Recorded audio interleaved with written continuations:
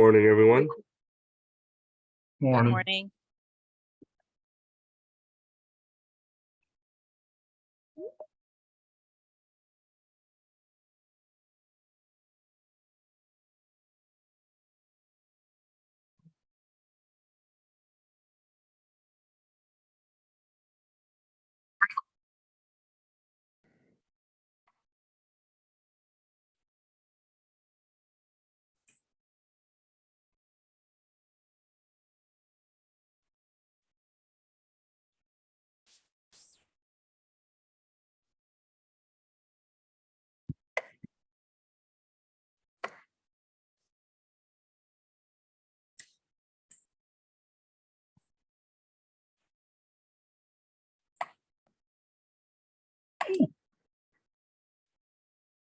Good morning, everyone.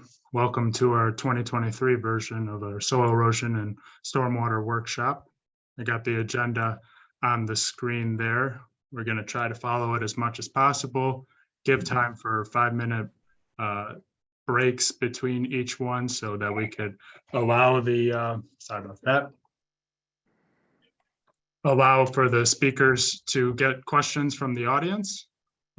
Before I start, I feel it's appropriate to take a second to acknowledge the passing of our coworker, Elizabeth. Elizabeth has been working here for 20 years, has been a great coworker, has provided great education to youth and to the community.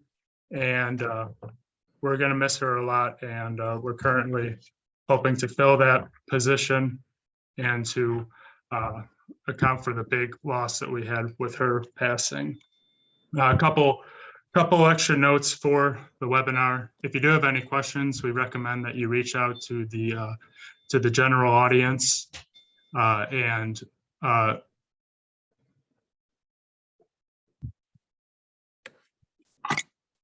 was going to try to get out of here. Sorry about that. And if you have any questions, just reach out to the whole webinar rather than reaching out to the independent panelists, unless you have a specific question for them between the two of you. But it's good to have to send the questions out to the whole webinar, so if people have the same question, that we're not repeating questions. And then we will be providing PDH credits at the conclusion of this. I know on our website it said this webinar would go up until 12 o'clock, but we have until 2 o'clock. So we should be distributing around 5 PDH credits at the conclusion of this.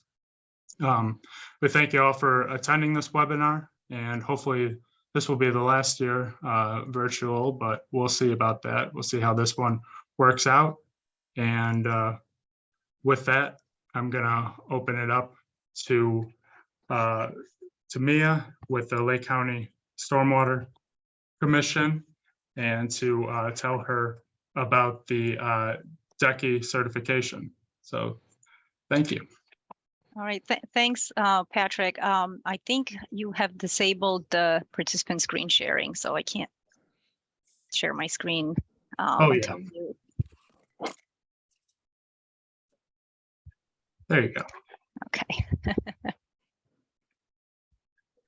Okay. All right, can you see my presentation? Yeah. Okay. First of all, I'd like to say how sorry I am to hear about Elizabeth. I worked with her for many years when I was resource conservationist at Lake County Soil and Water Conservation District. So I'm really saddened to hear about her passing. Kind of teaches us how precious life is and how much we should enjoy and care for one another and the environment. So I'm sorry to hear about her passing. Having said that, I guess let me introduce myself. Good morning, everyone, and thank you for joining us at this webinar. My name is Maya Blauer. I'm a senior civil engineer with the Lake County Stormwater Management Commission. And I've been with the commission now for 4.5 years. Prior to the commission, I was with Lake County Planning, Building, and Development for 8 years. And prior to that, I was with, obviously, Lake County Soil and Water Conservation District as an education coordinator first, and then resource conservationist later. And so I've spent most of my career, all of my career in government. My main duties at SMC consist of doing soil erosion sediment control inspections on the projects that we issue permits on, and in the instances where the U.S. Army Corps of Engineers asks us to review the SCSC plan and issue the SCSC approval. So what I'm going to be talking about today is our designated erosion control inspector program. This is a program that's tailored to Lake County specifically. It's not an original program. It started in 2006, and it was modeled after other regional programs in Delaware, Georgia, and Michigan. And it uses the basic NPDES structure. Like I said, it started in 2006. And we have been doing training workshops since 2007. So once we adopted this program, and it is now part of our watershed development ordinance, we felt that it was really important to start training people who wanted to become a DECI. Everyone, a DECI or not, is invited to participate in the trainings. We just had our webinar at February 21st, so late February, where we had a lot of presentations and case studies. But the bottom line is the program, the purpose of the program is to provide education, compliance, and ultimately good water quality in Lake County. The ILR 10 permit already exists, and it asks for qualified personnel to do inspections. It seems that the permit will move towards certified personnel. So the DECI program is helping with that because like I said, it uses the same basic structure, and it does, we do a lot of training for our DECIs. What are some of the goals of the program? Obviously, to increase awareness and monitoring of soil erosion sediment control, improve communication between the regulatory agency and developer for SCSC issues, reduce suspend and sediment levels in receiving water streams and lakes, and ultimately improve water quality. But more than that, the program provides eyes, boots, and experience on the ground for a lot of our projects. The DECI is a liaison to the applicant and can translate sometimes regulatory requirements to the applicant. And obviously, the ultimate goal of the program is to keep water quality high for the benefit of all. So what is a DECI? As I've said before, the DECI is a liaison between the applicant, developer, and the enforcement officer. So in Lake County, we have certified communities under the watershed development permit, so they can issue their own permits. And one of the requirements is that those communities have an enforcement officer. So it's kind of like the person in charge who, you have to answer to when a permit gets issued for a development.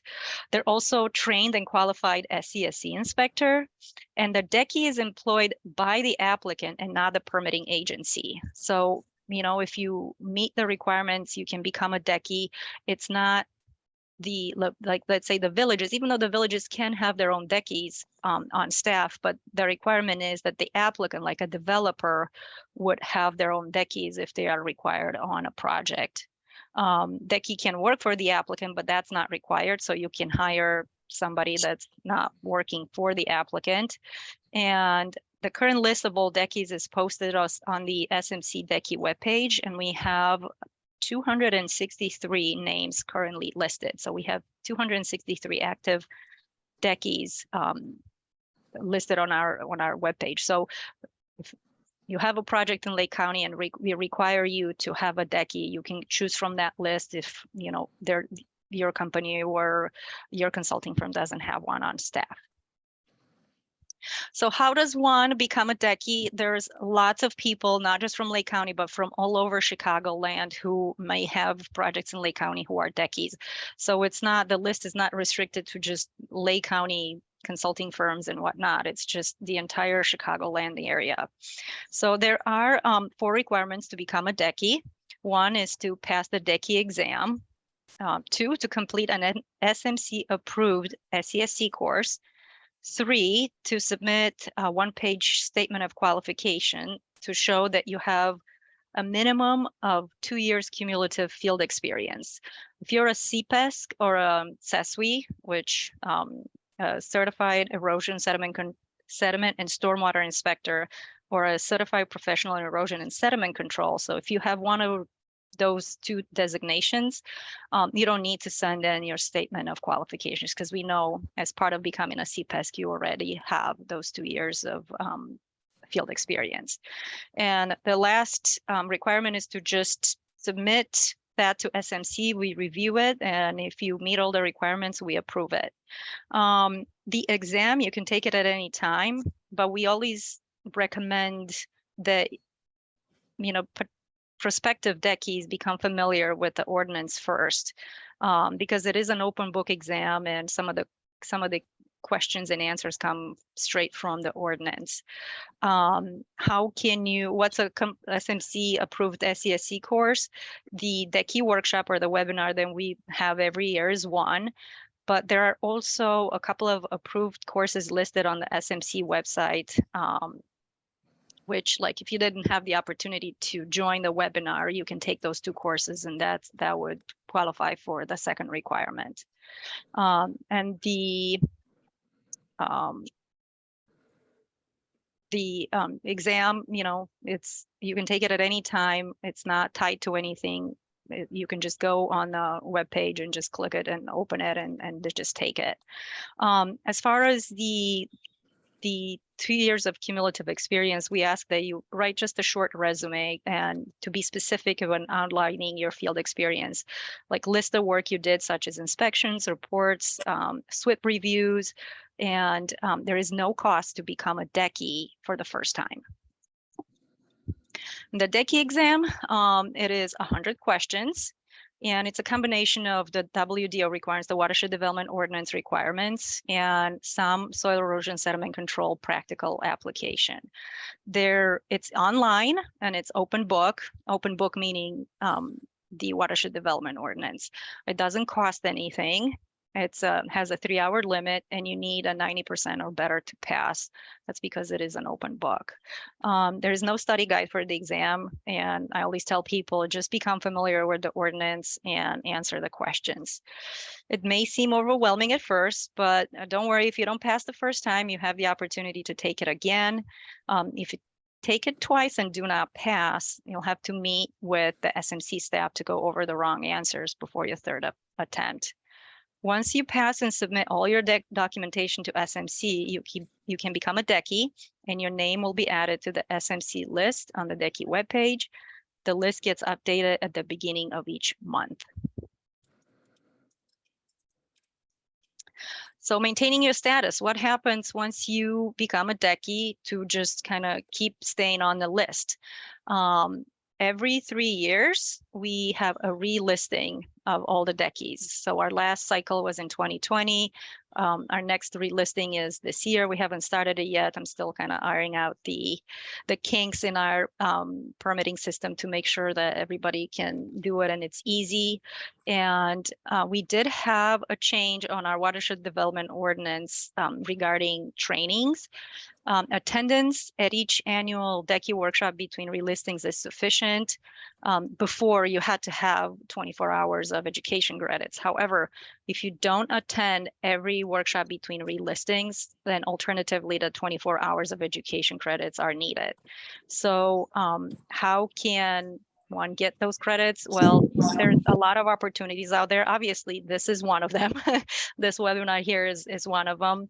The Illinois Association of Floodplain and Stormwater Management Conference, which was just on March 14 and 15, they offer like 11 PDHs. So that's another great opportunity. There are other workshops that are offered throughout Chicagoland, and we send out notifications sometimes, but check other organizations like obviously Soil and Water Districts, private companies, and national conferences such as StormCon and International Erosion Control Association Conference. Lake County will have another opportunity at the end of April to have a field day, a demonstration field day, so where we can actually see a lot of these erosion and sediment control measures and practices on the ground. So if you are interested, just check out the SMC Decky webpage, and there's a registration link in there. So if you're looking to have additional PDHs, that's another good opportunity as well. And as far as the maintaining the status, we will have our relisting early this year. You must be an active and listed Decky to be able to relist. If you have let your status lapse, you must start the process from the beginning to become listed again. Everyone who is a Decky and wants to maintain their status and to be on the list must go through the process, regardless of the year they became a Decky. The cost is $60, regardless of how long you've been a Decky. You must have attended all the Decky workshops between relistings. Alternatively, you must show 24 hours of appropriate education for the 3 years between relistings. And education requirements are based on the year you became a Decky. So if you became a Decky the same year of the relisting, there's no education requirement. Decky delisting, SMC does have the authority and responsibility to suspend a Decky status for repeating and recurring noncompliance. The delisting procedure includes formal notification to the Decky with response request. If we get an inadequate response from the Decky, that constitutes a strike. 3 strikes and you're out. And what is the delisting based on? It usually not doing their duty, not responsive to the regulatory agency. I have not had the unfortunate event to actually go through one, but I mean, it is under the ordinance that, you know, if the Deckies don't perform as they should, that we do have the authority and the responsibility to suspend them. But luckily that hasn't happened yet. So when is a Decky required? Obviously, this is based on our own Lake County ordinance. So there are 2 general instances when a Decky is required. One is under regulated development in Lake County, where it exceeds 10 acres of hydrologic disturbance, or exceeds 1 acre of hydrologic disturbance and has a regulatory floodplain or wetlands, whether they are isolated waters of Lake County or waters of the US, on site or on adjoining property. And 2, at the discretion of the enforcement officer. So if it's a less than 1 acre of hydrologic disturbance and it has regulatory floodplain or wetlands on site or on the adjoining property. So this information, you know, can be found in the watershed development ordinance, and we always say that you should study this section before taking the exam.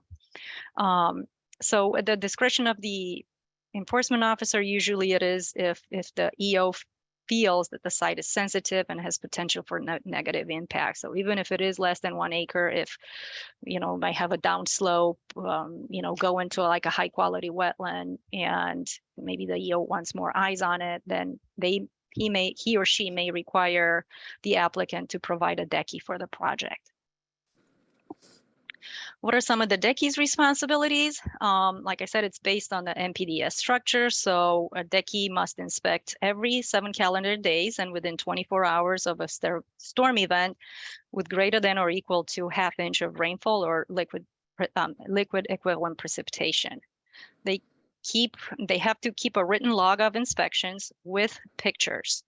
And I put there just a little blurb out of one of our project letters. So when we issue a permit, if a Decky is required, we make sure that the applicant knows that the Decky, you know, shall provide reports to SMC, and at a minimum, the report shall include photographs.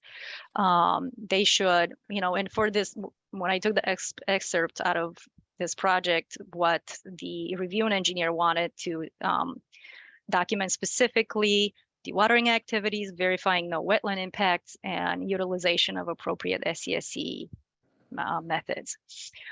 We do have an opportunity here at SMC where we send out reports for rainfall events. So if you want to receive them, these are specifically for Lake County. So if you want to receive them, you can email us, and then we can put you on that list to make sure that, you know, if there's a rain event coming, you are aware that, you know, that might trigger you to go do an inspection. Obviously, the inspection requirement includes the winter events. And what we do require of our deckies is to show critical areas and areas of improvement recommendations. Really tell us the story of what is and what is not working on the site and what needs to be improved. When I get these decky reports and I do look through them for the projects I'm responsible for, it's I do go straight to the pictures. So it's important to kind of include that because we know pictures speak 1,000 words. So what are some of the DECI responsibilities? To keep a copy of the enforcement officer approved SCSC plans on the development site, notify EO within 24 hours when the site is not in compliance with the WDO or the approved SCSC plans.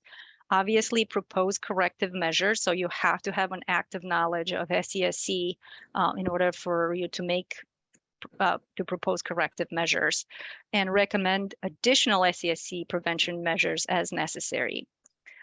As in any relationship, communication is key between all parties involved, the regulatory agency, the applicant, and the contractor. Documentation with pictures is key, and it is just as important as communication. When are some of the required inspections? And these are straight out of the ordinance. So after the completion and installation of SCSC measures and prior to proceeding with any other earth disturbance or grading, and then routine inspections every seven calendar days and within 24 hours of the half-inch precipitation or snowfall equivalent. So these are listed in the ordinance. So if you're thinking about taking the exam, make sure you study this part of the ordinance to know what is required. If there are multiple events of half-inch in 1 week, do an inspection after each one. So deckies might be on site multiple times within 1 week. What are some of the recommended inspections? You can see up there after site clearing of tree and brush, after rough grading, after final grading, after seeding and landscaping, after permanent stabilization and landscaping, and prior to SCSC removal, and after the removal of all temp SCSC measures. Most likely, all of these will be covered under the weekly requirement and after rain inspections. And every time you inspect, submit documentation with pictures.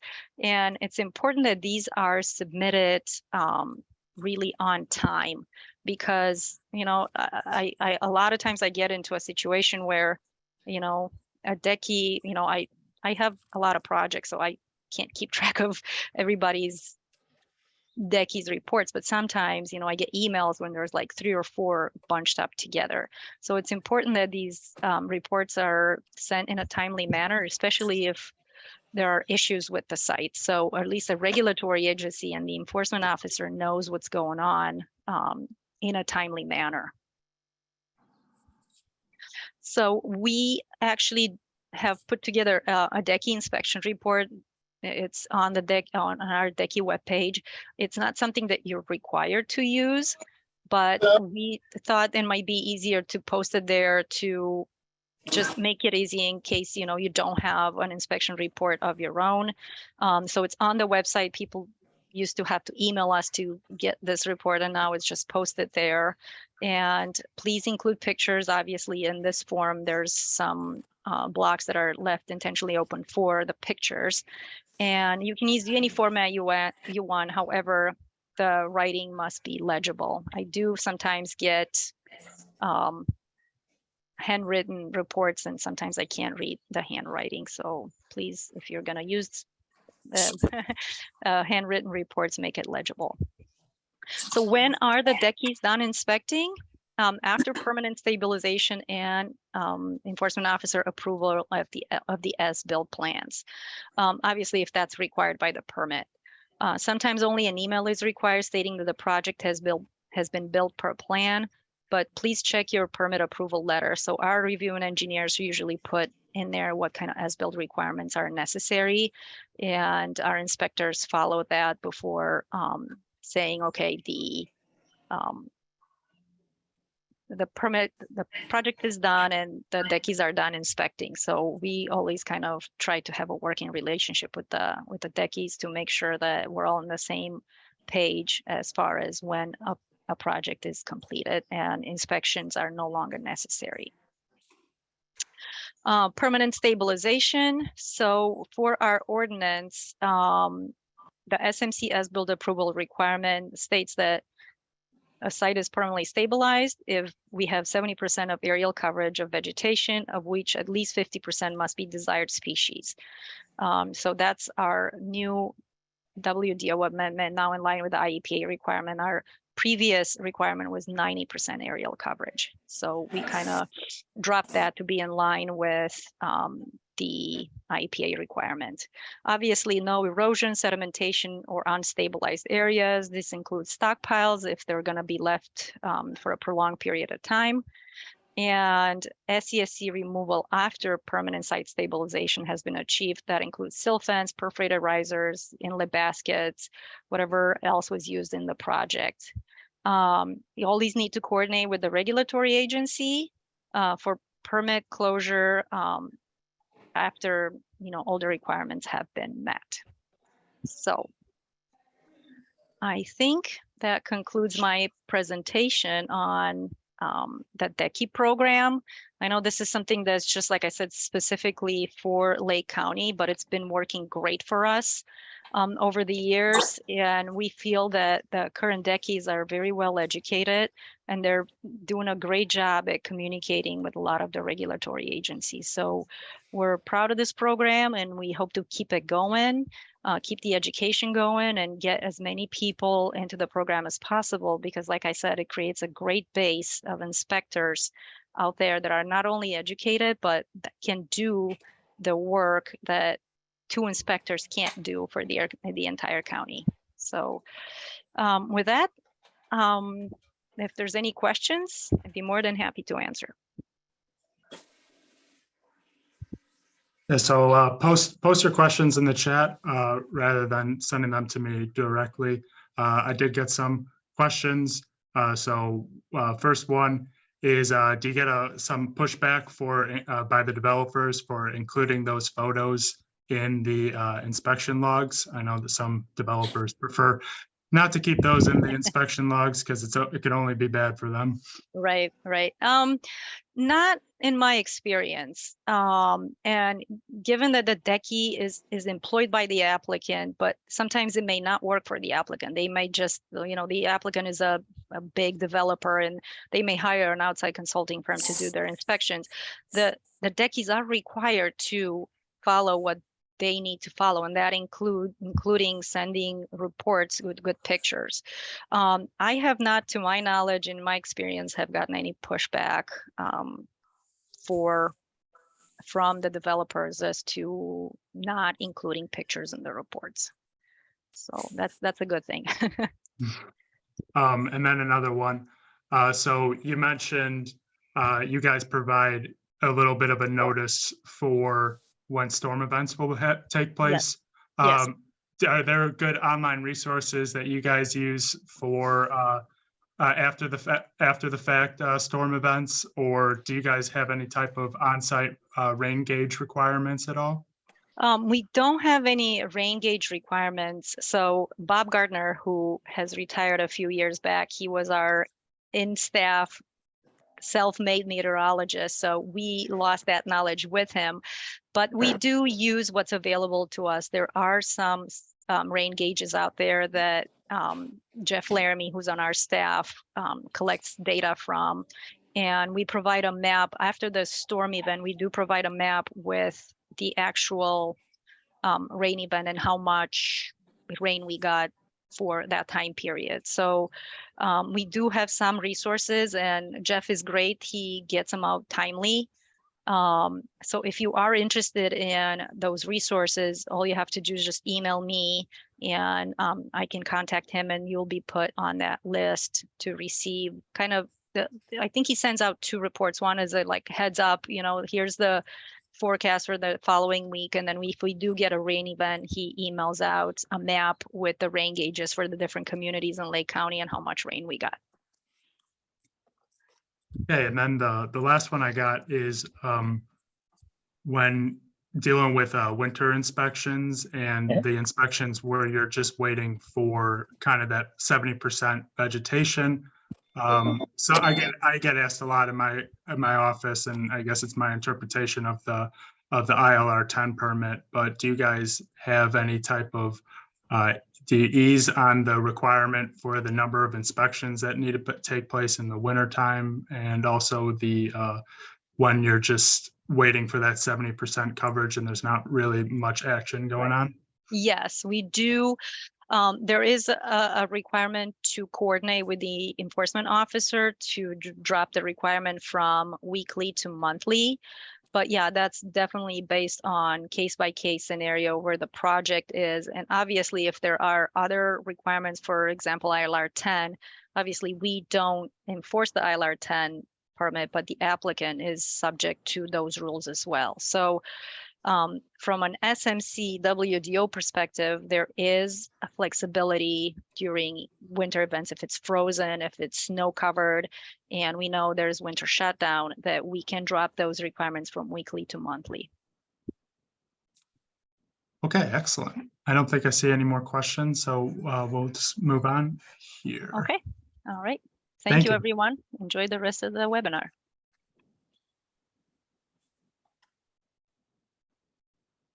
Okay, so next we have Jake and Greg with the ICIS Customer Support Group. Now they oversee what you guys are used to seeing is that CDX database that we get stormwater pollution prevention plans from, and they're going to discuss that tool. And hopefully, if you have any questions related to it, feel free to post them in the chat as well. Thank you, Patrick. So hi, everyone. My name is Jake Nguyen. I'm with EPA headquarters. I am the lead trainer and outreach team for pretty much anything regarding NIPT's electronic tool, CDX, or even NetDMR. So if you ever come across any of those and need trainings or any additional information, please feel free to reach out to me. All right. Just want to emphasize, I am not enforcement. I am here to help you. So please, if you need help, let me know so I can help. Otherwise, I also have my colleague, Greg. Greg, if you can just please introduce yourself. Hey, everyone. My name is Greg Shaner. I'm with the Permits Division in EPA's Office of Wastewater Management. So I was on the team that put together the construction general permit that we're going to be talking about. So any questions about the permit requirements, feel free to ask me. And Jake will be more of the online systems guy. So thanks for inviting me. All right, thank you, Greg. All right, just a quick thing about today. It's just a very shortened version of our typical training. This is just going to give you kind of an idea of what NetCGP is. And then if you have any additional question later, like I said, we can always touch base and solve any issue we might have together. But with that, Greg, I'm gonna let you continue for the next couple of slides, and then I'll take over towards the end. Yeah, thanks, Jake. So just for everyone's purpose, I'm just going to briefly remind folks what the CGP or the Construction General Permit's all about. This is called the 2022 CGP. So these are all 5-year permits. So this was issued January 18th and is effective until February 17th, 2022. So this permit provides coverage under the NPDES program for stormwater discharges from construction activity, specifically for sites, construction projects that will disturb 1 or more acres of land, or if they're part of a larger common plan, like a subdivision development or a commercial development that's made up of smaller pieces, but together they all disturb 1 or more acres. Those are the projects that are required to get permit coverage, and almost 100% of projects that are in our permit area, which you all are under, would would get coverage under this CGP. The people that require coverage specifically we refer to them as operators. So these would be they're either the people on the ground doing the actual work. So that might be a general contractor, but that's in these two highlighted portions. That would be the second one that has day-to-day operational control over activities. But we also require permit coverage for parties that are kind of associated with the ownership of the project. They are paying for the project. They have control over the plans and specifications for the project. So if you're one of these organizations, you would require permit coverage for your construction site. Next page, Jake. Yeah, I'm not going to go over this much, but if you happen to be involved in what we call emergency related project, this would be construction that has to happen as a result of like a serious emergency, like a earthquake, extreme flooding conditions. We do we typically have you're required to submit what's called a notice of intent, which we're going over, to get coverage under the permit, and there's a 14-day waiting period. But here, if you've got an emergency, you can get immediate coverage, and then there's a requirement to then later catch up your NOI within 30 days. You can go to the next slide, Jake. So the next couple slides, I think, are on waivers. If there are some limited ability to get to be waived from the need to have a permit, and these have to do with, you'll see under qualifications for waivers, there's 3 bullets there. If you're in an area and you're operating during a time of year that is considered to have low erosivity, and there's a specific number associated with that, and we have a calculator, it's worth just plugging that in to see if you qualify for that. There's also limited waiver abilities if you've done like a TMDL analysis. Those are pretty hard to demonstrate. And then for an equivalent analysis. But the key thing here is that for waivers, if you qualify for one, you would notify us through the net system, and those last for 5 years. If it's a long project, you'd need to renew it. Next slide. We might be able to just skip over these, actually. You can skip to the next one. Sure. Okay, so the notice of intent is really the main thing people need to understand if you want coverage. Notice of intent is just it's kind of a confusing name for what we refer to as an application for general permits. Basically, you're asking for coverage under a permit, and you're telling EPA that you qualify for the permit, and you agree to be covered by the requirements. It's a fairly short form. We have it all online through the net system. For NOIs for the CGP, we have, I mentioned, a 14-day review period. Once that review period ends and we haven't put a hold on it for some reason, typically because there might be an endangered species problem. This is pretty rare, but if you're put on hold, then we would take a closer look. But if no holds have been placed, then you'd be automatically covered after the 14 days. You can change the NOI if there's certain changes. Say you have some of the information in the NOI needs to be modified. You can do that at any time. And then after your so once you get covered and you're doing your active construction, once you have finished construction and you've stabilized the exposed areas of your site according to the permit, then you can terminate coverage using what's called a notice of termination, or NOT. Next slide, Jake. Yeah, I'm going to skip over this. Just suffice it to say that it's worth your time to just check out whether your site qualifies for a low erosivity waiver. But I'm not going to go into a lot of details here. There's information online about what that entails, and you can easily find that on the CGP website. Next slide. I think I saw a question come in, but I couldn't read it.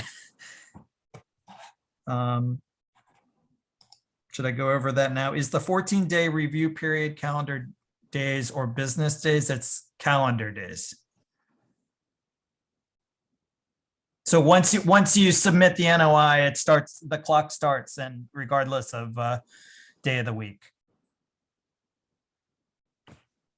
Hope that answers the question. Yeah, and I'm not going to go over this. Just understand that once you're covered under the CGP, there's requirements for when to terminate coverage, and those are laid out in the permit. Once you've met those, you can submit an NOT, and your termination is pretty immediate. There's no waiting period or anything. You just submit that, and then you're considered, I forget what the words are, but basically considered terminated. I'm going to hand that over to you, Jake, because I think you're picking up from here on. Thank you, Greg. All right, so hello again, everyone. All right, so Greg went over, did the overview for you for NIT CGP. I am going to go over the processes of how you would go about to fill out your NOI, NOT, change your NOI, and so forth. All right, I'm not going to go too much detail, obviously, because this is not a training. This is just a kind of FYI. But I do want to add, if you would like to attend any of our training, please visit our website. I'll show you that here in a few minutes. All right, just getting ahead of myself a bit there. So what is CGP and CDX, and how does it ties to one another? So if you look at this diagram, kind of you're the user, you need to make your report. You will need to get access to CDX. CDX is the central data exchange used by EPA to kind of house all the different program services, to include CGP.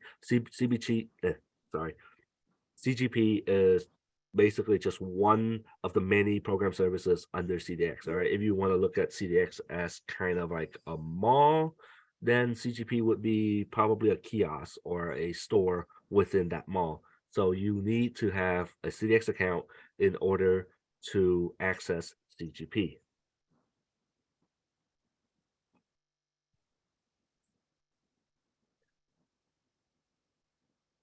All right, gaining access to CGP. Like I said, you need a CDX account. There is that link for CDX right there. If you're an existing user to CDX, but just need to get access specifically for CGP, all you have to do is add the program service to your account. We have step-by-step instruction for that on our support site. So once again, I'll go over that towards the end. And obviously, if you're a new user to CDX, then you just need to register and add the program service for CGP in while you're creating your account. And actually, I included a link to that set of instructions for CDX right there within the PowerPoint also.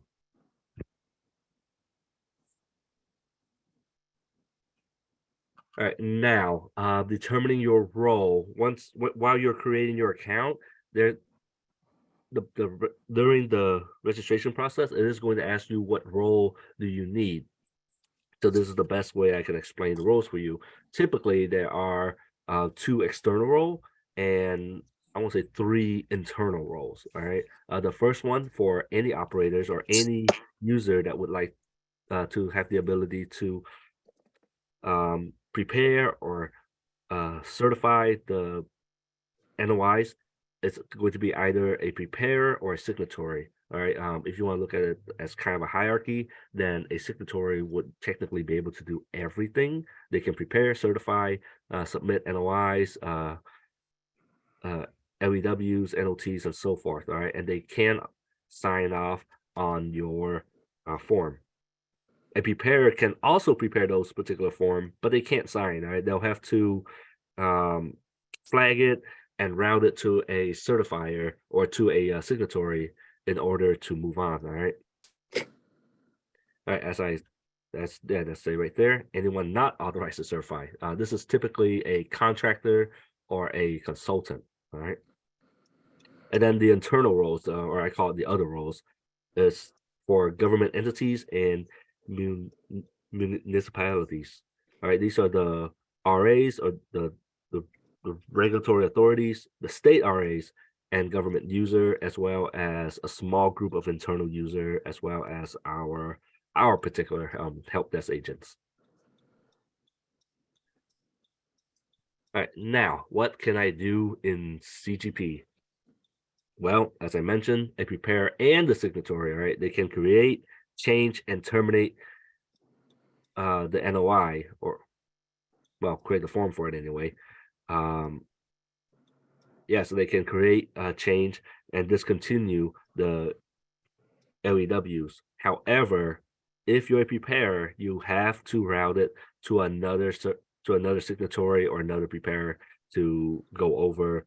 I want to say the signing process, right? The signatory, they can certify NOI, they can certify the LEWs. All right, now in the event of a signatory changeover, like let's say you have one person that signs all of the NOIs, all the NOTs, but that person is no longer with your company. Well, in that case, no, you cannot share an account. You can't just take over their account, okay? You will have to go over the process of creating your own account. Each individual account is only tailored to that single individual. As one of my other colleagues put it, you wouldn't go around signing someone else's name, you know. And so this is kind of the same thing. If you have an account under your name, then it's your name that you're signing or certifying. But if you're signing in as someone else, that is basically what you're doing. You're signing a federal form using someone else's signature. So please do not do that. Just create your own account, and I promise you, it's not all that hard. If you have a problem with it or you worry about it, contact us. Like I said, we have the training that goes over it, as well as recordings that will show you step by steps. All right, now resources.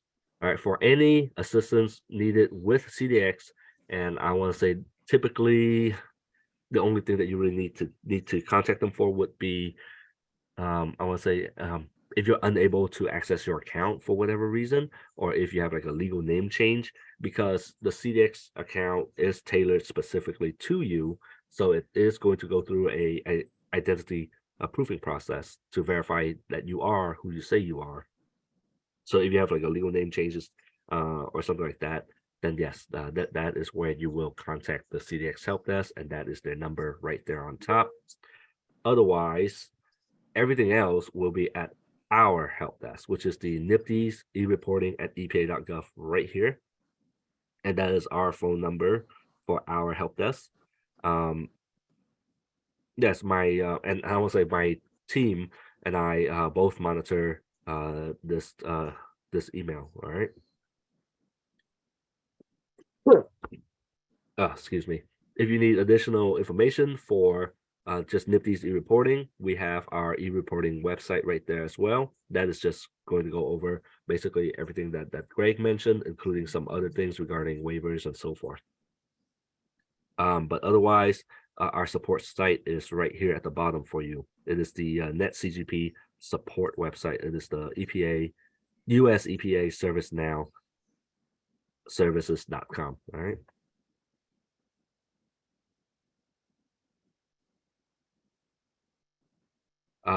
couple things that we have on our support portal. We have a user guide, we have quick start guide, we have our Gov delivery, email subscription service.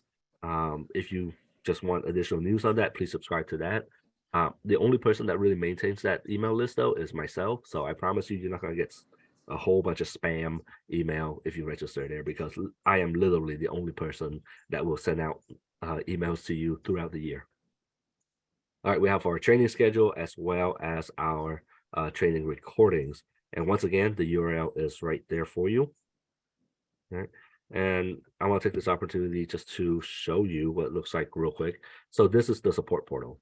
All right, if you need anything regarding NetDMR, you just go here. Anything to do with net would be here. So CGP will fall under net, so it'll be just right here for you. Training schedule, for example, and this will be the list of all the program service that we maintain, and CGP just being one of them. All right, I don't think we have a training schedule coming up. Nope, we do not. But we do have recordings on there. So if you were to just go back real quick and go to training material, once again, it's sorted out by group, CGP, and where is that recording? Here we go. Recording to Net CGP training webinar. All right, simple as that. Yeah, and if you need to contact us, you can use ask a question right there, or like I said, just email us at NIPTES ereporting@epa.gov. All right, and that's pretty much all I have. Oh, how do I turn this off?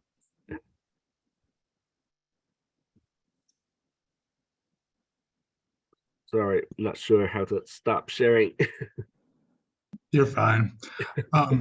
Yeah, so if anybody has any additional questions, looks like the one in the chat was addressed. So running a little ahead of schedule here.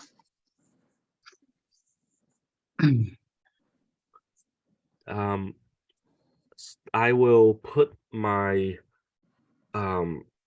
that NIPTES e-reporting email into the chat as well. So if anyone needs to contact us, you can, as well as the URL to our support site. All right. And like I mentioned before, we're not enforcement. We are training and outreach. So if you need assistance, let us know. We'll be more than happy to assist you I mean, as best we can. All right.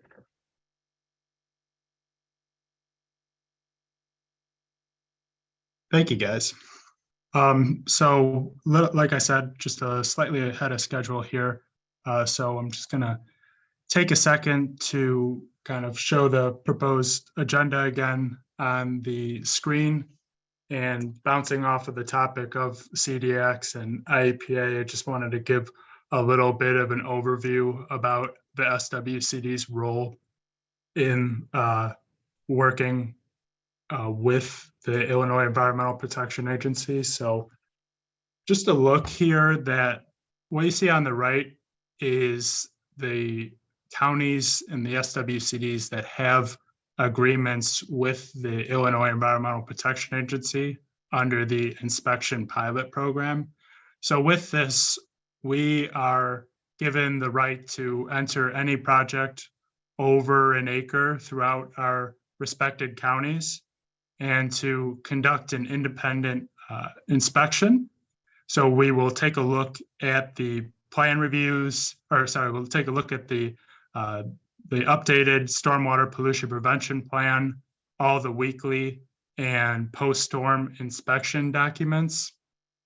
And then we'll report to the developer along with the Illinois Environmental Protection Agency.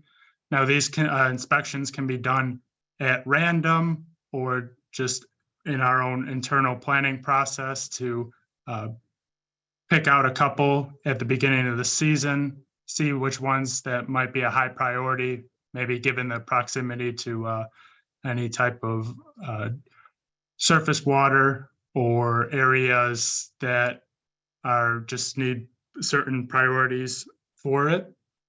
On the left of the screen is what the number of counties that had an agreement with the Illinois Environmental Protection Agency. And you can see in 2022, that number has dropped off a little.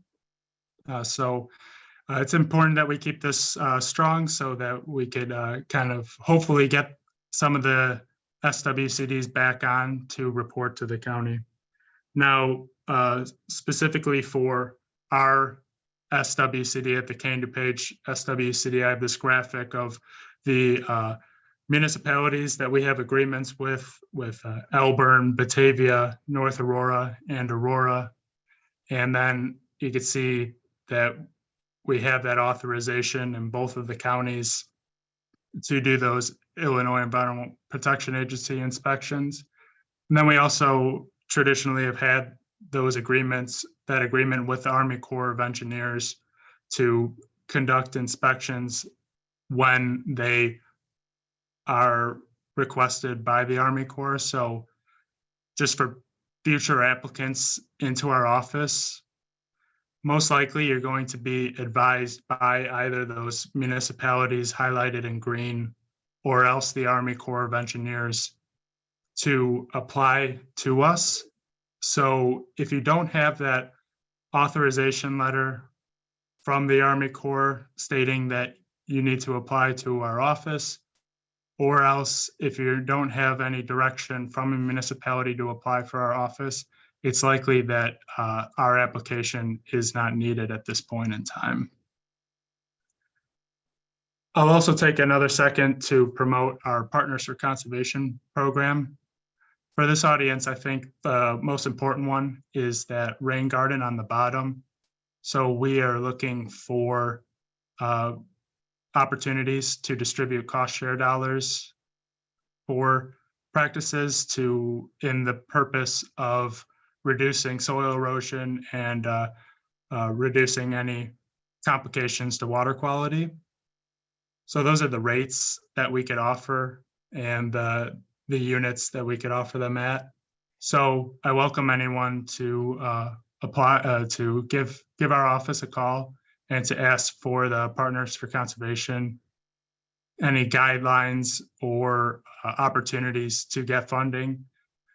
The funding varies from year to year, but for this fiscal year, we do have dollars available and we have our application open until April 15th. And then at that point, we will be ranking the applications and then bringing them to our board of directors for deciding how to best distribute those dollars.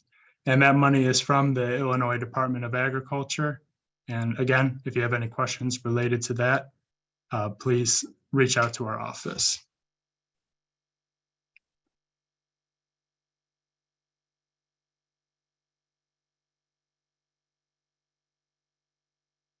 And there's some additional items mentioned. So I will, sorry, they were mentioned to the host and panelists. So we'll move on to the next topic, which is the Illinois Urban Manual. And Elise, whenever you're ready, we could probably get started. Okay, thanks, Patrick. I'll go ahead and get my screen up here. Can you hear me okay? Yeah. Okay.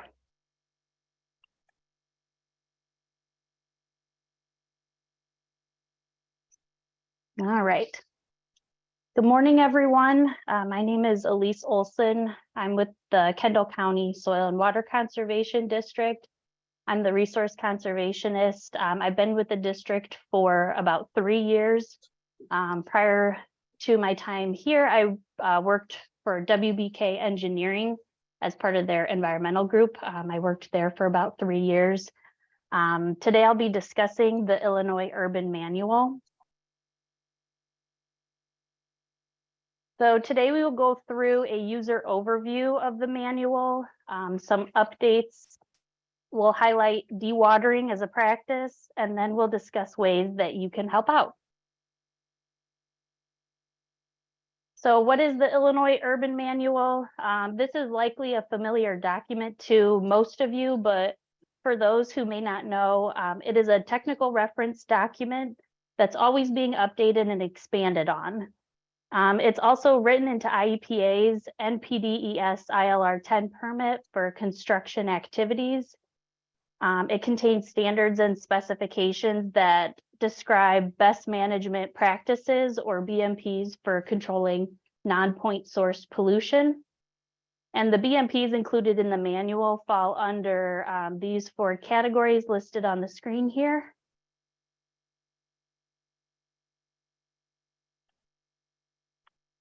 So who uses the manual? Essentially anyone involved in land use planning, building site development, and natural resource conservation can use the manual. There are 2 committees in place responsible for maintaining and revising the manual. The steering committee is made up of representatives from different state and federal agencies. They facilitate and oversee updates to the manual. And they also guide the technical review committee and approve and submit standards to IEPA for final acceptance. The technical review committee is made up of representatives from many of the same agencies as the steering committee. Also, private consultants and engineers serve on the technical review committee, and this committee is responsible for updating individual standards and making recommendations to the steering committee.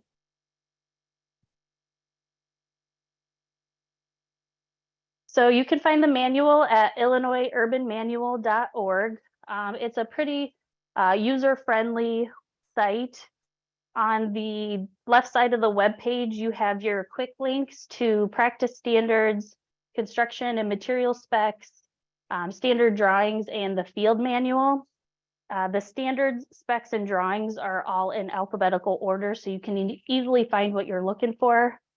Under the announcements tab at the top, you can review and provide comments on new and revised standards. There's also some helpful information under the resources tab, like grant opportunities, permit information, and info on topics like watershed protection, green infrastructure, native plants, and things like that.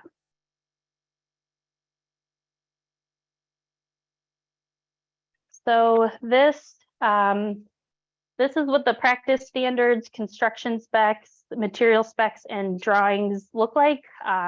These can all be used during the planning, installation, and maintenance of your BMPs. Every practice standard is broken down into the components listed here. The practice standard will tell you everything that you need to know. A couple things to mention. The standards are written as the minimum criteria, and the consideration section is the only section of a standard that is not required, but it can give you advice on what to do in special circumstances and can recommend measures that may increase the effectiveness beyond what is listed under the criteria section. So how do you use the manual to address erosion and sediment control on a construction site? When you're developing your SWIP, you can use the practice standards to determine which practices meet your needs and fit your site conditions. So that's during the selection process. When you're implementing a practice on site, you can use the practice standards, specs, and drawings to help with the installation. And when you're deciding if the practice that's on site is adequate for addressing the site conditions, or when you're deciding if it's functioning properly or if maintenance is needed, you can use the practice standard to help you address those questions. During an inspection, you can use the IUM standard to assess practice performance on site and help you answer questions like, is the practice being used properly? Is it installed according to specifications? And is the practice being maintained appropriately? So here are a few updates. This isn't a comprehensive list, but just a few things to mention. Rolled perimeter control and temporary causeway are both new. Culvert inlet protection has been updated, and we are working on a bioswale standard, and then concrete cutting and clearing and grubbing are a couple ones that we've been kind of in early discussion talking about those ones. So these next several slides have a lot of text. I always feel like the more detail, the better. That way I don't leave out anything important. So if you need these slides, you can let me know and I can share them with you. But rolled perimeter control, this one's new.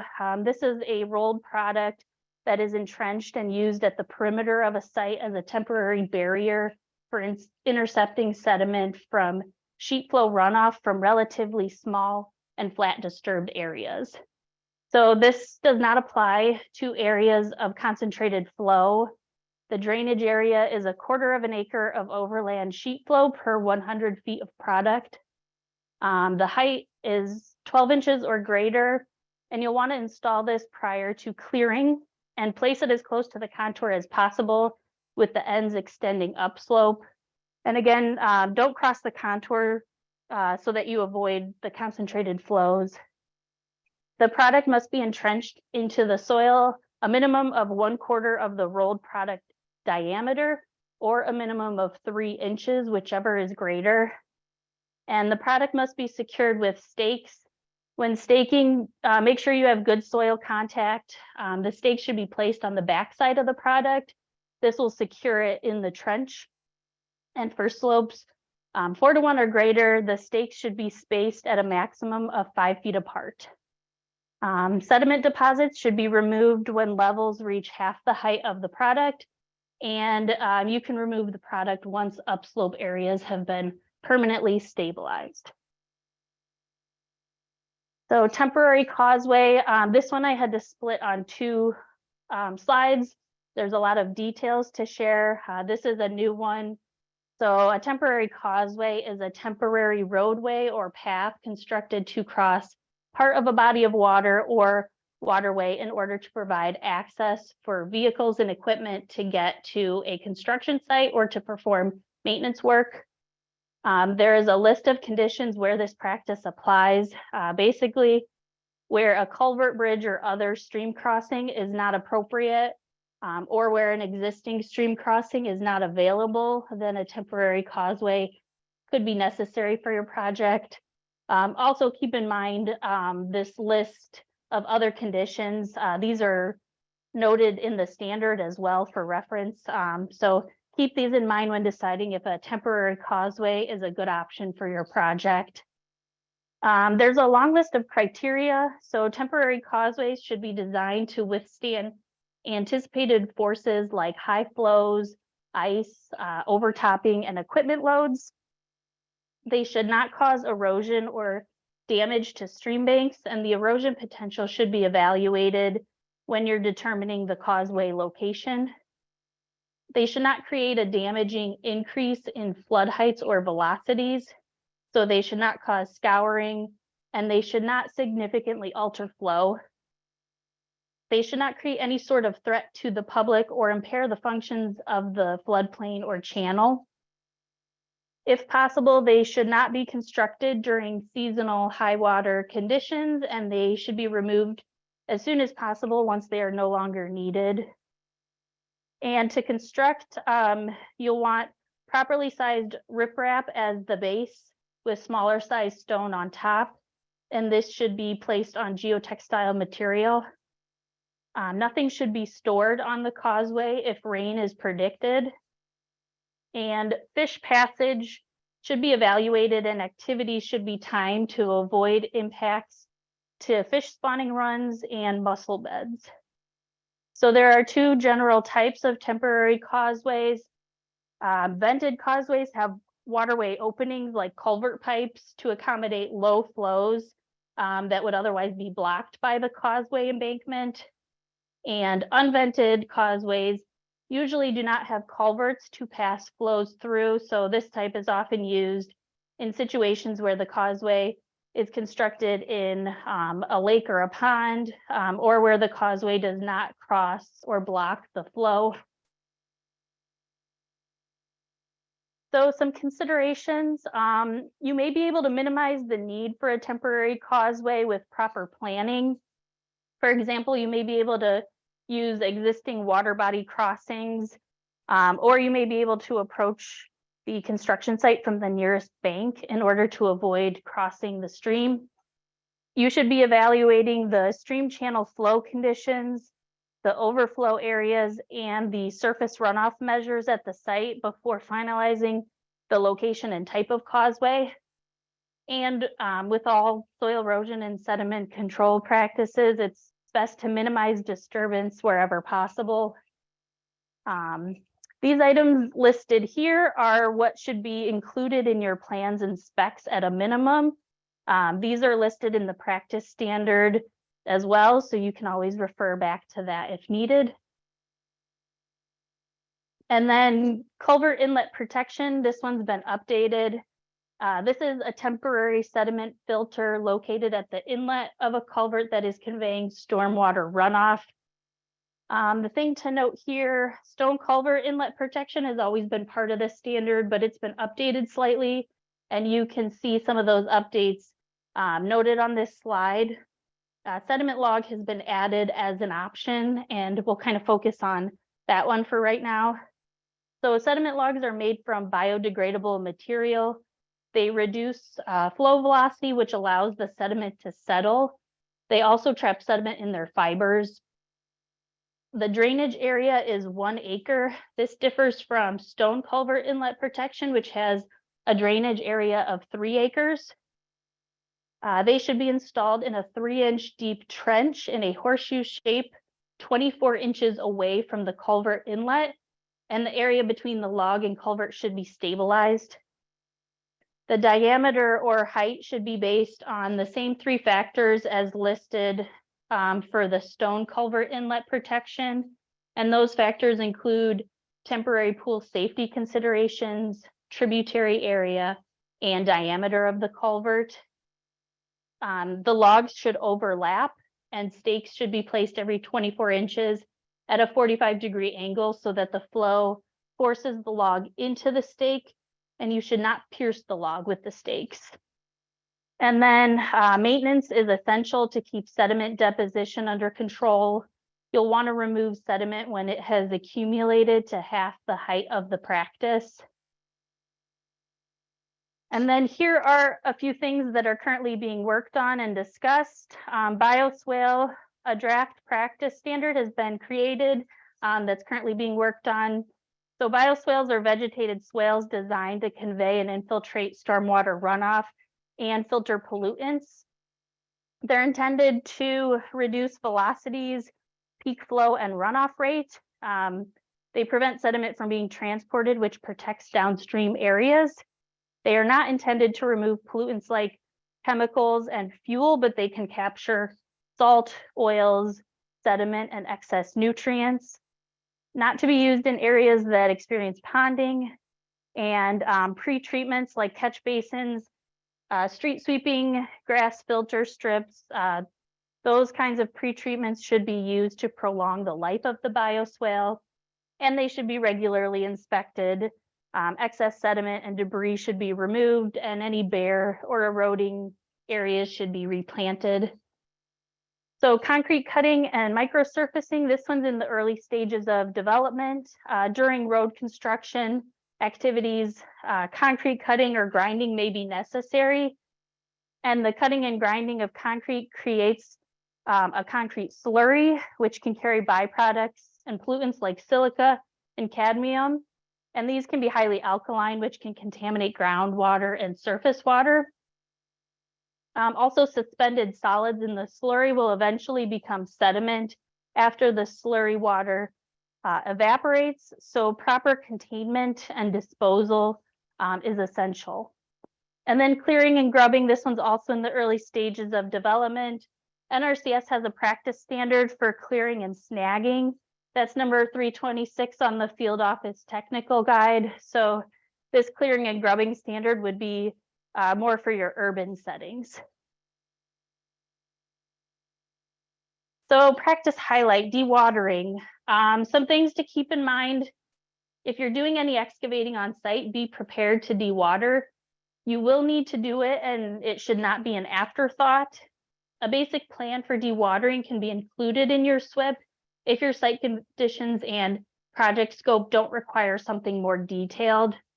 And this can serve as a starting point. It allows for the item to be added to the bid so it can be paid on, and it can always be amended.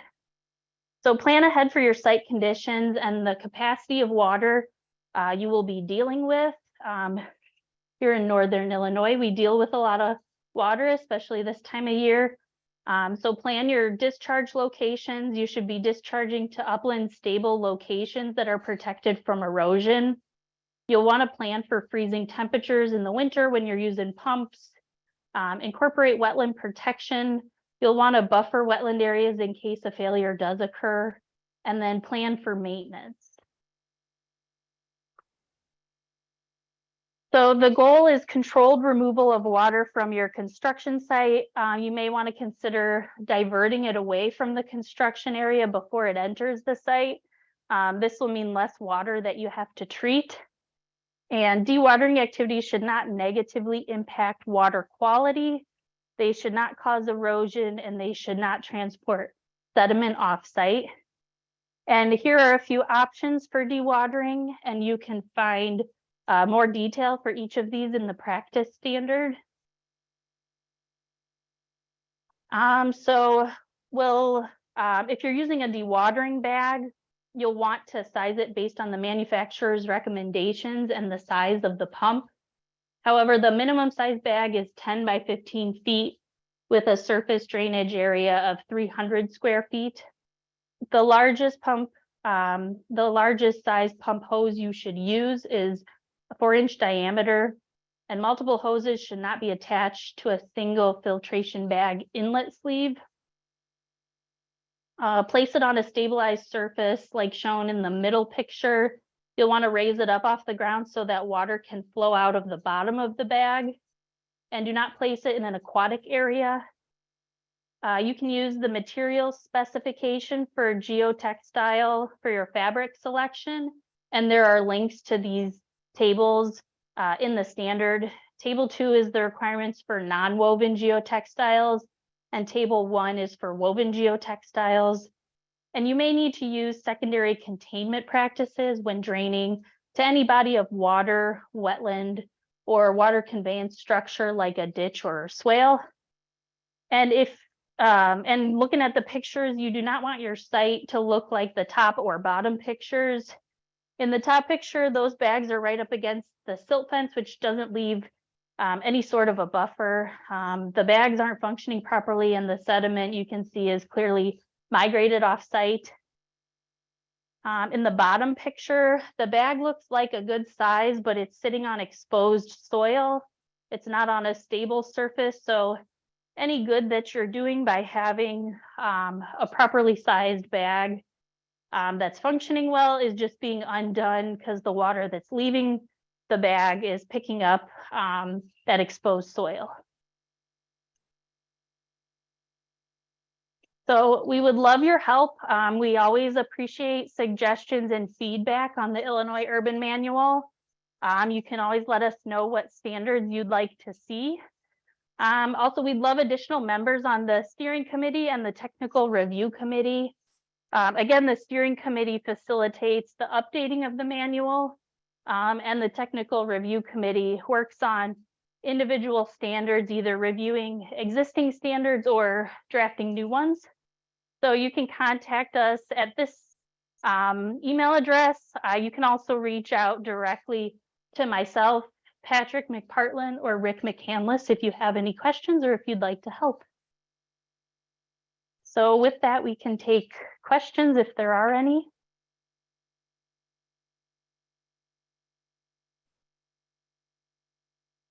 Yeah, so we did have one question about asking about the log protection being secured if you don't pierce the log. Elisa, if you could stop sharing your screen, and then I could just kind of give a little bit of I could answer that question through a demonstration using the Illinois Urban Manual website. So right here, I'm going to show you the Illinois Urban Manual website. This was developed from a 604B grants a couple of years back, and it's maintained under those 604B grants. So those are very important for the efforts for the Illinois Urban Manual. But if we want to learn about whether the ditch check needs to be staked or not, according to the Illinois Urban Manual, we could either do the practice standards or the standard drawings.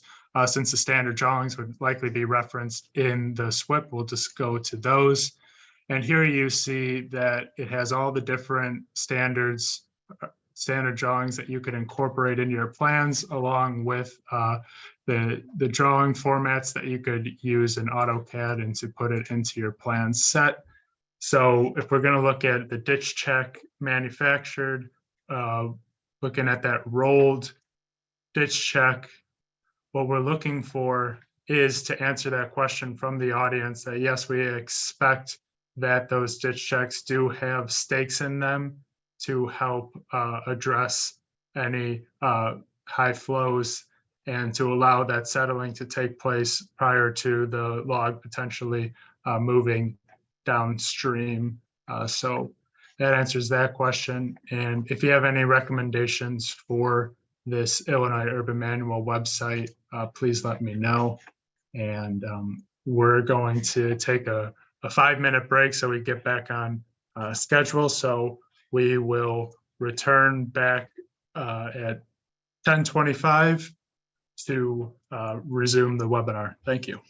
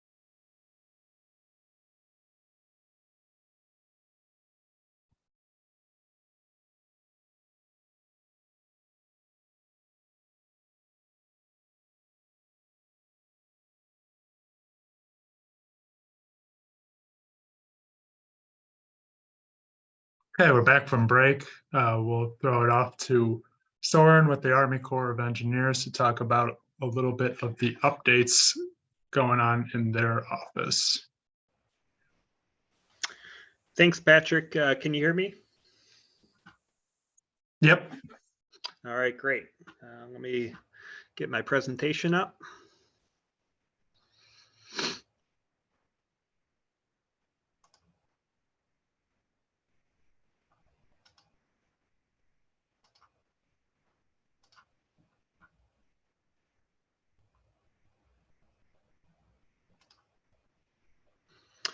All right, are you able to see my presentation? Yep. All right, great. Thanks, Patrick, for giving me the opportunity to talk today. I appreciate it. So my name is Soren Hall. I'm a project manager in the regulatory branch, Army Corps of Engineers in Chicago. So as you know, many of you know, there's constantly changing aspects to our program. And just yesterday, we had the new 2023 Waters of the U.S. rule that went into effect. So we have a new rule to try to understand and implement. So I will be touching on that just a little bit as in the presentation. So basically today I'd like to go over a little bit more on some staff changes that we've seen over in the last year. Seems like, as I said, the Waters of the U.S. ruling seems like we're getting these more and more. So we have another one this year. I want to talk about the nationwide permits, as it's been about a year now since we adopted them, and kind of just go over you know, the status of that and how that's affected our program, and how it relates to erosion and sediment control requirements, and then also our in-stream work conditions that we typically add to permits. I'll go over those and explain them one by one. So in the past year, so we've last year, I know when we gave an update, Terralyn Pompey was our new chief, same chief, and last year was Terralyn Murray. Now it's Terralyn Pompey. She had a name change. She was married in the last year. And then Kathy Chernich is the assistant chief. We have hired some new project managers in the last year. Patrick Verhalen has been on board for 4 to 6 months, I think now. Sophia Morgan is a new hire, as well as Kaylin Quinlan. I didn't put on here Sam Chavez, who transferred over from the Rock Island district. And then Carissa Lindquist has been with us for about a year, and she's an intern and has primarily been working on our no permit required requests. We also lost a couple of staff. Paul Leffler moved on to the St. Paul district, and Julie Rimbault is remotely working for the Sacramento district. So she still lives in the area, but works remotely full time for them.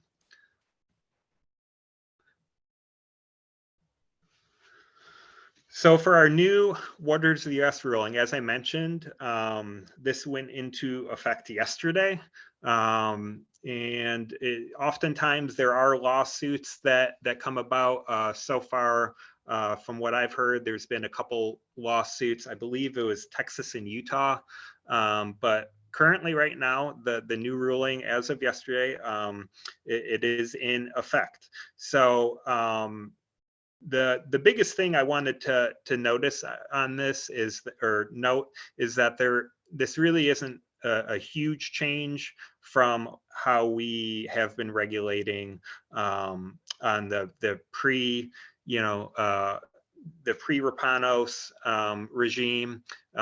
You know, we really don't have a ton of changes. It's there is some new terminology that I wanted to point out. One of those is the definition of significantly affect. And the definition of that is a material influence on the chemical, physical, and biological integrity of paragraph A1 waters, which for our purpose, generally, you can think of those as being traditional navigable waters. There are other A1 waters on that list. So that ties into when we are doing our significant nexus determinations. Another new term is the relatively permanent standard. And essentially what this means is a relatively permanent standing or continuously flowing water that's connected to an A1 water. And really what this excludes is those types of waters where you really only see standing water or flowing water in response to precipitation events. So that's what that term means.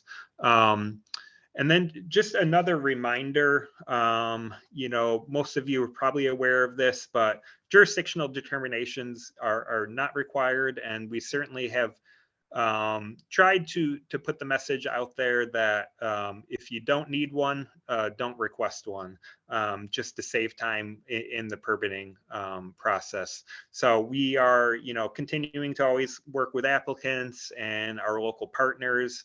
Oftentimes there's ordinances or local requirements where these jurisdictional determinations may be needed to kind of satisfy some of those requirements. So we're continuing to try to work through some of those to try to make sure that we can, have a most efficient process for getting through the permitting process as possible.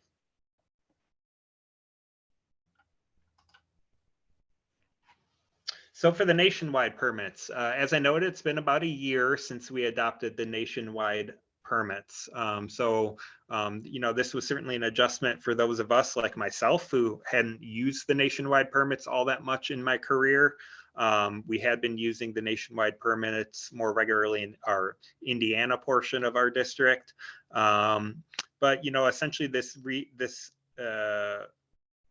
switching to the nationwides, part of that was to bring a little bit more of uniformity in terms of how we regulate both within Illinois and Indiana.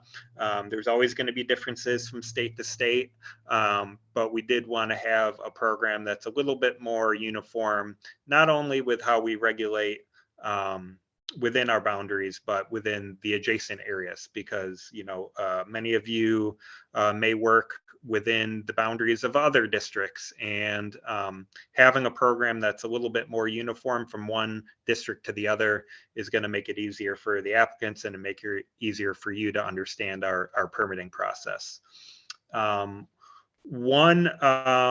One note I wanted to talk about a little bit more, which I will on the next slide, is our non-notification nationwide permits, and what we're seeing for those and what opportunities that may provide for applicants to move through the permitting process a little bit more quickly.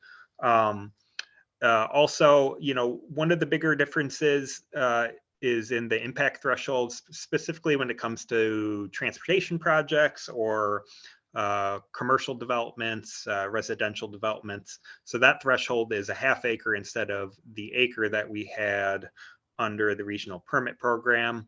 Thus far, I haven't seen that be a big thing. Overall, I haven't seen a lot, a large increase in the number of individual permits we've had to do in response to that. I didn't get into any of the details on that, but we do have in the works a what we call LOP procedures, or letter of permission procedures, that we are going to be putting in place that will cover those activities that have no more than minimal impacts, but have greater than an acre of threshold. So we will be covering, under those LOP procedures, we will be covering up to an acre of impact. And so that will help with kind of an abbreviated process. It's not as fast as the nationwides, but not as long as a individual permit. So that will be coming. We don't have an exact date on it, but it will be coming relatively soon. And also to note, soil erosion and sediment control is still required under general condition 12, and I'll talk a little bit more about that in the upcoming slide.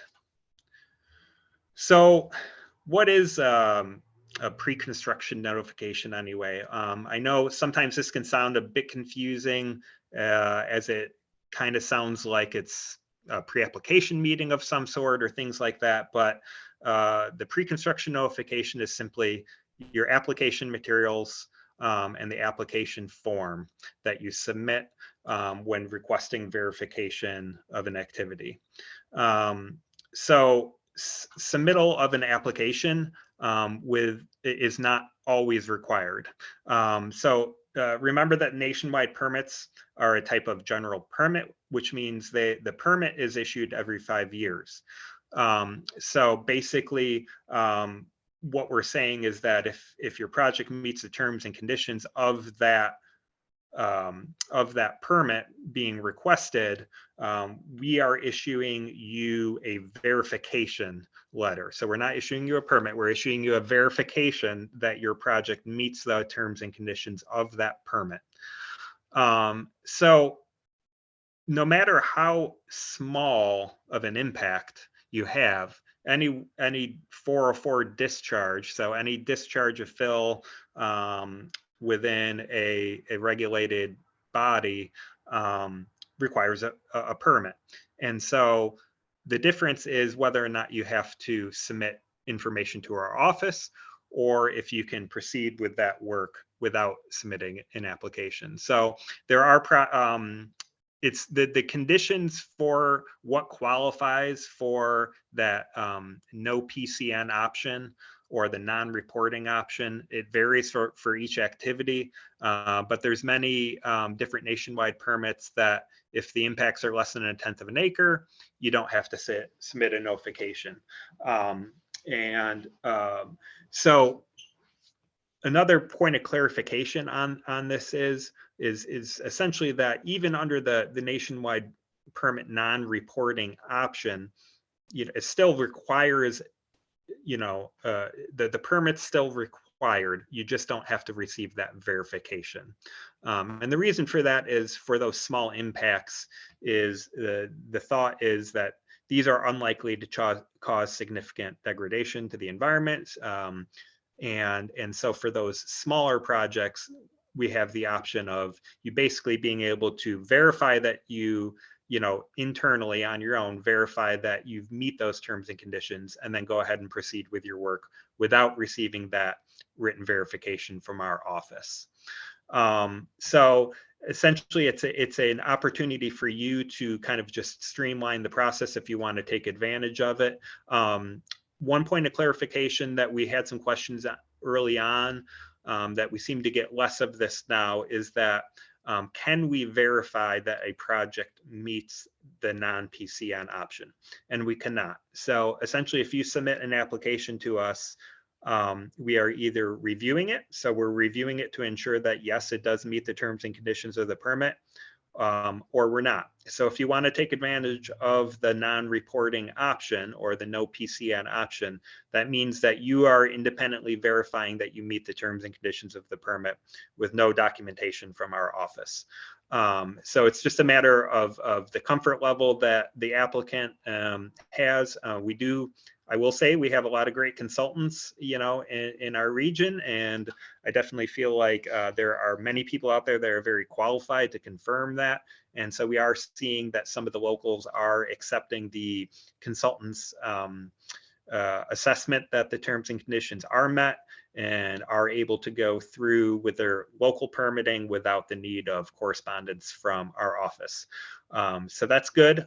We'd like to utilize that more, and essentially it frees up our time to work on some of those larger projects and get those permits issued more quickly.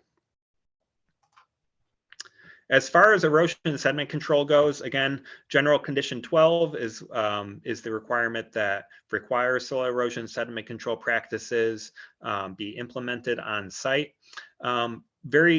I would say nothing has really changed under how we manage things in terms of erosion and sediment control under the nationwides.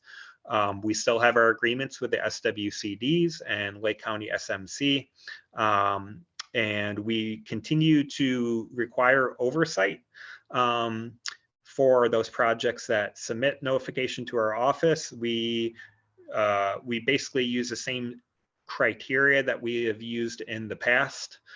For example, most projects that involve in-stream work, we will usually require oversight on those projects. And that's the same way we did it under the regional permit program. So nothing much has really changed with that. So that's the real takeaway, that continuing under the nationwides as normal in terms of erosion and sediment control.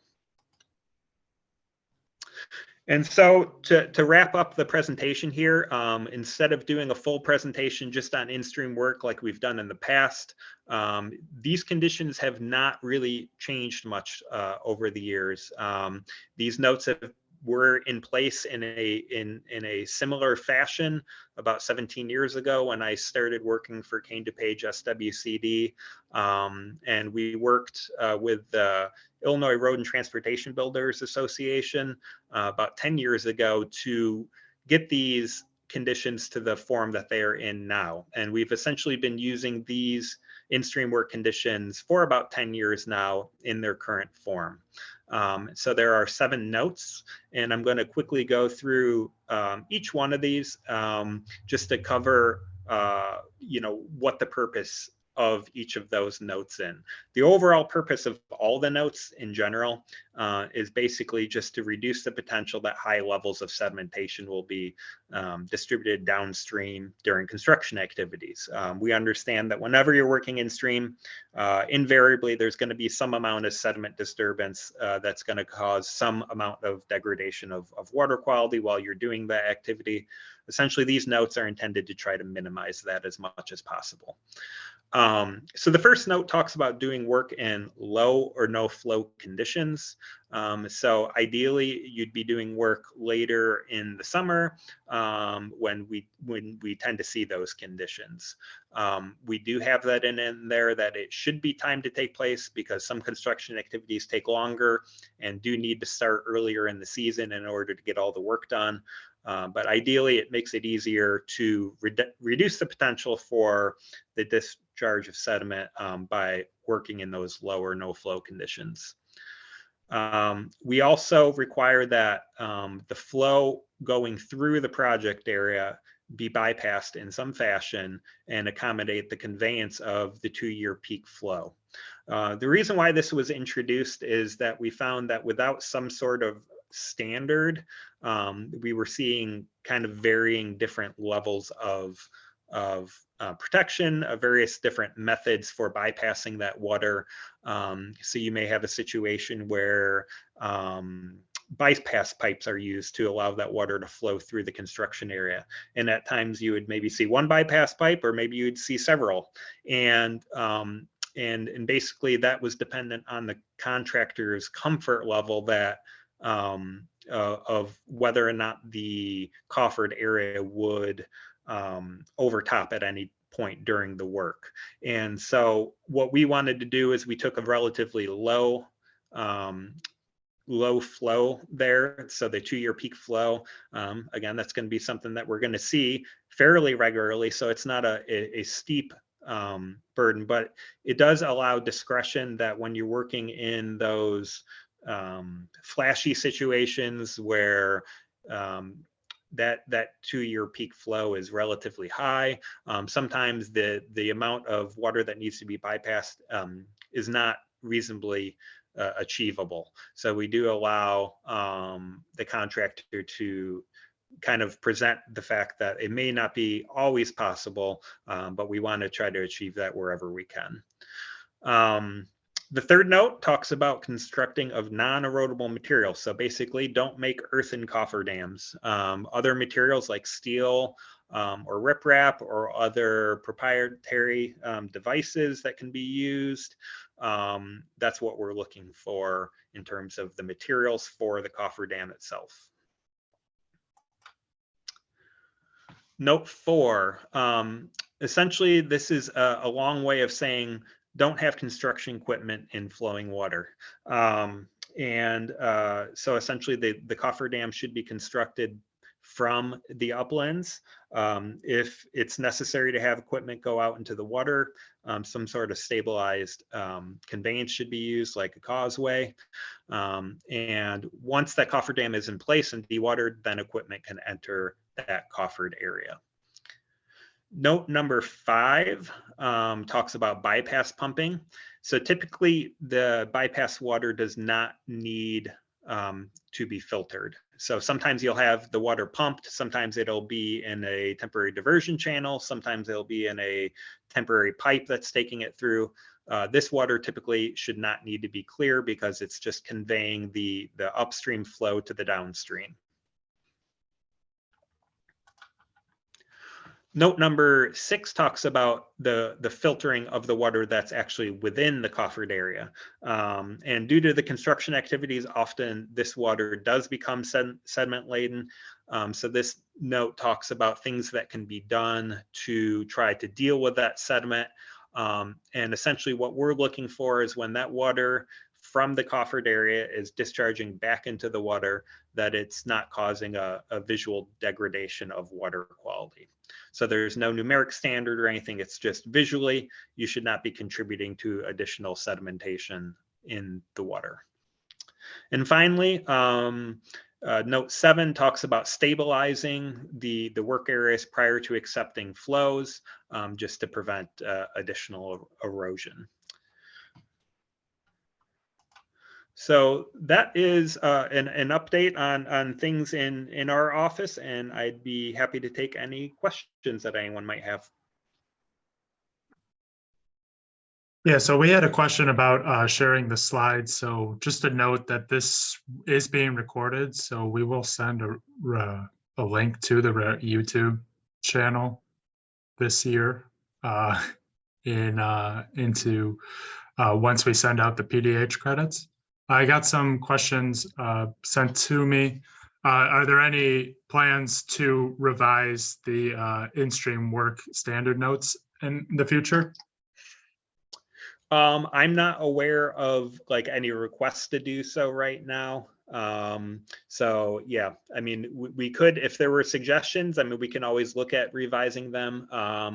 You know, if there's things that aren't working or could use clarification, but right now, I'm not aware of any request to change anything. Okay. And then next, I know a landowner that would like to do some grading work in a wetland. It's an agriculture operation in King County. At what point should I recommend that they reach out to you guys' office if I should?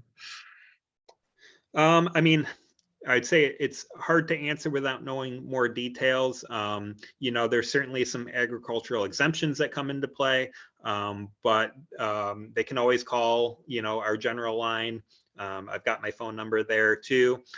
So if there's any questions about what may or may not require approval from us, I would recommend just reaching out to us, and then we can help answer your question. Cool. And I think that's it for the questions. And Chris put a good tool for, or mentioned a good tool for the hydrologic graphs from the NOAA website. So that's always good when preparing your plans and also preparing your in-stream work as well. So thanks for that, Chris. With that, we'll move on to the next presentation. And if you can.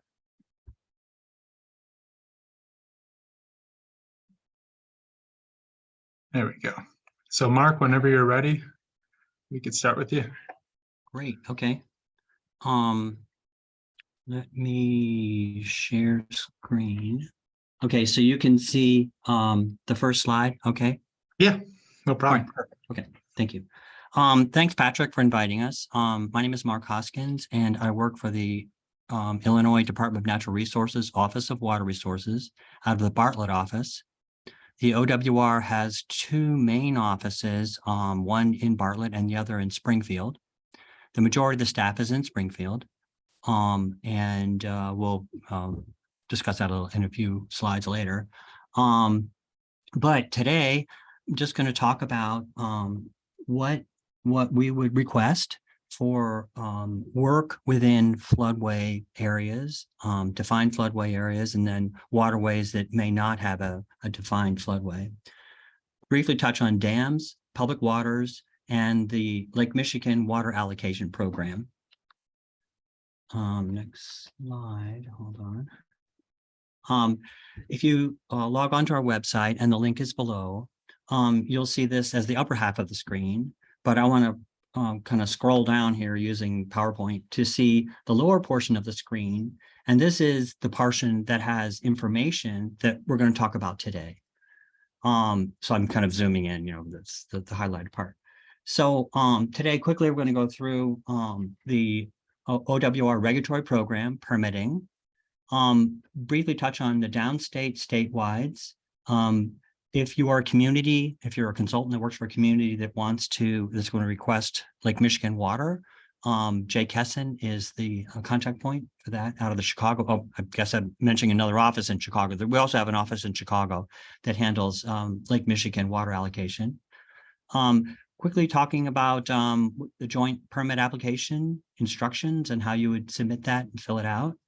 Permit FAQs, there's on the website, you'll see there's 30 kind of common questions that are asked and answers to that. Payment for fees can be done electronically. That's touched on with background and links and that type of thing. And then we have some other documents that relate to floodplain management. So today we're going to quickly go through these three main categories of formal statewide and regional permits and delegation program, the dam safety program, and what constitutes public waters. And then again, very briefly touch on the Lake Michigan water allocation. Okay, I have this animation just to kind of give you a background of what constitutes we have a storm here, and in this particular case, we're going to assume it to be exactly a 100-year storm.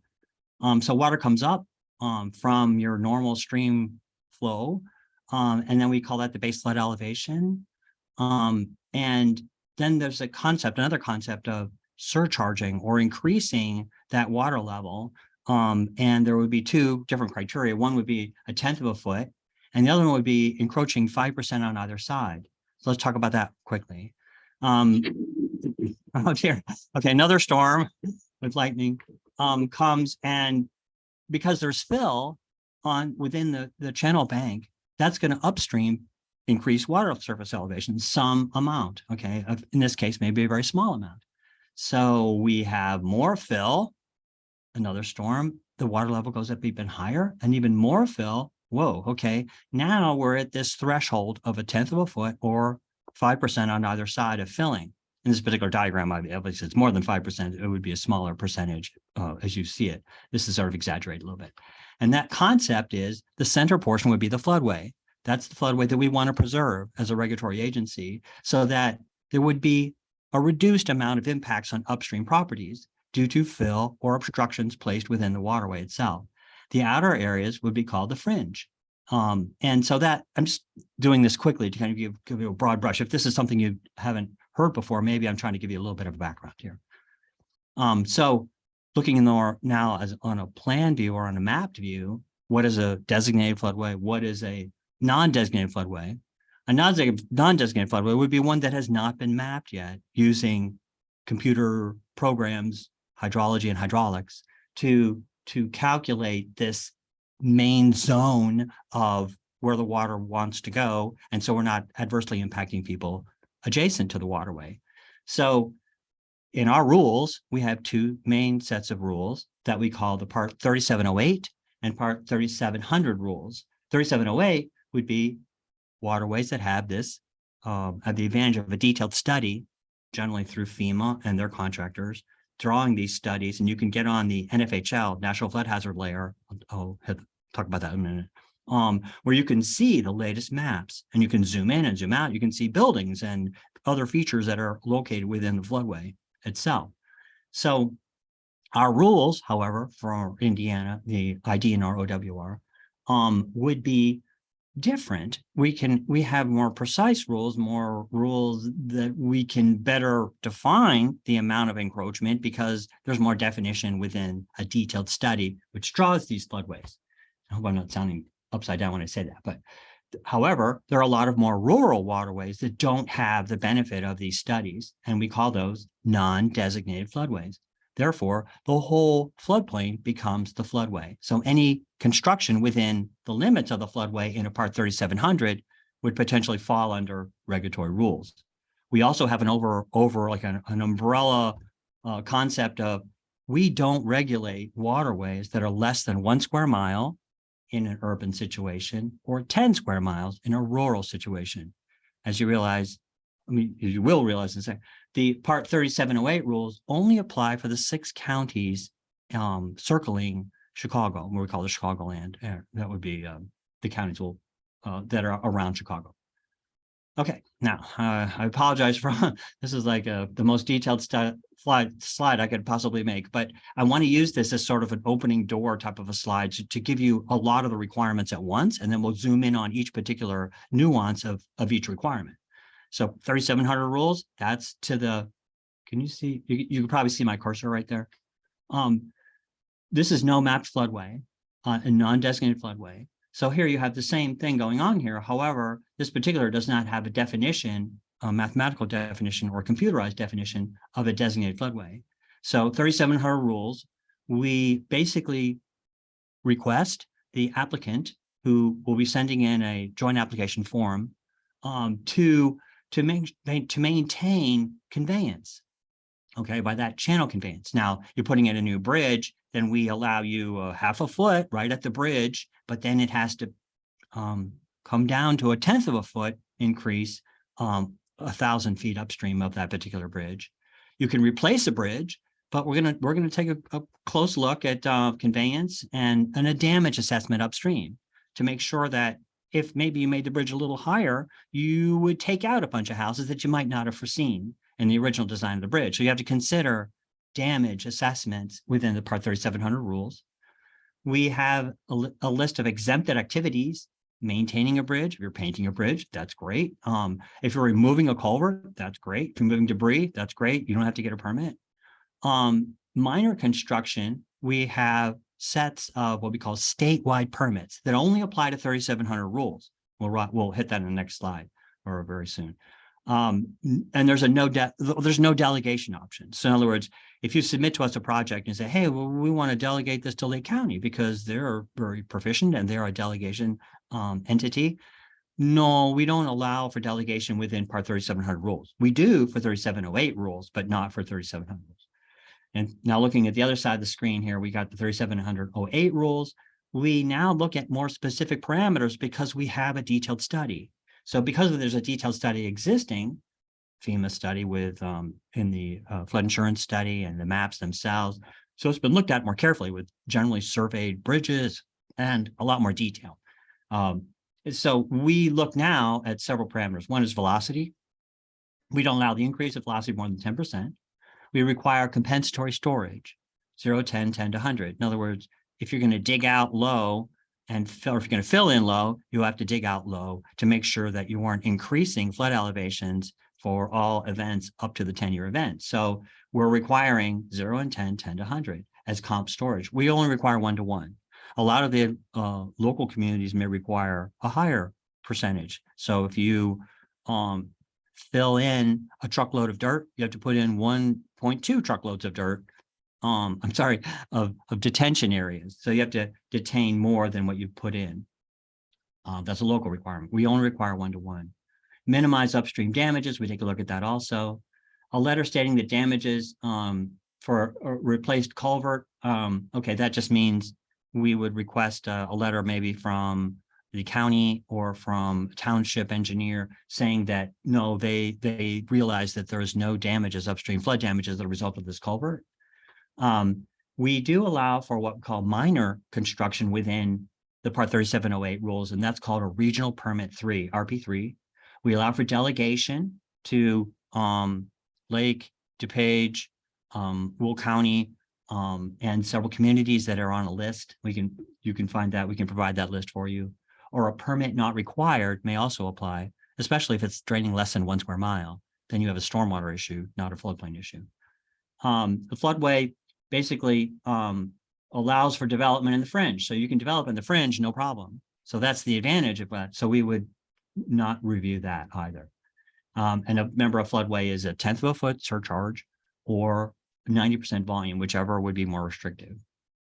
Part 3708, sorry, part 3700 rules, you basically have to drain more than 1 square mile or 10 square miles of rural.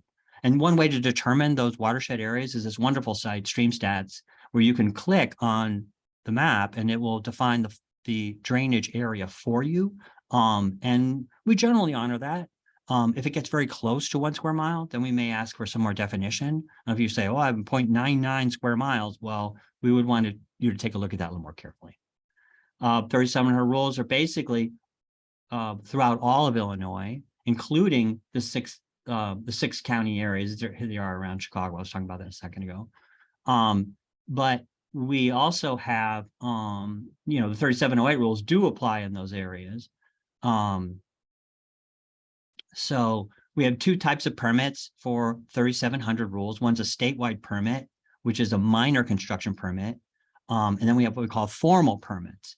And a formal permit is a new bridge, a culvert, new bridge, levees, that type of thing, where we know that you're going to have to supply updated hydrologic and hydraulic engineering data.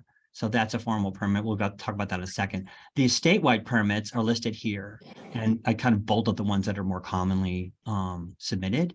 Private boat docks. There's a lot we have some criteria on that. I'll say more that you can download all of the statewide permits from the website that was talked about earlier. 3708 rules. Now we have, again, that's just for these counties around Chicago. The city of Chicago corporate limits are not regulated by us. We have 1 square mile that would be required. Less than that, we don't handle that. Then 3708 rules have 2 types of permits. Formal permit, again, that would be requiring calculations, new hydrology, hydraulics, and the regional permit 3. Regional permit 3, which is the next slide, is the minor construction permit for part 3708 rules. You can download that, take a look at it. Basically, there's 4 conditions that you must meet, any one of these conditions, depending upon what you're building. Underground overhead utilities, that could apply, RP3 for 3708, so you don't have to have a formal permit for that. And you would meet with us. And again, I'm going to emphasize this, that if you meet with us, that's the best thing you can do. If you have a question about a particular permit, call us, contact us. That's not a problem at all. We're more than glad to talk to you. Only in part 3708 rules is this concept called appropriate uses. Okay. And appropriate use, kind of summarized here, is a construction that we can provide for. In other words, you can't put a house, you can't put a residential house in a floodway. We'll turn that down, just blank turn it down. It's too dangerous. We're not going to allow someone to live in a floodway area. But these types of construction are allowable, including a parking lot, but it can't drain, it can't flood out more than 1 foot deep. Okay, so we try to minimize that as far as how cars getting flooded potentially. And then these other items here. You can see that these are what we call, there's a list of appropriate uses. Again, if you have a question, call us. Map revisions require a permit. We do delegate to DuPage, Lake and Will, and also to IDOT, for certain IDOT through a memorandum of agreement in 2013. There's a fee. The fees are generally changing every year. They go up in, I think it's July, they go up, the fees go up a little bit, generally about 5 to 10%. No fee can be more than $5,000. There is a delegation fee. We don't review the application if it's delegated, but we do have a fee to process it. Joint application form is generally what we require for all formal permits. And that particular joint application is also common to the U.S. Army Corps. We require the the joint application form for all floodway construction. For delegated projects, you can generally send this to my boss, Bill Boyd, and he'll process that and get it into the system, get it into our database. Permit application is that form, which we'll cover that in a second, the joint application form and a project report, which kind of gives you the background of your project, what's your hydrology, what's your hydraulics, and your scope. If you have any questions, please call us. I mentioned that. And then also we have to have that review fee submitted fairly quickly. When you do not have to submit for a formal permit, less than 1 square mile for urban. Basically, if you have a statewide permit, you don't have to have a joint application form. Or if you're exempted, if you have maintenance, or if the project is delegated or has IDOT maintenance. So here's the form, kind of quickly. We'll fill out 1 and 2. We'll provide you with the permit. We need the applicant's name, address, email. The agent would be that would be over here. That would be probably the consultant that's working with the applicant. You can sign over responsibility to the agent. The applicant can, but the applicant has to sign here. Then we have adjacent property owners. You would need that especially for public notices. Project location. We can actually help you out with that if that seems to be too much, but it's fairly straightforward to get latitude and longitude. And then the county and the municipality that it's in. A brief description of the project is helpful. A couple sentences, not that much. Purpose of the project. This 11 is for dredging, if you're going to dredge out a waterway. When you're going to start, when you're going to complete. Signature and date is important. But if you totally mess up and make a mistake, I'll just email it to you. You can have it signed and then get it back to us, a PDF. Supporting information, narrative is very helpful. Again, meet with us. If it's a complicated project, if it's phased or anything like that, that'd be great. Location maps helpful. Get on the National Flood Hazard Layer and send us the firm. That's very helpful to us. Sometimes we can just do it ourselves also, but it moves the project along if you can give us that information. We would accept 11 by 17 sheets. That's okay. They're very readable. You can send us PDFs of construction plans. If the plan is very complicated, we may ask for a paper copy. Grading plans are very helpful, and generally existing contours are in lighter weight of the line, and then more bold would be the proposed. Provide cross sections. That's very helpful, especially for road projects. PE, make sure your PE signed, your application and such. Computations. I also request the digital models. I like to rerun them just to make sure everything's okay. A narrative. These are overlooked and sometimes underreported issues within a submittal. Narrative, give us a narrative, a pros project, what are you going to do? H&H, you have to start off with a FEMA model and then you add cross sections for the modified existing. Mitigated storage calculations, show us that. How did you calculate your 0, 10, 10 to 100 for any fill that you might have placed in the floodway or floodplain? No wetlands information. We don't, of course we care about wetlands and the preservation of wetlands, but they're not within our rules. So that's not something we need. So you can just omit that from your submittal. Give us our summary tables, show us your water surface change, your conveyance and storage, that type of thing. If you have multiple submittal categories, that would be like if you're in public water plus 3708 plus, is it maybe delegatable? I don't know.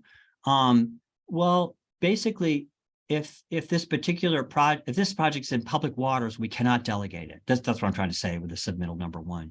If it's in public waters, we can't delegate it, so we're going to have to submit it and make it satisfied to part 3708 and 3704.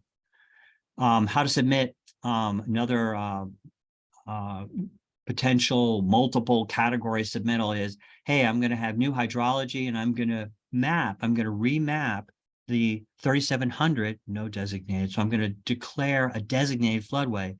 Then we have to request a public notice for that, 21-day public notice. These are some information that we would request. We used Huff quartiles and Bolton 75 rainfall when possible. We will accept existing flows. Now I'm just going to go through, I like 2 minutes left here. I want to try to stay on schedule. Dam safety program. Basically, that's the regulation of dams. We have a definition of dams. All man-made obstructions, walls, of embankments or barriers together with our abutments and appurtenances constructed for the purpose of storing or diverting water. So this is kind of an overreaching definition of a dam. So if you're just digging out a lake, that's not a dam. You aren't obstructing water. You're just allowing it to fill in there. We have basic categories of dams. We have size and then hazard. And basically the class 1 dam would be kind of a hazard category. You have possible loss of life, and the way we define that is if there's a baby sleeping on the basement floor, which sounds silly, but we're trying to be very careful about the potential for anyone being killed. So class 1 dam has a whole other set of rules that are more conservative and more carefully drafted. Then the moderate, and then you have low probability, which would be a smaller dam. When is a dam safety permit required? Well, it's required for the construction of a new dam. Major modification would be a requirement for a dam safety permit, and the removal of a dam would be a dam safety permit. These are just quick snapshots of different dams within Illinois. Basically, the dam safety program is administered to the Springfield office. So you can contact us, but we'll just connect you to Paul Maurer down in the Springfield office. He's in charge of the dam safety program. Public waters. Public waters are, there's 3 basic types. You have natural waterways, the Fox, Des Plaines, Kankakee. Waterways that are improved for navigation. That would be, maybe an example would be the Fox chain of lakes, and then man-made would be I&M, the sanitary and ship canal. Those are also public waters. We have a list of public waters. You can provide that too if you'd like. And so it's blocking the top part. Okay, so public water permits. When we review public water permits, these are main things that we have to look at. Navigation, we're in charge of trying to make sure that the waterway is navigable the way it was during their construction, has to be navigable, and during potential large storm event. So any encroachment becomes sort of a red flag. We have to take a look at cofferdams and make sure that everything's okay with that. There have been instances where there's an application where the cofferdam had to be removed temporarily if a large storm was happening. Any fill placed can only be for certain particular reasons, for banks protection, that type of thing. These are, there's a list of public waters. You can see quickly, we've tried to map them. Again, we have lists on the web, you can tell. Public notice, these are public notices that we use, are 21 days. Basically for map revisions, for projects in public waters, dam modifications, we would trigger a public notice. Lake Michigan water allocation is 3 basic categories of it. For domestic water supply, that's constantly growing. We're trying to work with Joliet and a few other communities to try to allow them to have Lake Michigan water. Lake Michigan water is also diverted for navigation and discretionary purposes to improve water quality at certain conditions within the summer, perhaps, and for navigation. We have the advantage of working with the Army Corps of Engineers that inflow is calculated. So these are contact folks. My boss, Bill Boyd, he's always available. He's good. He's a good communicator. If you've got a problem, he's got a lot of experience also. And then Steve Altman is the manager overseeing both programs, this Northeast and then downstate. And Bill Milner is the downstate, a parallel equivalent of Bill Boyd up here. So if you have any questions, I'd be glad to answer them. This is a picture of our fiduciary cat. So any questions? Yeah, looks like we got one question. Okay. Asking, how would a developing area be changed from rural to urban? Okay. It's somewhat subjective, obviously. We look at it in terms of 5-year development. Sometimes there are zoning maps that show that a zone has been changed to residential from agricultural. That type of a decision would go into the overall process of evaluating if an area is rural or urban. I can say in the 6-county area, almost everything is going to be urban. There's only a very few, maybe Western Kane, parts of McHenry, and some parts of Will might be rural, but in general, these watersheds are considered to be pretty much urban. Okay, I think that's all we got for questions for now. Thank you very much, Okay. Mark. Thanks, Patrick. Thanks for inviting us. Yeah.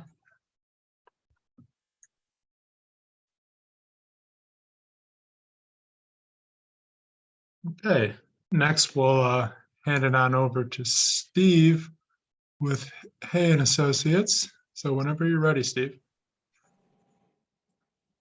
Hey, good morning. Let's start the broadcast here. Looking in the chat room, and happy to see a bunch of friends and colleagues out there. And if anybody can help me share my screen, I'd really appreciate that.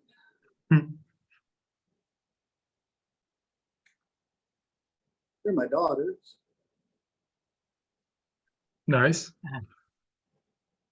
But that's there now. Can you see me now? There we are. You're good. All right, thanks. I'm giving a presentation on updating your SWIP during construction. I focus on mapping information because I love mapping. And I find that mapping is a very powerful technique for understanding spatially distant places on a construction site that you can't see from one to the other, but if you plot them on your map, you may be able to make the connection. Updating your SWIP, why else would you update your SWIP? Well, it may be because Mia and Patrick or Rick McCandless may want to know just what's going on your site. There's also, I'm going to talk about the requirements in the ILR 10 permit for updating the SWIP, and then give you some examples of techniques to update the SWIP. And then a couple of case study examples depending on time. So updating the SWIP map is a permit requirement of the ILR 10, and any changes to the construction plans should be updated both in a narrative portion of the stormwater pollution prevention plan and in the SWIP map. Common wisdom, I guess, is that if you get a enforcement inspection, the inspector will take your SWIP map into the field, and what's on the map should be in the field, and vice versa. So now I'm telling you the permit makes you do a SWIP map, and this is just after Mia's told you that you got to take photographs. And so where does this all end? Well, don't shoot the messengers, of course. We're just here telling you what the fine print says. So some examples of techniques to update a SWIP map. In the past, we've used ArcGIS and set up the erosion and sediment control plan on a base map, and then manipulated the observations using ArcGIS, and it kind of looks like this. The process might be that you start up in the upper right-hand corner of the site, and you're documenting that there's a clear trickle coming out of the detention basin there. Then continuing around counterclockwise, observing that the baskets in the street are clean, but there's some damaged baskets in there. And then as you're walking down to what is the south on this site, there's some minor track out coming off of that stockpile. And then down at the lower left, there's a boring machine that's leaking oil. So by mapping your observation, then you can prioritize your recommendations to the client. And any ideas of what would be my most pressing?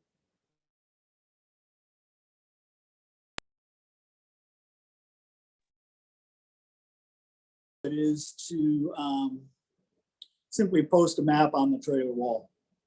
And here's at two different times, the left being an earlier time than the right-hand image here, where the SWIP information, the changes to the stormwater pollution prevention plan are being recorded on the map on the trailer wall.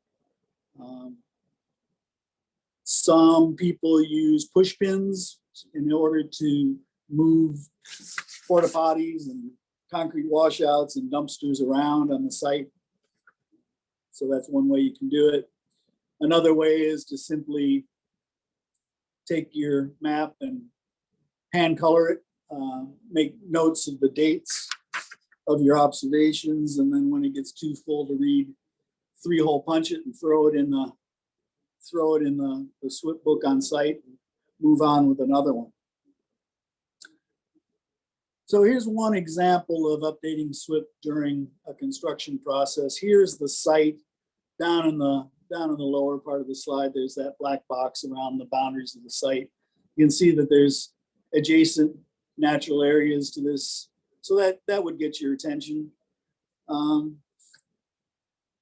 terms of how careful you may want to be, this is the cut fill map for the site. And there's some really big cuts on this site, up to 28 feet of cut in the lower right-hand corner of that image. There's a failed drain tile running from the middle right-hand side to the upper middle side, where there's water flowing from a damaged drain tile. Vaguely, you can see from left to right a 3-2-1. There's 3 buildings going to be put on this site, and building number 1 on the far right, you can see extends over that drainage ditch. So there's going to have to be a plan made to divert the drainage through the site in order to build the site. So we'll keep that in mind moving forward. So job starts. So plotting the observations as I go around the site, and starting at the middle right-hand side,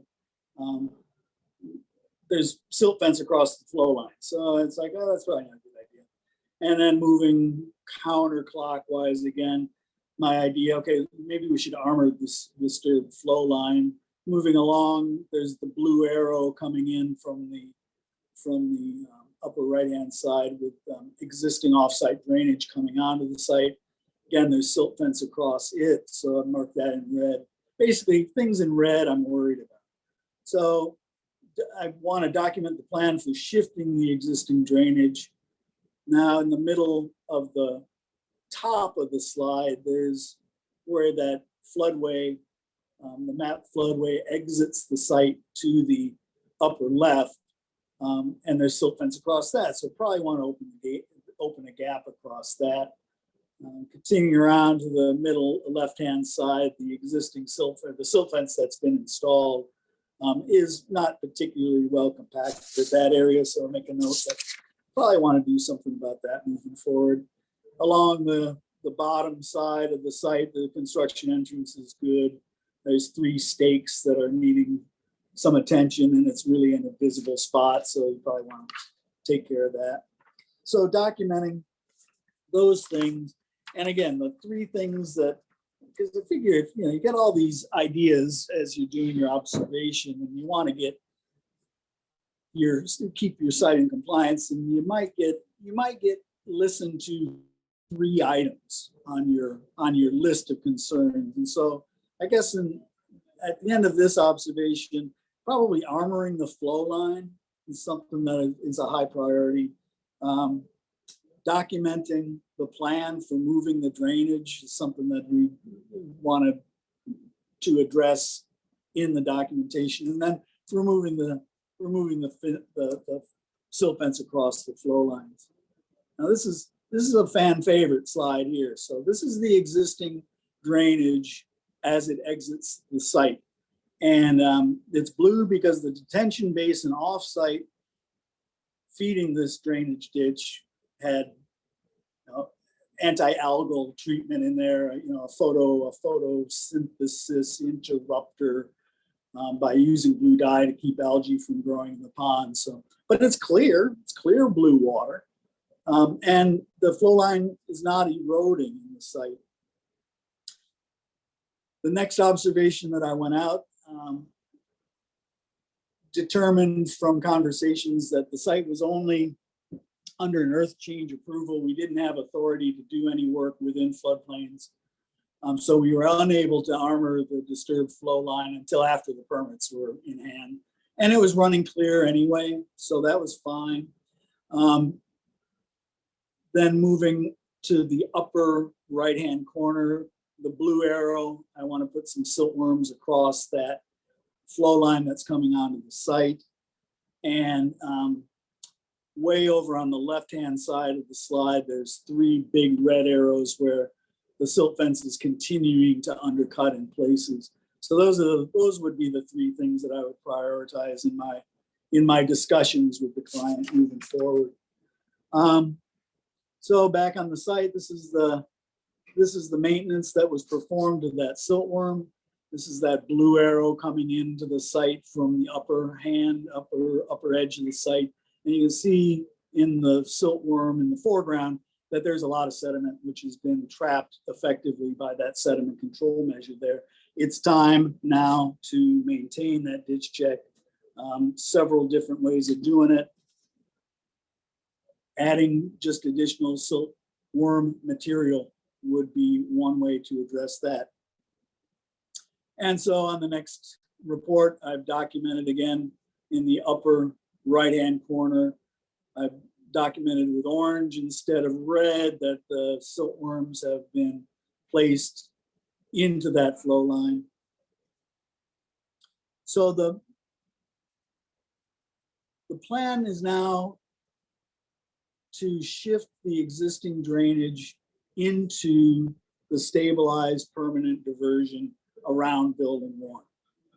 And the way we're going to do that is on the right-hand side behind the silt fence is the undisturbed corridor where that existing flow line is coming through the site. To the left of the silt fence, you'll see a bunch of mud cracked tan clay, and that's a dead puddle. It's just a dead puddle sitting at a lower elevation. It's an area where topsoil has been cut. Drainage comes across there, pools up in that topsoil cut. When it dries out, that's all the sediment that didn't leave the site. So it's one of the beauties of dead storage, or providing for dead storage on the site. So the documentation of this plan, again, from right-hand side middle to upper side middle is the undisturbed corridor, the purple J hooks of silt fence along that.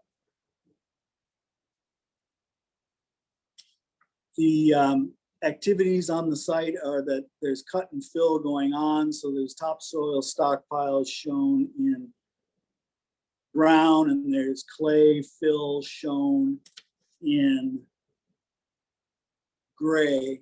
Now, again, I was bragging on the effectiveness of dead storage. This is the other fan favorite in this presentation. I mean, there's a lot of mud moving on this site after this thunderstorm, but that is the proposed detention basin. It's not connected to anything. It's dead storage. You can kind of do what you want to it at this point because it's not going anywhere. Okay, so here's again this is the plan for diverting the drainage from the designer's perspective, again, from middle right-hand edge to upper left-hand edge in this image is the existing drainage where we're protecting the drainage, and then you can see the diversion channel which runs along the perimeter of the building pad there. Again, means and methods are up to the contractor. So we wanted to make the SWIP amendment to demonstrate the elements of that plan. So we've got 2 crossings shown in purple so that the scrapers can come and do their route and do the cut necessary in that upper right-hand corner. The diversion channel, or the existing channel, is protected with the silt fence J hooks, and underneath, well, that's the plan. Then the next time I was out there, I documented that the plan was implemented. The gray lines are the stone crossings, and they were built per the Illinois Urban Manual's temporary stream crossing practice standards, which requires the 2-year flow to be conveyed past the ditch check or the crossing without overtopping, and then that the crossing be stable in the 100-year event. And we got engineering guidance to size the pipes and to size the stone for those crossings.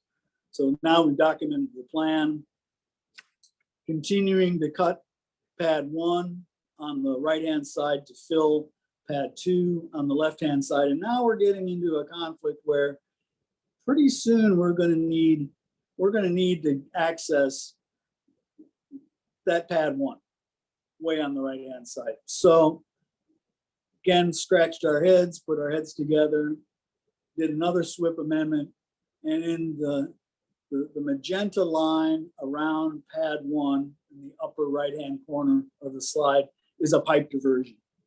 We decided to use a pipe diversion, size the pipe based on the watershed characteristics, placed the diversion pipe at the location of the proposed water main so that we knew it was out of everybody's way except for the utility installer, but the utility installer is far behind us still at this point.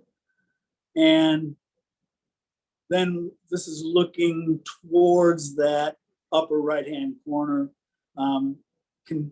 completing the grading of the proposed diversion ditch, stabilizing that diversion ditch, and then diverting the flow into it. That all gets documented in a SWIP amendment. So now we've got the building 1 pad is free and clear. The existing drainage has been rerouted into the perimeter channel, and we updated the SWIP. That's all I've got time for. Any questions?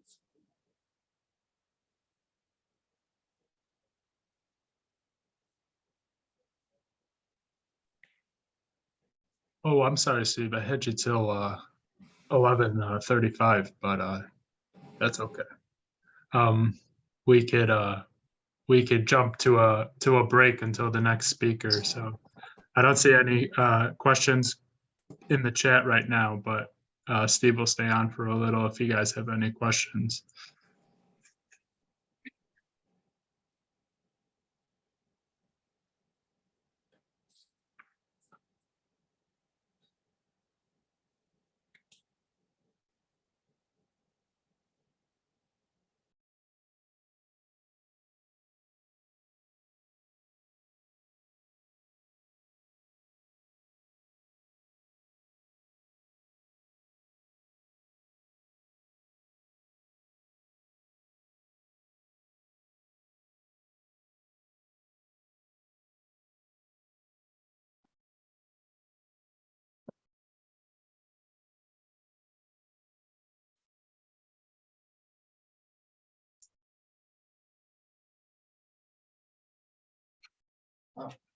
Thank you. Put another break in place.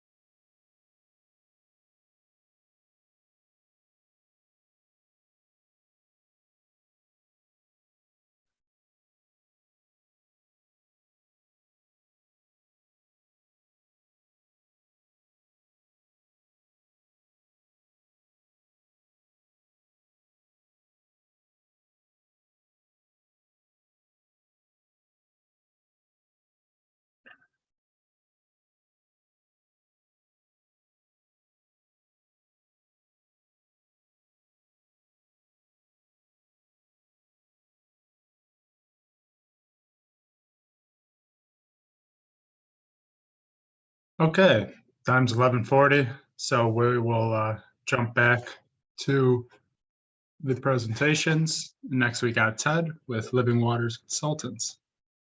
Take it away, Ted. All right, thank you very much. Can you see the screen fairly well?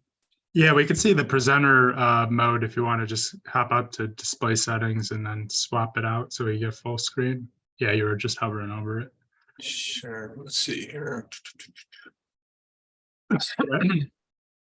Right in between show the taskbar and end slideshow. Okay.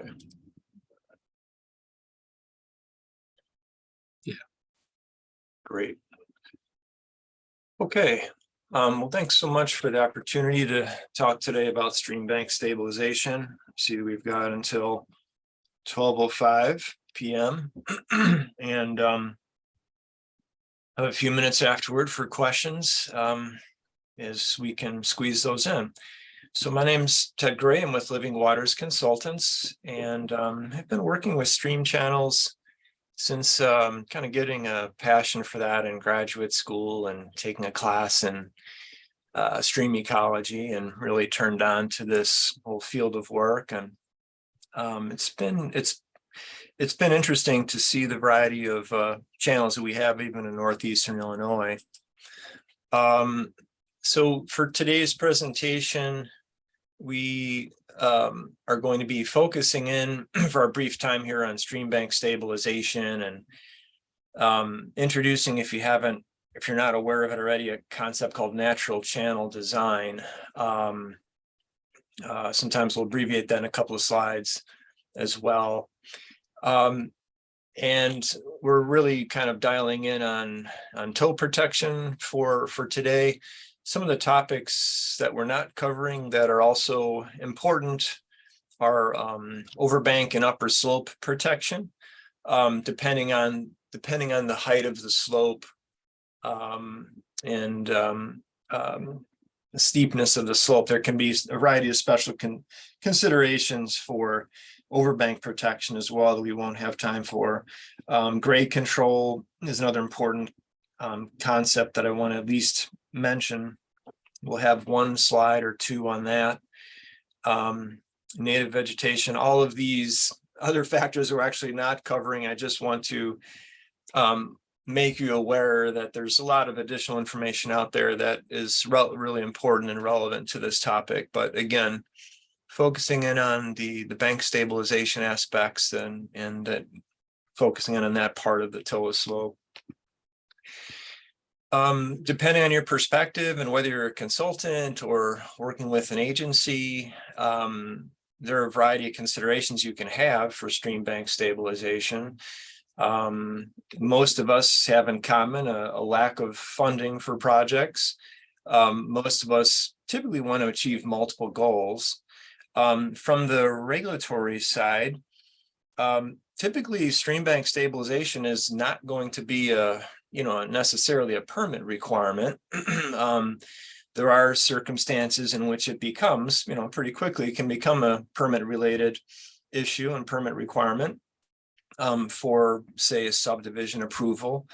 If there's encroachment into the stream bank as a result of development, that can certainly trigger mitigation, restoration requirements. But from the typical perspective of most subdivisions, unfortunately, streams are not necessarily required as a consideration for stabilization. Other aspects that could be a concern, environmentally sound solutions is certainly an area growing in importance and significance as we try to achieve water quality goals, ecological goals, trying to do more than just keep the soil in place, but trying to restore perhaps an area to an amenity, if it's a public use setting, or for that matter, if it is a private subdivision setting, trying to enhance and improve ecological spaces.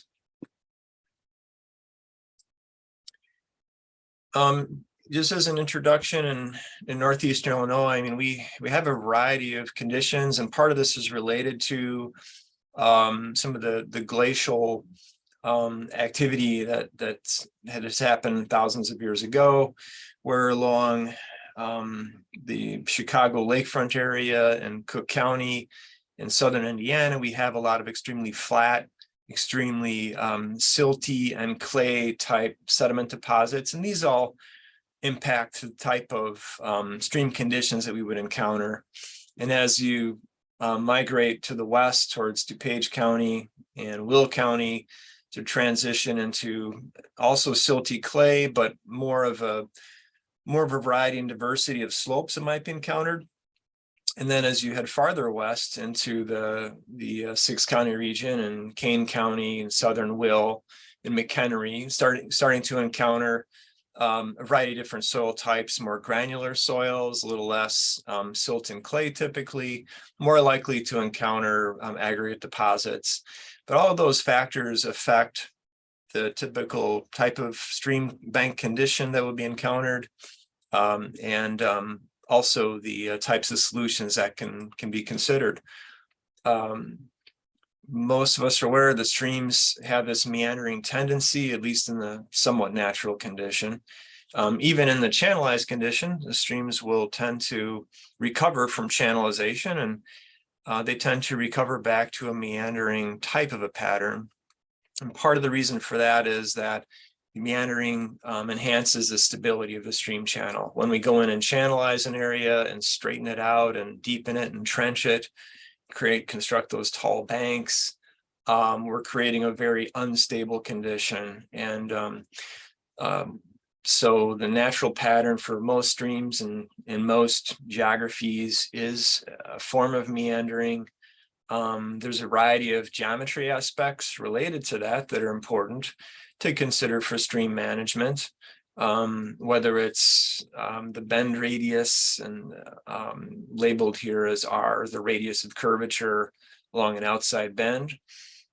Typically, erosion issues will be more significant along the outside bend of a stream bank area. And then as the flow crosses the channel, in this case, we're assuming flow from top of the screen to the lower screen, typically would encounter a riffle structure where the flow crosses from one outside bend to the next outside bend downstream. Kind of zeroing in on what an outside bend of the stream bank looks like.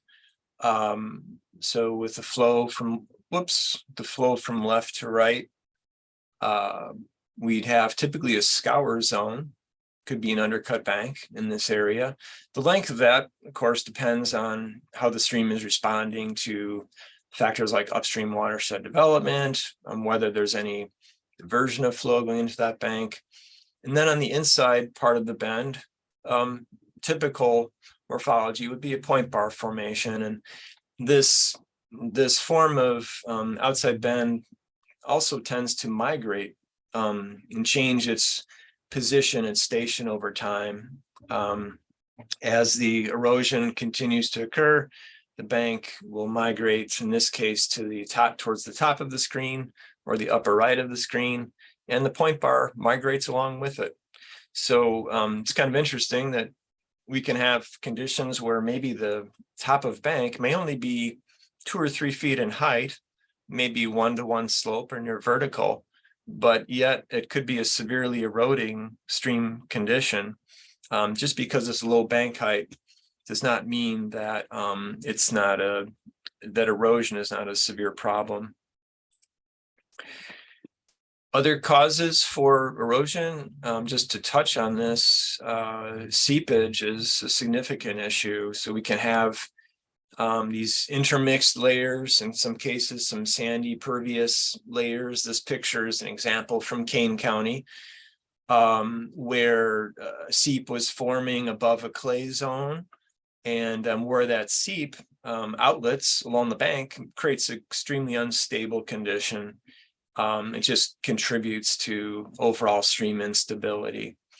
And that's not uncommon, whether it's particularly when you get to more granular soils in the west and northwest parts of Illinois, but even in DuPage County, you can have those sandy layers that translate a lot of subsurface flow to streams. So it's just something to consider and to incorporate in terms of design considerations. Hey, Ted, I think it's still in the presenter mode. Maybe if you could just cancel your screen share and then reopen it back up into the full screen. Just had a couple comments in the chat. Thank you guys for chiming in. How was that? Better, I believe. Okay, good. Sorry about that. Okay, you're good. Thanks, Ted. Okay. So yes, so moving on to the next slide here. Again, types of soil conditions, just examples of sand layers, alluvium, glacial till, and compacted clay deposits could all be part of the bank makeup in a given location. And so when we kind of translate or consider those factors now in the urban environment, with our watershed development and with historically a lack of storage of runoff, in the urban environment, we can get some substantially accelerated erosion conditions that we would not see in a less developed environment. This is a depiction of a creek that had overtopped during a major flood event and contributed to some washing out of culvert structures in the lower left. And some of the clues to just accelerated urban related erosion can include the condition of the bank around fixed structures such as storm pipe inlets or even around trees. So in this case, just a depiction of how the bank has recessed along the trunk of the tree gives an indication of kind of have a bit of a time stamp here with, we could know the age of the tree, approximate age of the tree, and the rate of erosion around this this zone. And again, this can happen with storm pipe outfalls, with bridge structures, variety of conditions where we can get a sense of potential rates of bank erosion. So the first concept that we want to introduce here is the rock toe, which is quite common for bank stabilization. And by rock toe, I'm referring to the placement of the riprap material at the bottom of the slope. The type of rock that's selected can certainly vary from angular crushed riprap, it's kind of the IDOT spec type materials, to more aesthetically pleasing, in my opinion anyway, rounded riprap or sub-rounded riprap that's more bank run rock. The size of the rock is as you can imagine, is a very important consideration. The larger potentially the rock, the more stable it can be, but that's not necessarily always a consideration. There's a lot of factors that go into determining whether that rock is likely to be stable or not. But the placement of the rock toe above where we are estimating a kind of repeated scour zone is likely to occur is important. And above the rock area, reshaped slope is often common. And for this type of approach, you can imagine that, bank grading and access for equipment is a big deal. This happened to be an area where residences were along the top of the slope. So side yard residential area on both sides of the creek actually made for some pretty tricky maneuvering, as well as actually ComEd, utility pole lines, providing interference for backhoes and high reach equipment. So just a lot of factors to consider in access and how the project might be completed. Bank rock toe structures can also be subject to failure where they're not keyed in properly into the bank. In this case, the flow had worked its way around the rock toe structure, which was this placement of material in this location. And if this is not keyed in properly to the adjacent stream bank area, again, scouring can occur around these structures just as well. And also, what is natural channel design not? Well, their gabions can have a place in Northeastern Illinois in certain locations where space is extremely limited, but we do try to avoid things like gabions where we can. And again, gabions would be an example of these rock baskets. Typically, they're 6 feet by 3 feet by 3 feet. There are other varieties of sizes available. They can also fail actually for a variety of reasons. They can be undercut. They can be subject to soil piping from behind the gabion structures and loss of bank soils. But by and large, one of the biggest issues or problems, at least personally, that I would have with gabions as a natural channel design approach is when the flow hits these structures, the flow just deflects and bounces off of the structures. It either undermines the channel below the structures or in other bank areas that are not protected by gabions. There's obvious, potential safety issues. In this case, the gabions have chain link fence above the structures, in part to prevent people from venturing too close to the bank. And it's again not the goal. And you can kind of get a sense in the bottom of the channel of the instability of the channel bottom, or a lot of silt deposition. Some of it, granted, is partly vegetated, but during flood events, this can tend to get scoured, resorted, redistributed downstream. It makes for a fairly unstable channel environment. Ajax are not used very often anymore, but they were used a lot in the 90s and 2000s, and concrete structures to dissipate flow energy along banks. And these projectiles, concrete projections, are an effective way to dissipate flow energy in some areas. Ajax, though, can also be subject to failure. They do the structures interlock with each other, but again, where you have potential scouring underneath the structures, if they're not keyed in far enough below subgrade, they can tend to break and again, subject to failure. From the sediment stabilization standpoint, one concept I'd like to introduce or discuss is what I call off-bank rock toe, where you have sediment deposits along a bank area. This is a concept where you can place the rock offshore. It's fairly low cost. It does require longer reach equipment, and it can help to stabilize the sediment deposits behind the structure. And again, those can then be vegetated with native plantings. So off-bank rock toe is a great way to convert, say, mud flats into native planting areas for a fairly low cost, and fairly low intervention. I'm not really having a lot of time to talk about pros and cons so much on these options, but coir log toe is fairly common even for stream banks. On the positive side, it is biodegradable. On the negative side, it definitely has a shelf life.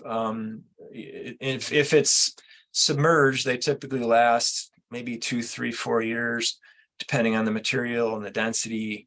And which means that if coir log, which is fairly inexpensive, is proposed, then you really have to have a plan for really fully vegetating the bank in the long term, because these will not persist, which also means it can only be considered in certain types of environments where you have a really lower energy environment, flatter slopes, where a temporary bank protection is important to help get some vegetation established.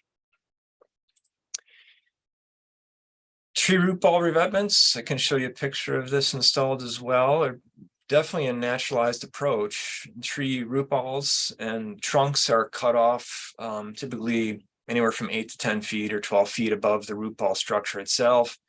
The root ball helps to deflect flow energy. And again, boulders can be placed to stabilize the root ball log as well as the footer log. One of the limitations, in my opinion, of these approaches of the tree root ball revetment is you can get scouring above the structure. So you kind of have to pay attention to the overbank conditions above the root ball itself. But excellent habitat opportunity.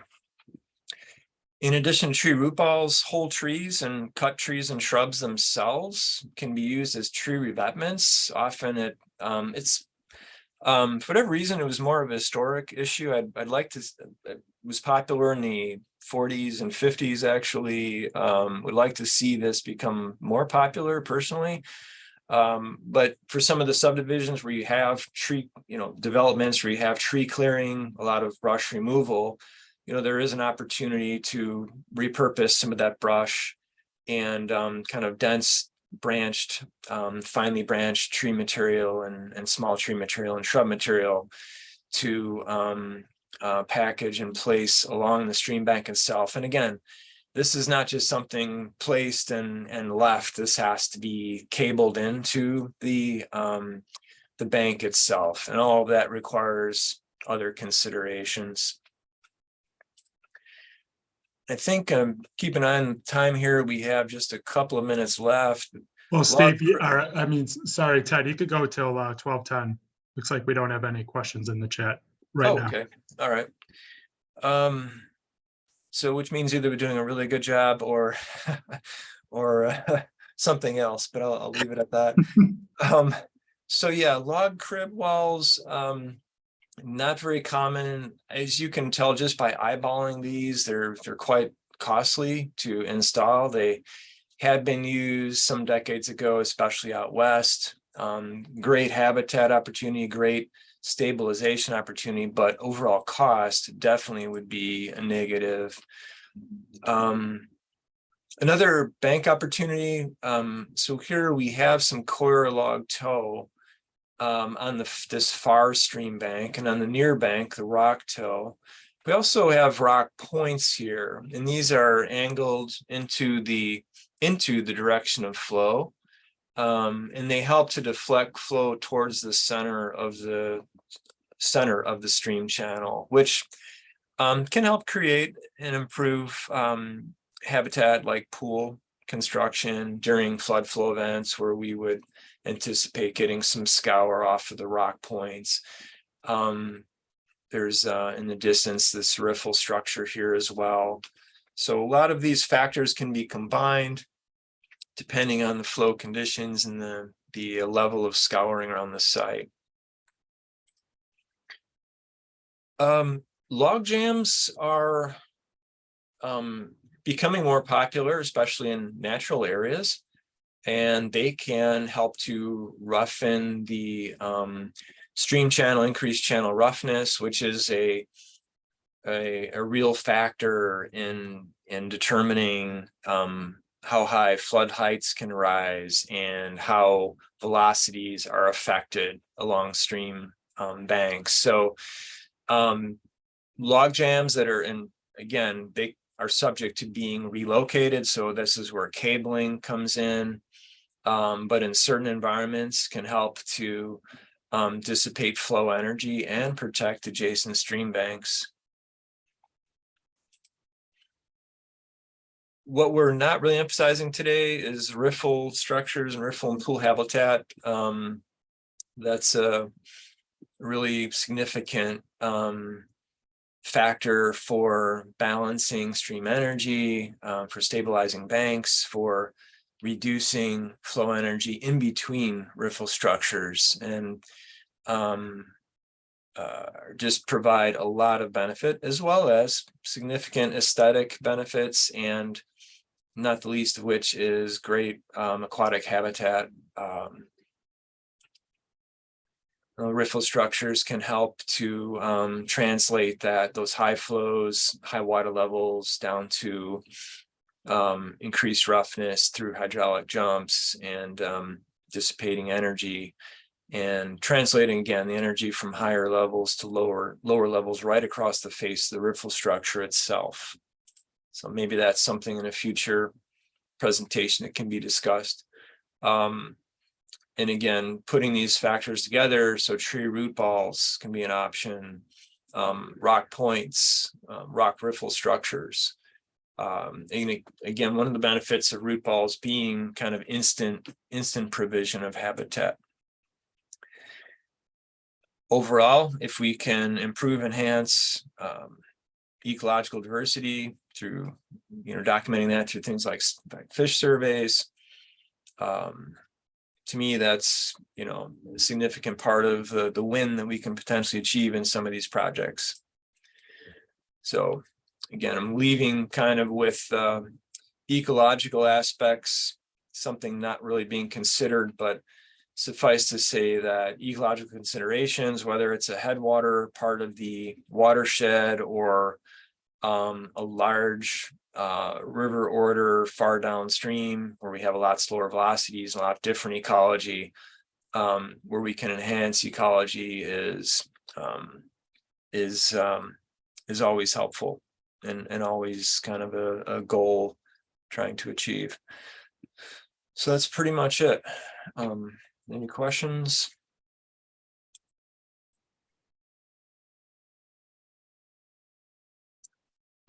Patrick, do you want me to read these chat comments, or do you want to? Oh, I think those were just related to the screen size. Okay. I got just one that was directed to me. So for your projects, how many of them kind of require that Army Corps of Engineers permit, maybe like a percentage wise?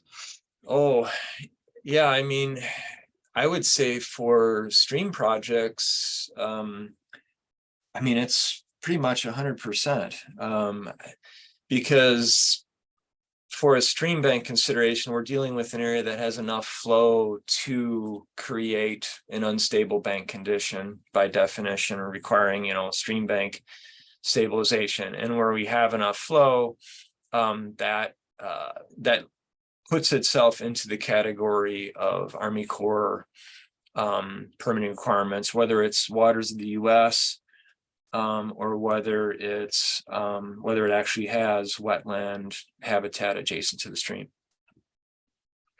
Okay. Other than that, I don't see any more questions. So thank you very much, Ted. You're welcome. Thanks so much. Okay, next we're going to have Vicky with the NRCS talk about the rain garden guidance documents. So whenever you're ready, Vicky, take it away. Okay, I will. Give me a second here. I'll share my screen.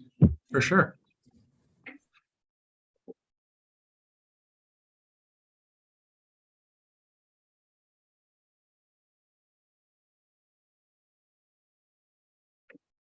Yep.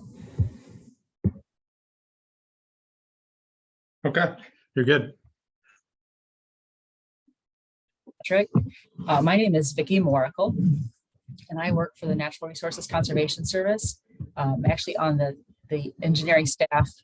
I'm located in the Peoria field office, but I work on the engineering staff out of the state office in Champaign.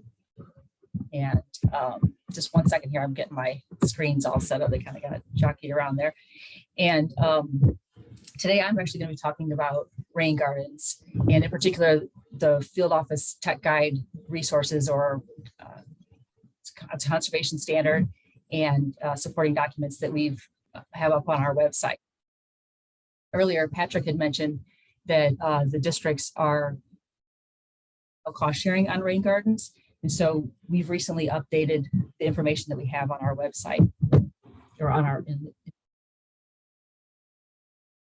what I'm going to talk about, I'm going to cover, what is a rain garden. I imagine many of you are familiar with rain gardens, but for those of you that are not, I'm going to talk a little bit about what a rain garden is, why construct a rain garden, what's the purpose of them, and then go over the resources that have in ePhotog, or we now call it Photog, Field Office Tech Guide. So rain gardens are a small conservation practice standard, and they're built to capture stormwater close to where it's generated, with the idea being that if you can capture it close to where it's generated and give it an opportunity to infiltrate and percolate down through the soil, you can potentially reduce the burden on our storm sewer systems, maybe affect some localized flooding, things or water quality off of a residential or a small site. Rain gardens are typically, as I mentioned, they're small. They're commonly in the area of like 100 square feet to 300 square feet. And just to get a mental picture of what that size that is, if you think about an accessible or handicap parking space in a parking lot, that's generally around 200 square feet. And if you add on the aisle, be able to access the car, that's would add maybe another 100 square feet. So you're talking like a 300 square foot area. So pretty small space. And they're commonly, they're shallow. They're commonly only like 6 to 9 inches deep. They can be as shallow as 3 inches or up to 12 inches, depending on the site and the situation, but they commonly fall in that area. They're flat bottomed, less than 0.5% slope. And the purpose of that is to give the stormwater enough area to infiltrate into the soil. And then they're designed to temporarily hold water. So we want them to dewater in less than, say, 24 hours. And the reason for that is, one, of course, to not create mosquito breeding habitat, but then also the less time that the water is held in there's like a sweet spot for the amount of plants that can grow under those conditions. So once you start holding water for longer periods of time, the number of plants that are available for you to use in the rain garden decreases quite a bit.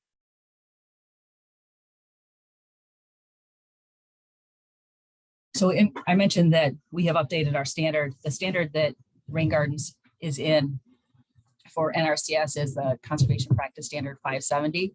It's called the Stormwater Runoff Control Standard.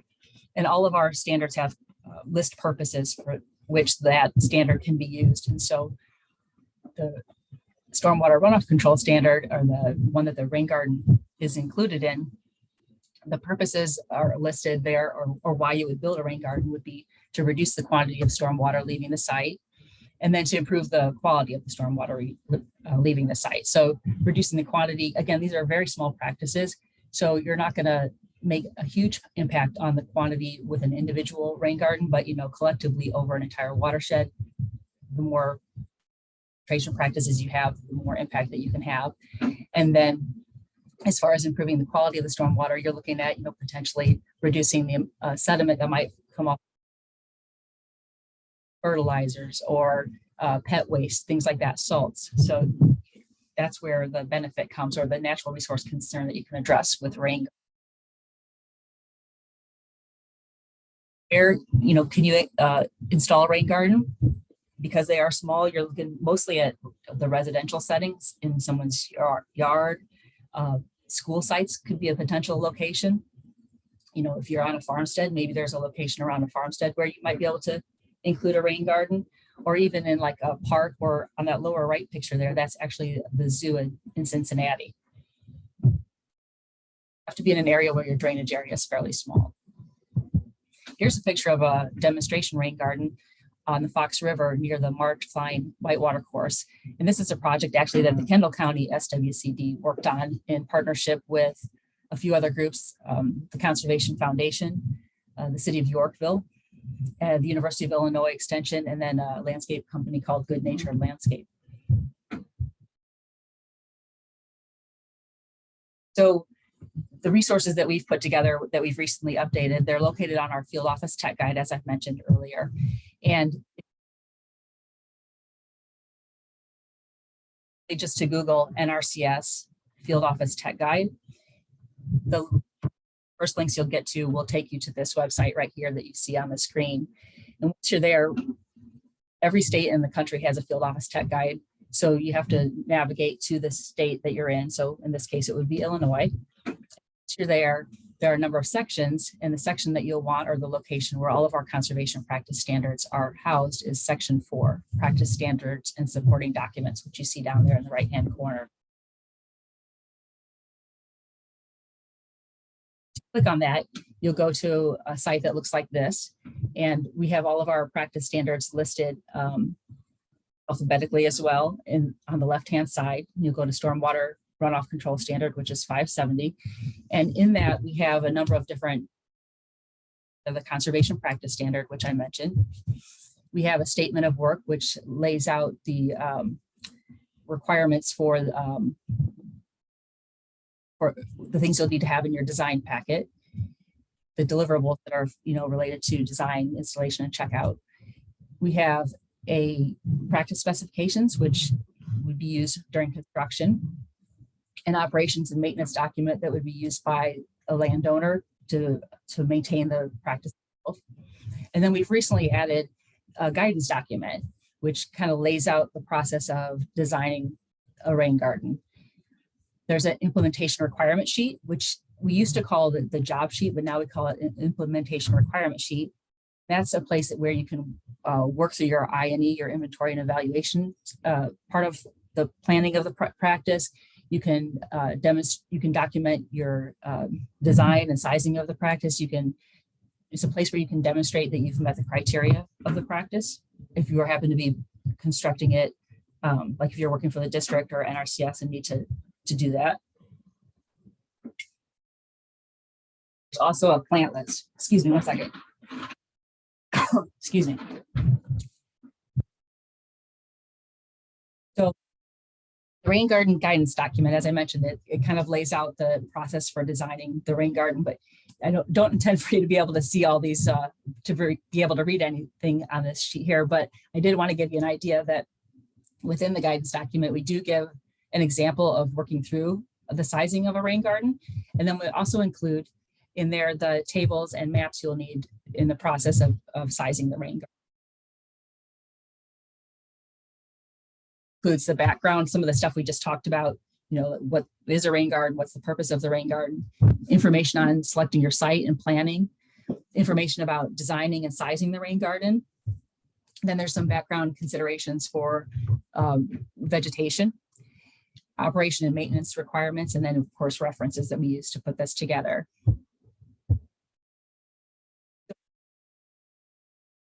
We have a limited amount of time. I can't really go through the whole process of designing a rain garden, but I did want to kind of give you the bird's eye view of the steps that you would need to take to design a rain garden, design and size a rain garden.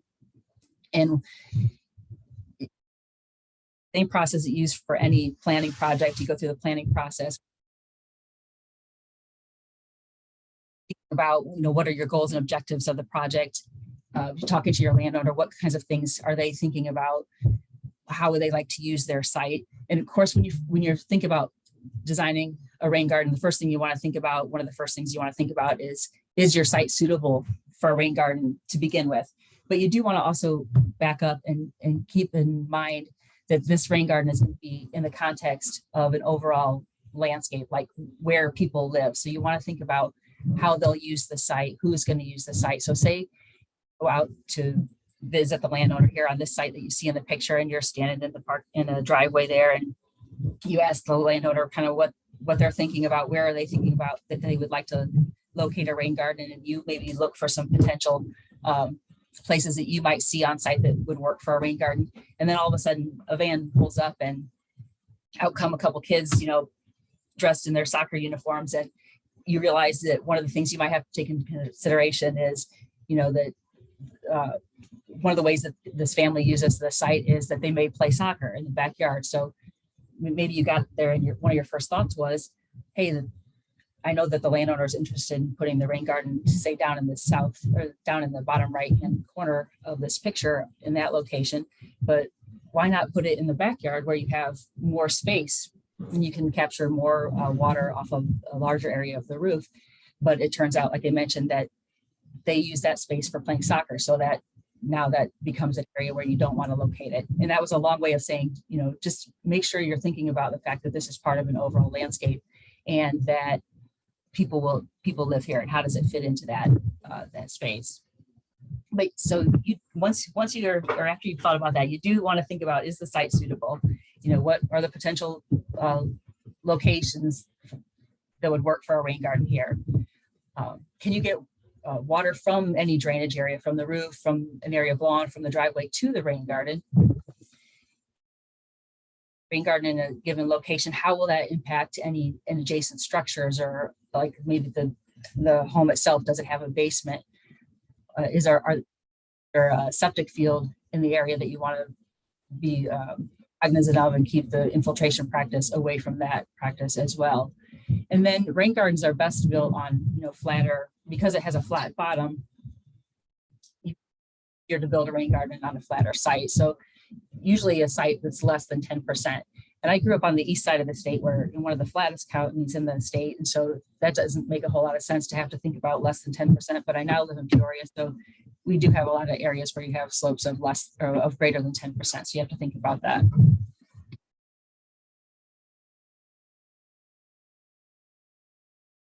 That rain, here's that rain garden on the picture there. And you can see that they've built a rain garden, you know, away from the home, so that any water that infiltrates into the soil will not get into, say, if they had a bait downspouts that are directing water to the rain garden. And then they've actually armored the inlet and the outlet to make sure that they don't get any erosion or failure in those areas. And of course, when you get to the sizing of the rain garden, this first item actually is both part of the, will the site work for a rain garden, and how to size a rain garden, and that is the soil infiltration rate. You need to know, do you have soils that will allow any rain garden to, the water it held in any rain garden to infiltrate into the soil with 24-hour period. And you can do that using a PERC test. That's what we've outlined in our guidance document, but there are other ways to determine that as well. You'll need to look at, like, what is the overall drainage of the area. Here on this site, you've got, if you're looking at putting the rain garden in that lower right corner where the star is, see that the drainage area or water comes off of the roof, and it also comes off of a portion of that a landscape bed just adjacent to it. But as we all know, not all of the water from that drainage area is going to make it to the rain garden. And so you'll have to adjust that drainage area using a runoff coefficient or runoff coefficients, which are included in that guidance document that I just mentioned, the table that you see in there. Then once you've got your adjusted drainage area, then you'll have to calculate the overall volume of runoff. And for any rain gardens that are designed according to our standard, we've set a target of the 10-minute, 10-year storm event as our volume of water that we're wanting to capture. And so you'll have to calculate the volume using that particular number. That number in Illinois tends to hover around the 1-inch mark, depending on where you are in the state. So if you're on the east central side of the state, you're closer to 0.94. If you're in the southern part of the state, you're closer to 1.14, but it's in that 1-inch ballpark. And then you'll have to select your rain garden depth. And the rain garden depth is really based on how much water you can infiltrate into the soil in a 24-hour period. So if you can infiltrate 6 inches, that's the maximum depth that you can make your rain garden. If you more than that, then you wouldn't get your rain garden draining within the 24-hour period. And all that information is used to figure out what footprint it's going to need to be, and then you can begin to lay that out. Right. And again, here, this is the example that's in the guidance document, and it goes over, this is, what's the infiltration rate of the soil on the site? What's your drainage area? You'll have to adjust your drainage area using the curve number or the runoff coefficients in the table there. Where are you in the state, and what's your 10-minute, 10-year storm? You'll calculate your volume of runoff, select your rain garden depth, and then calculate your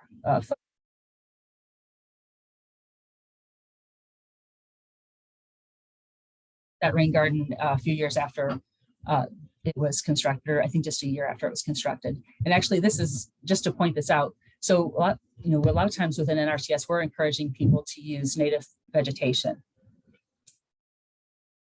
But when you take prairie plants from or native vegetation from a large scale prairie, you put them onto a smaller site, sometimes it can be challenging because of course the plants are large and you kind of lose the repetition and unity and pattern that you have on a larger landscape. And so so you have to add order to the planting using different methods. And in this picture here, I wanted to point out a couple things that they did to incorporate that into this planting.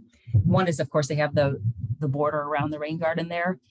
They've also selected some of the shorter prairie plants. You don't have like a big blue stem in there or a giant sunflower or anything like that. And then you can't see it yet because it's not mature, but around the edge of the rain garden, they've either planted a sedge or maybe like prairie drop seed to kind of to add a facer plant to that and create an edge around that particular rain garden. So the other documents that we have on the field office tech guide, one is the implementation requirement sheet. And it has space in there where you can put, your landowner information, address, basic information about the project. It also has information for planning and design, including things like, will your rain garden dewater within a 24-hour period? How far is the rain garden going to be in relation to any buildings or structures? Are the inlet and outlet locations stable? Do you need to do anything to address those? And then what kind of solar exposure are you going to need or what kind of solar exposure do you have on this site? So, you may have a site that has full sun, part shade, and full sun and shade are pretty straightforward. If you're out in the middle of an open space, it's full sun. If you're under some dense trees, you've got shade. Sometimes that part shade in the middle can be a little bit challenging to figure out, and you're going to be thinking about some other things, which I'll talk about actually when I get to the plant list. And then there's space in there where you can put your design details for your rain garden,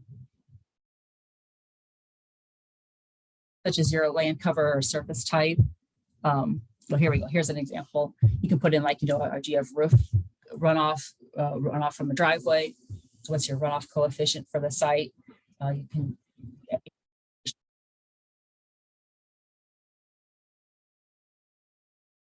So all that is kind of laid out here in this design detail sheet. Are you able to use the soils in place? Do you have adequate infiltration, or will you need to amend the soil in any way? There's a spot in there if you need to, or for including a layout of your project or the plan for your project. Now we've included this grid in here. Ideally, you would use something like AutoCAD or ArcGIS to. People don't have access to that. They can use something like this, like whatever plan they put together. If it's coming through, agency, and then any project that you're working on, you want to make sure that it's to the level of quality that the rain garden can be constructed from the plan. Have a place in there for the plant materials that you're going to be you'll be using. This is your planting list, and it includes information about what species will you be using. Of course, it's always best to use Latin names. Sometimes two different plants can have the same common name. If you use a Latin name, you're more likely to get the plant.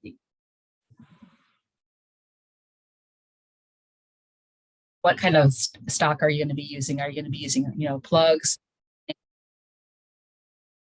lap, depending on what size, if you're using trees or shrubs, and then seed too. But I would mention here that seed is typically not recommended for rain gardens, simply because unless you can keep the runoff from the rain garden until the vegetation is established, because as you can imagine, if you put seed down and then you get a rain event and you have 6 inches of water in your rain garden, then all of a sudden all your seed floats off to one side of your rain. There's a spot in there for spacing of your plants, total number of plants, and then if you want to use symbols on your as well. There is a cross-section sheet, and these two cross-sections look pretty similar, but the top one is actually for a an excavated garden. And the bottom one is a garden where you can include the depth of your rain garden and the depth of any mulch layer that you include, or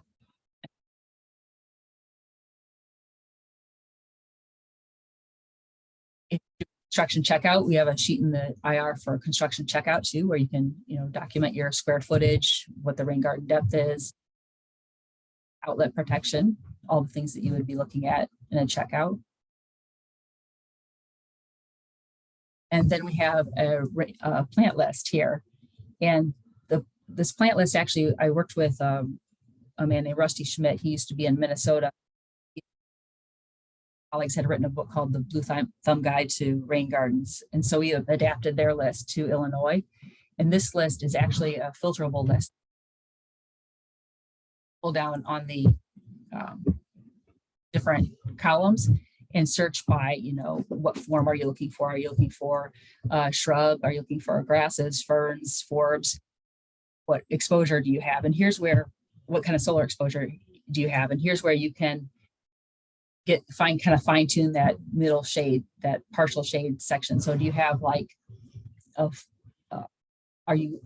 is your site on the east side of a house where you're going to get like gentle morning sun? Or are you in the west side of the house where you're going to get hot blazing afternoon sun? Are you underneath of an area where you have high branching trees where you've got a lot of dappled light, or do the trees hold their branches further down to the ground, and do you have like deeper shade there? Search by color. You can search by when the plant will bloom. If you say you're trying to do a pollinator planting in your rain garden and you want to have plants that flower early in the season, during the mid-season, and then late in the season, you can use that to help you. There's the height of the plant, and then where in the rain garden will the plants be located?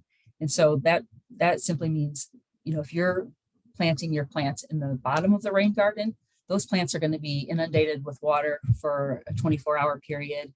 It's going to be the wetter part of the rain garden. If you're planting your plants up on the sides of the rain garden, you have a little bit of a drier area. It also designates, the front of the rain garden or the back of the rain garden. And that's really, the front of the rain garden are the shorter plants that could be used for facer plants. The back of the rain garden will be your taller plants. And then there's spacing information, what planting zone you're in, and whether the plant's native to the Midwest or not.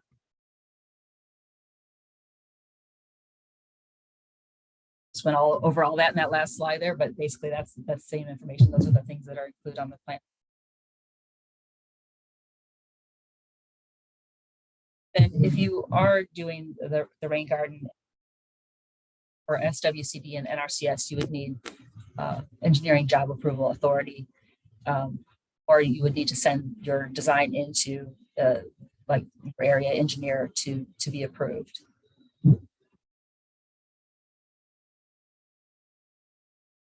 That's kind of an overview of what is a rain garden, why a rain garden, why build one, and then the resources that we have on our field office tech guide. Are there any questions? Can they answer any questions?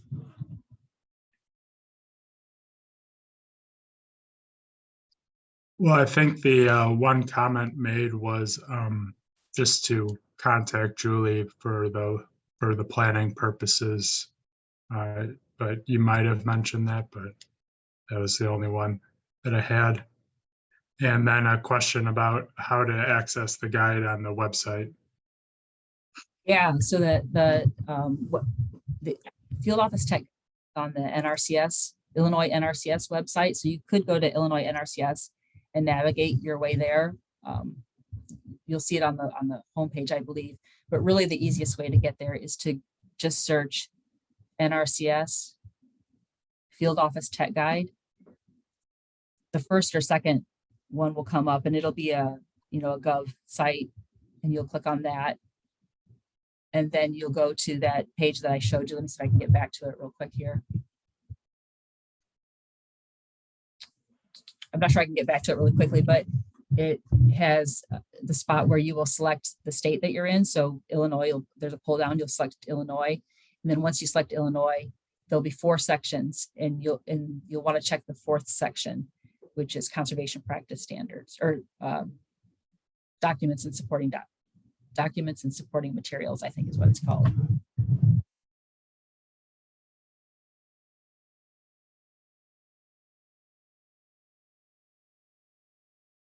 Okay, I think that's it that we had for questions. So thank you very much, Vicky.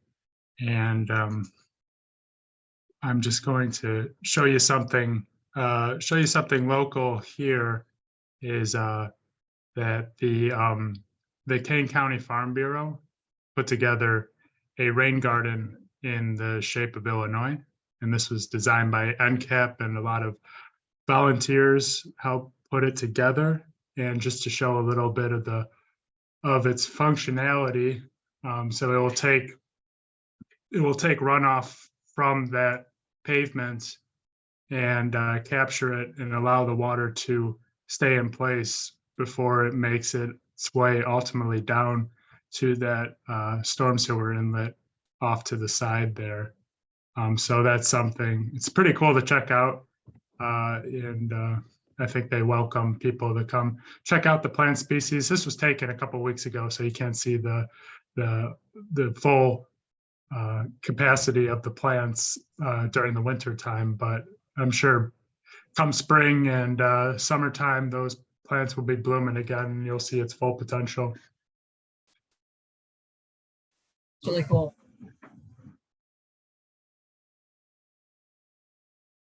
So it looks like we're a little ahead of schedule here. So we will take our last break till 12:45 here, and then we'll get started again.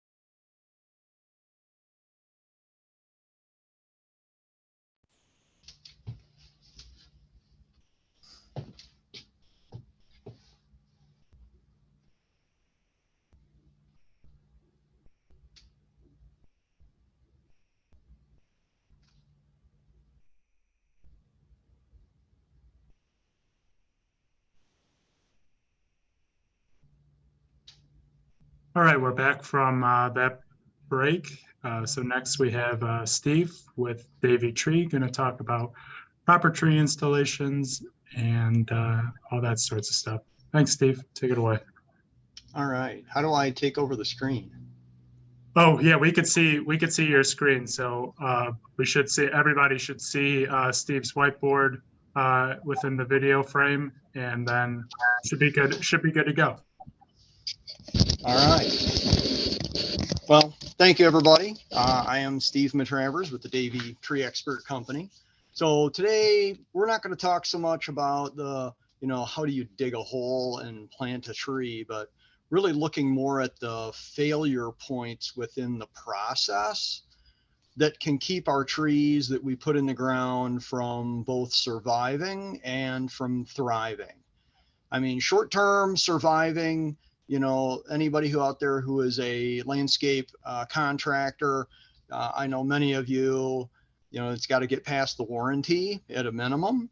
But long term, we want our trees to go into the ground and really thrive. We want our trees to not get stunted at any point in their growth by not having the adequate its needs met, those kinds of things. So we're going to talk today about the failure points within the process that can keep our trees from thriving. So I'm going to try and save you from one more PowerPoint presentation by doing this live here on the whiteboard. This is going to look a little bit like the old flannel graphs. Those of you that have been around long enough to know what that means. One of the first things was mentioned actually earlier on in the chat. When we're talking about planting a tree, of course, the first thing we do is contact Julie. We contact Julie for utility locate for two reasons. Number one, and for the foremost, it's for our safety. We want to make sure that we're not hitting electric lines, of course, anything of that nature. But we do it for a second reason. If we have had a Julie locate done and we still end up hitting a utility in the area that was marked, it's no longer our bill to pay. We as a landscape contractor or public municipal person, something like that, it's not our responsibility to pay for that repair of that utility if we've had Julie out to take care of proper marking. So those are our two reasons there. Okay, way before we even get into the planting, one of the things I really want to talk about is handling the root ball when we're moving the tree around. What we don't want to be doing is using the top part of that tree to move that big, heavy root ball.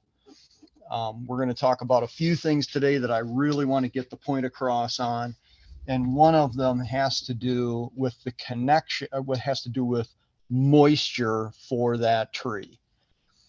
All of the moisture that this tree has to live is what's currently, while it's ball and burlap in this situation, is in this root ball. And if we do something to use up all the moisture in the root ball, or if we do something to disconnect the roots from the soil inside the root ball, we've basically put the tree in a drought position, which is going to weaken it.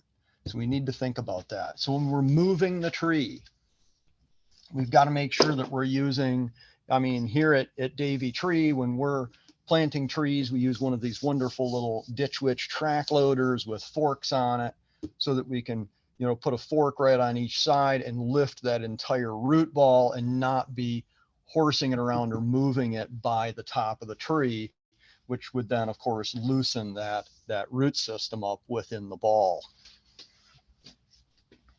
So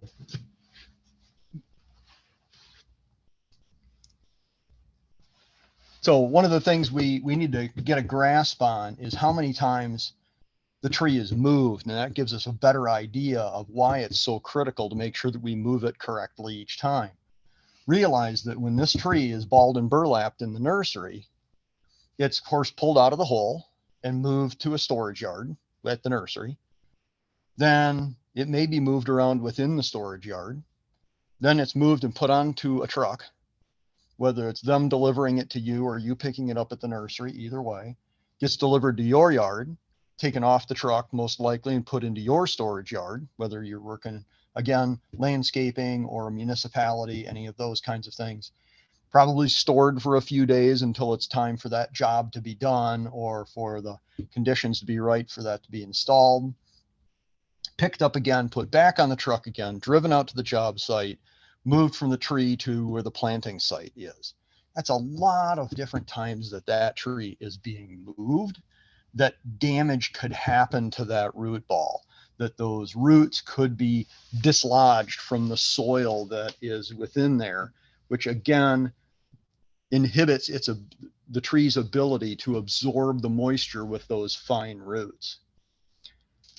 So another thing that goes right along with that is making sure that when we're transporting the tree, that we're tarping that top.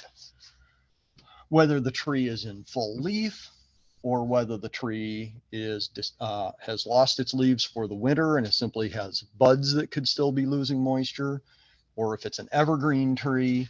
Again, the only moisture that this tree has is what is in this root ball. If while you're driving down the road at 50 miles an hour, there's so much desiccation going on up here in this treetop that it basically sucks all the moisture out of this root ball while you're driving down the road, we could be basically planting a dead tree, sort of like a Christmas tree that you buy at, at Christmas time from wherever you buy it from. It's no longer got the moisture enough in the root ball to keep the tree going at that point. So tarping is critical when we're moving our plant material around. Okay, now we start to get a little more into the actual planting of the tree. Of course, we all recognize we need to dig a hole. In our standards, we always talk about a hole that's roughly twice the width of the root ball. Now, there's a very important reason for that I believe. There's a lot of people say a lot of different things, but my biggest concern, and we'll talk about it a little bit more, is the importance of how well you backfill the space around the tree. And you simply need adequate room to do that. So that's one of the reasons why that hole is dug so wide around the tree, is to allow us room to work in there. Next thing we're going to talk about, now that we've talked about width, is depth. This is critical. I, as an arborist, one of the reasons I talk to just about anybody that I can get to listen to me talk about tree planting is I'm the one that sees trees planted poorly. I'm the one, and for a number of different reasons that inhibit their health, make them unhealthy. And then part of my job is to try to repair that in some way. So many times we can solve a lot of those or prevent a lot of those issues by simply planting the tree properly in the first place. So one of the things we need to be careful of, whether you are the person that purchases plant material for your organization, or even if you're the person who simply accepts it on a job site, one of the things we need to be looking for is how well that root ball is constructed. So we're going to swap out root balls here and sort of take a look at what ideally a root ball should look like if we took it sort of in cross section. What we want is a really good root flare coming down the trunk. We want to see that root flare where those first roots come out, right there at the top of the root ball, right where your tying twine and stuff is. We want to see that flare right there. We want all the roots really up here in that top portion of the ball. That's going to allow us to get a really good planting. Number two, as we all know, our root balls are narrower at the bottom and wider at the top. So if that root system is way up at the top of the ball, that's going to give us the most root system. We're getting as much of the root system as we can from the nursery. What we want to be very careful of is getting root balls that, for whatever reason, whether that's due to cultivation for weeds, or there's a number of other different reasons why it can happen, where we end up with a root ball where the root system is down in the ball quite a ways. Now, if it's a inch, 2 inches, maybe even 3, not too terrible. We need to know this before we install the tree, because as we can see from our diagram here, then that relates to how deep the hole is dug. Ideally, this tree should be planted clear up here, and then the top portions of this ball would then get sort of torn apart and the excess soil removed to get that root system right up there at the top where it needs to be. But we need to know how deep to dig that hole, of course, before we get to the bottom of it. Whenever if you end up in a situation where you have to backfill a hole, it's never going to get quite as well compacted underneath the tree as the original parent soil would be. So what that means is you've dug the hole a little too deep because you didn't realize you had this kind of situation until it was already installed. Maybe you put some backfill in here, tried to compact it to your best, but what you're still going to end up with is some settling, and now that tree is planted too deep. Trees that are planted too deep can create a number of different issues. Number one, bark that is up here on the tree trunk is really designed to keep airborne and airborne things and wet out of the tree, but not necessarily soil-borne things, or to stay wet all the time, like the bark on a root system is designed to be able to do for the tree. Also, it gives us then the potential to develop girdling roots, a root that comes off of that root system and starts to grow around it, or you start to build or grow adventitious roots up in here that come off and start to create basically a second layer root system in that, whether that's in the ball or whether that once it's been planted to develop that. So I want to look at another teaching tool that I use quite regularly. This is something I built years ago. Now I'm going to warn all of you, camera is going to move. I know that sort of shakes people up sometimes, so be aware, camera's moving. This is my friend, the truffula tree. Sometimes I'm referred to as the Lorax, and there's a reason why. I'm one of the only people that has an actual truffula tree. So this is a root ball that I made years ago.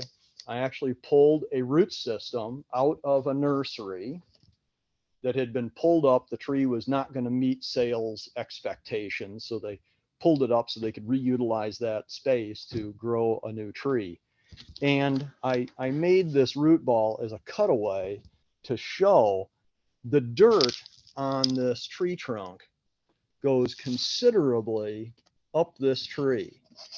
That's roughly 8 inches or so up the tree trunk. And you can see, it's a little hard to see on a camera, especially with my lighting, but there's a root right here. I talked about the tree developing new roots higher up in the root ball or higher in the soil if that root system is simply buried too deep. That original root system is a good 8 inches down into that root ball, and the trees tried to compensate for it by popping out new roots along the tree trunk. If we tried to plant a tree that came to us in this situation, if we lived by the old adage of planting the top of the root ball at the top of the hole, we would have planted this tree 8 or 10 inches too deep.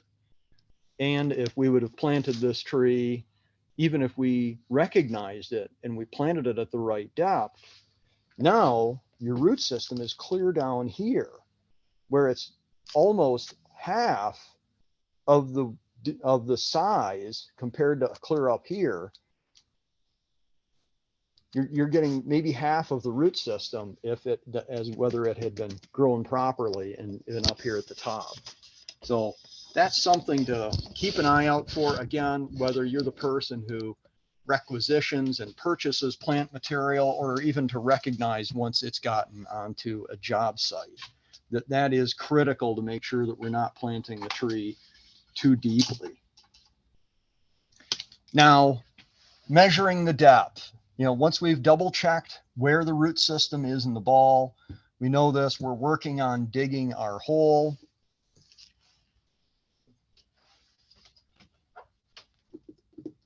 One of the most important things we do, of course, is figure out, you know, how deep that hole needs to be dug. So I talk to people regularly, you know, how do you measure a root ball? Well, of course, obviously the easiest thing to do, throw your rake across the hole so that you know you have a good level. That way, even if the ground is unlevel or one side of the hole is deeper than the other, you've got a good average out here in the middle. Simply use your shovel to measure that root ball. Why do you use a shovel and a rake? Because you have them. They're right there, very easy to access, very simple tools to have with you. Of course, we always have them. Once we get that depth figured out and we know we've got the correct depth, we'll talk about a few other steps in a moment here, actually, before putting it into the hole. But we want to make sure that that root system is right up here, just at or slightly, just barely below the soil surface on the sides. We can be off by planting the tree a little too shallow and not have significant harm to your tree long term. If we plant that tree too deep, we're going to have issues. We're going to get girdling roots. We're going to get other problems with the tree. So it is very, very important to make sure that we get that planting depth correct.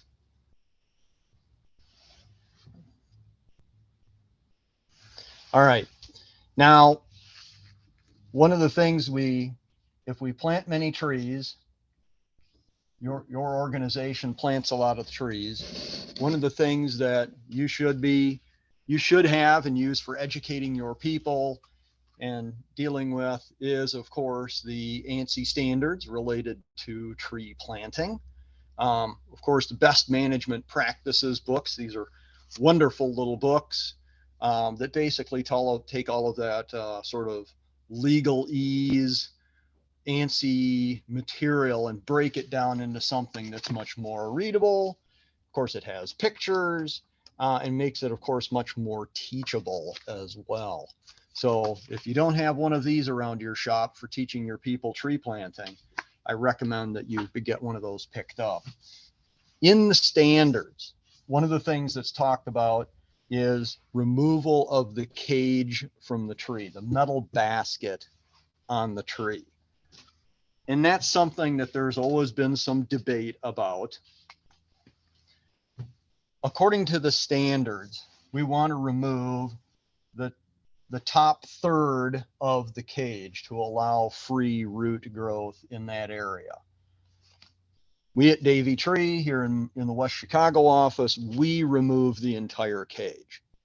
Now, one of the things I made a big deal about a few minutes ago was making sure that we respect the integrity of the ball and making sure that we keep that root to soil connection so that the tree gets an uninterrupted supply of moisture. So how do we take that cage off, get it in the hole, and protect that integrity? Here's the way I do it.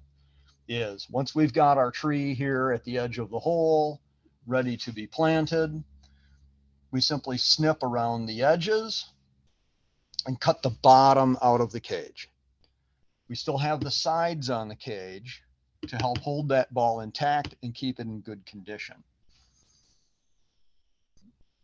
While we've got it over here on its side, this is a great time to go through the canopy of the tree. I'm not a big believer in pruning and thinning the tree. I want the tree to do those decisions for itself, but there might be broken branches, there might be dead branches, there might be some really weird little branch that's just really looks silly that your customers going to be concerned about. This is the time while the tree is laying over on its side to just go through the canopy, take the tags out of it, take any broken branches, dead branches, things of that nature out while they're much easier to reach.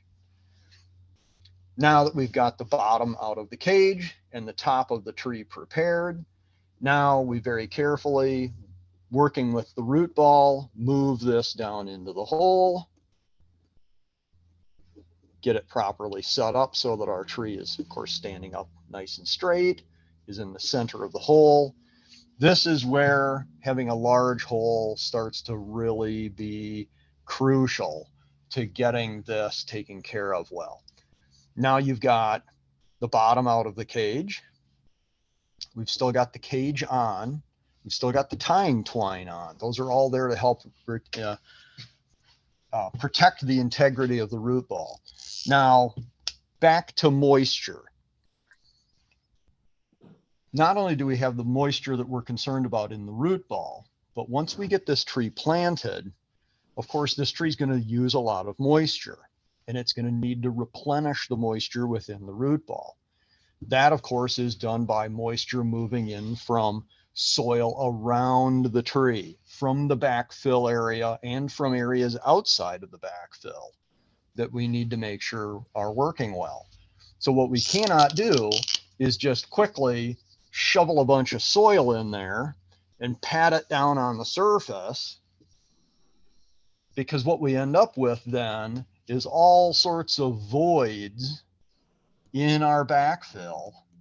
And every one of those air pockets inhibits the movement of moisture through that soil and can create some pretty significant problems for our tree keeping itself hydrated then over time.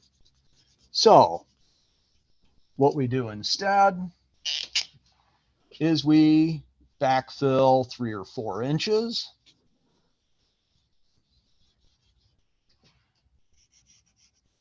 And then, of course, tamp that stuff to make sure that it is compacted. When I say compacted, I don't mean we want to make it into a brick, but we want to make sure we get all the air pockets, all the voids out of there. I tell people all the time, people say, what's the best tool? Should I use a sledgehammer, or is there some other tool that I should be using? Yes, the absolute best tool for compacting soil into the bottom of the hole is your boot. And that's for a couple of reasons. Just like with a shovel and a rake, it's always there. You've got it. It's handy. Number 2, if you start beating on that soil too hard, it's going to hurt and you're going to stop. Great ways of making sure that you're not over compacting your backfill. So now we've got the first 3 or 4 inches or so in there of backfill. That's helping to support and protect the integrity of the root ball there at the base. Now this is the time when we can very easily come in here and snip the cage in a couple of spots on either side and cut our tying twine and pull the remainder of that cage out. When my guys come back to the office at the end of the day, they've got their cages. It's very nice. You've got both halves of the cages, which are of course sort of round. They nest right inside of each other. You put the bottom right in there too. Makes it nice and easy to make sure that all the garbage is cleaned out of the truck at the end of the day. Now we've got the cage out of the way. We've cut a lot of that tying twine up here. We continue with our backfilling, making sure that we're getting all the voids out, stopping every few inches to keep working on making sure that we're doing a good job of compacting. Now we're getting the great majority of the hole filled. We're getting up closer to the top. Now is the time when we need to start thinking about the burlap. We've got all the burlap around the root ball. We're going to go back to the moisture topic. If you haven't figured it out, I go deep into the thing on moisture. One of my biggest pet peeves with seeing trees planted poorly is seeing burlap sticking up at the base of the tree. Burlap can work just like a wick to draw moisture away from the root system and the ball of your tree. It'll literally wick the moisture around that root ball edges up to where it's accessing the air. And of course, it just loses it to the air. So when we're working hard to allow the surrounding soil to hydrate well, and of course, we're doing some additional watering, we don't want anything to inhibit that by drying the tree out in excess. So what I normally recommend is to come here a little below what I refer to as the shoulder of the ball and simply cut the burlap off the top. Oh, it could be 5 or 6 inches of the root ball, and remove all of that burlap. If there's burlap down in here, I'm not too worried about it. Yes, burlap will rot, will decay with time, with moisture, those kinds of things. But we want to make sure that it never has a chance to reach the air up here at the top. So we're going to take it down off the shoulder, simply cut that, take that away. This is also a really good time to take away our tying twine that's wrapped around the base of the tree. Tying twine, the number of trees that I still see occasionally that have tying twine wrapped around the base 5 years later and it's girdling the tree is still a little upsetting. So make sure that we've got the tying twine off. This is a great time to make sure that you get all that tying twine out, put it in with the cage materials to be loaded back onto the truck.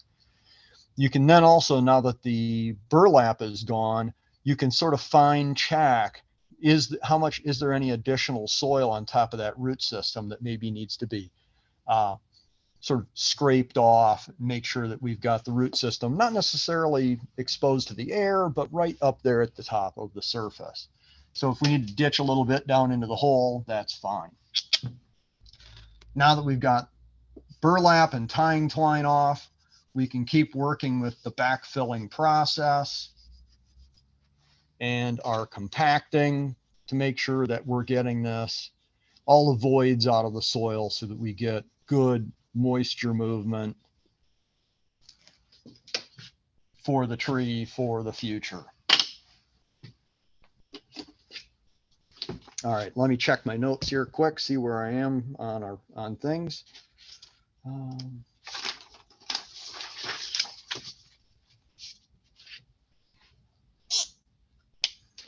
Okay, mulching is one of our next things. Now that we've gotten pretty well to the top, pretty well got this tree planted, we want to talk about mulching because, of course, back to moisture, we want to put a mulch on here that's going to do a couple of things. Number one, we want anything that's going to rot or decay, things that will add organic matter to the soil. Those are the kinds of things that we want. So that could really be, that could be the finest of cocoa hulls, which are sometimes used for mulch. Very expensive, very fancy, beautiful. Decays and rots just like many other things. On the other end of the spectrum, it could be the wood chips that came out of the Davy tree wood chipper yesterday. As far in my mind, they work pretty equally well to help shade the soil, to inhibit root growth or inhibit weed growth, and to minimize moisture loss.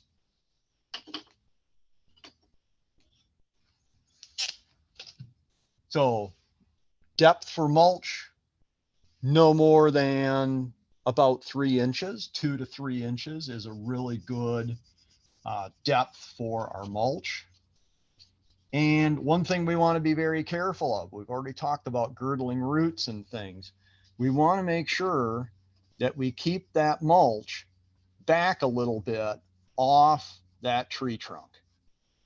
We all are aware, I think with the group here that we have today, when we're talking about rain gardens and wonderful things like that, I think we all understand the dreaded volcano mulch and how terrible that truly is.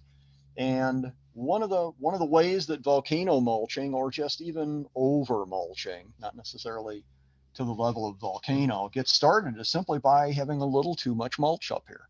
Then as that rots and decays and we put the next layer of 2 or 3 inches of mulch on in a year or 2 years, it can just slowly build up. So I always make sure that that root flare is visible and keep that mulch back by probably a good 3 inches or so, just to make sure that we never start to get that development of excess mulch up around the base of the tree. One more thing then, of course, is watering to keep our tree healthy over time. Now, for some of you, this may be something that is in your control. For some of you who plant the tree and that's the customer's responsibility, or maybe a homeowner, if you're someone from a municipality and you're trying to work with them on helping to water. In my opinion, one of the most important things of watering isn't so much how much, but how often. When you water a tree, we want to water it very heavily. Because as I talked about before, not only is there the moisture in the root ball and the moisture that we're going to be pulling from in the area that we backfilled from the hole that we dug, but ideally we're going to be pulling moisture from way out here in these areas, all well outside of and very likely even underneath the tree. So we want to soak this entire area as well as we can, so that as this root ball dries out, it can move moisture back from the area, of course, of highest to lowest concentration. So we want to water very heavily, but then we don't want those roots to simply sit in water for long periods of time. So that's where the timing comes into effect. If we're only watering this new tree, we're watering it very heavily, but we're only doing it once a week, we're going to do a great job of watering that tree, because we're soaking all of this. We want to fill the sponge. Many times my customers tend to get it better when I talk about loading this entire area with water as a sponge, as a reservoir, to help rehydrate this root ball as it dries out. And then over the next week or so, we're going to use up the great majority of that water. It's going to be moving back into that root ball to help keep that tree in good shape and keep it thriving. So if we minimize how often we put down the water and maximize how much water we put down when we do it, we'll do a very good job of watering our trees. One of the worst things we can do is water, not necessarily too much, but many times I see people simply watering too often creates problems with their tree, much more than how much they're putting down, because they're keeping this area up here very, very wet, and they're never really allowing this area down here to act as that reservoir to refeed the root ball with moisture. So that's one of our biggest problems that I tend to find in tree planting. Now, I'm not seeing, do we have any questions? I've been talking, I've been trying to keep an eye on the chat, and I haven't been seeing any. Are there any questions? No questions that I could see. People have been very shy today, so keep on going. All right. So let me see if I can figure out the sharing the screen thing, because one of the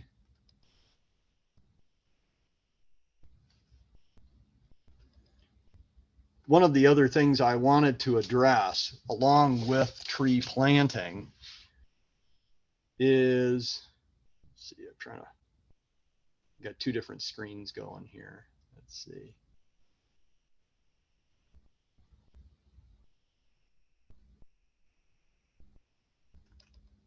No, it's not what I'm looking for.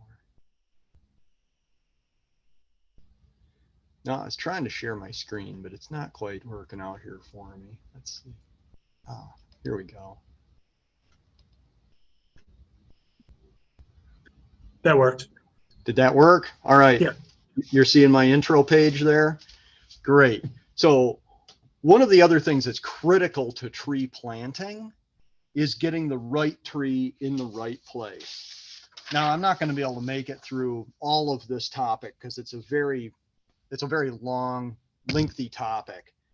So, but I want to try and hit some of it because it is very, very important. So first, we talked about Julie before in this process.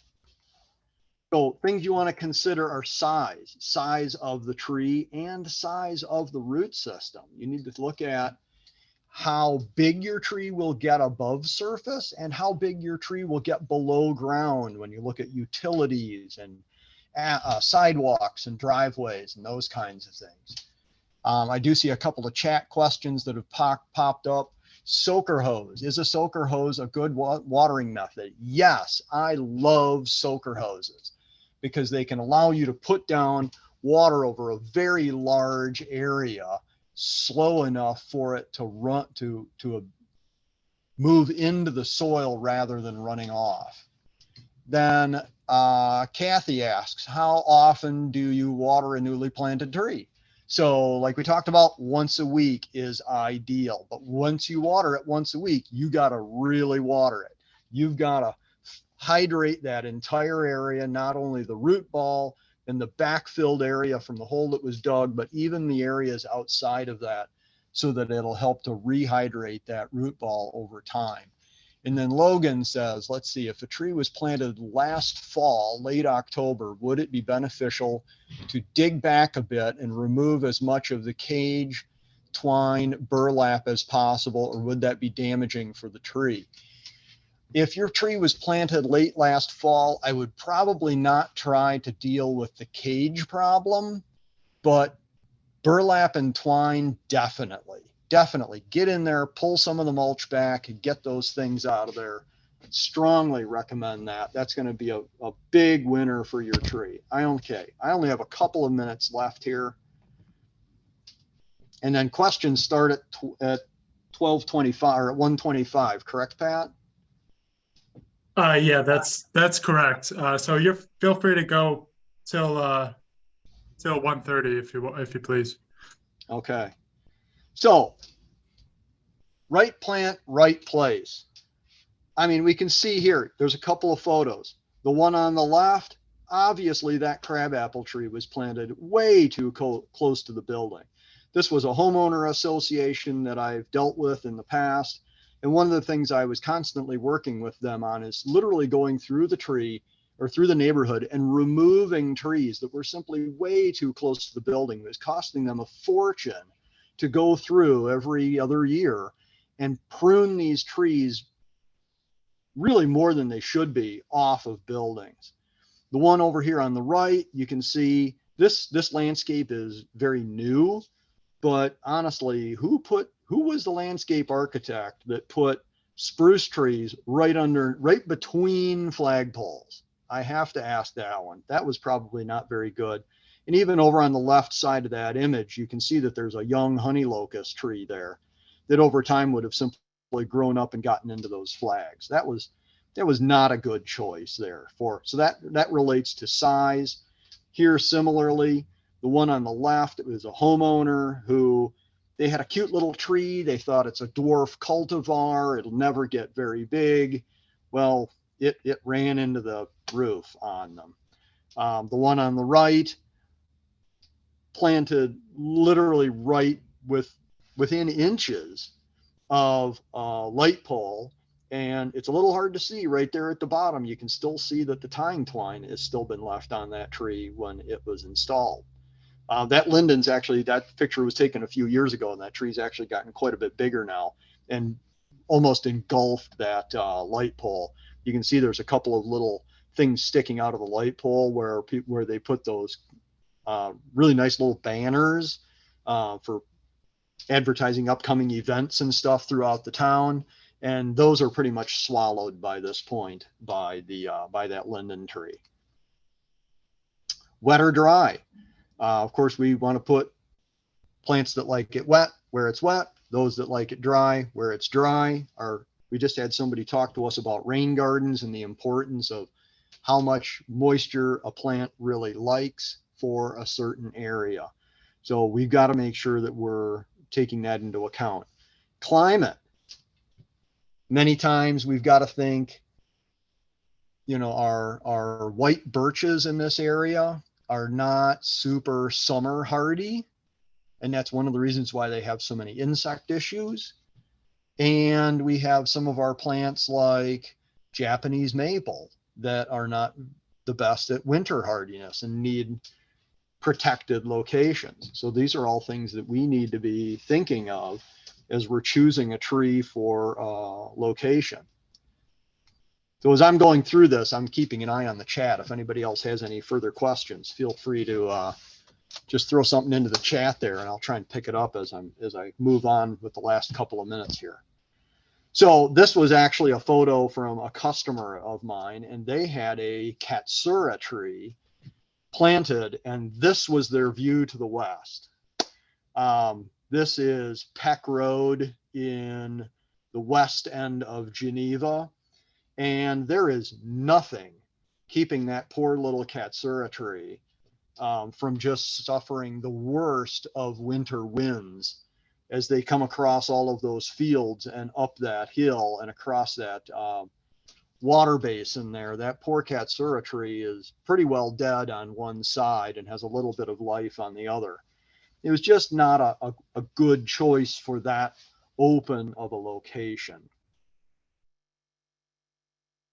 Soil, we need to think about soil when we're choosing.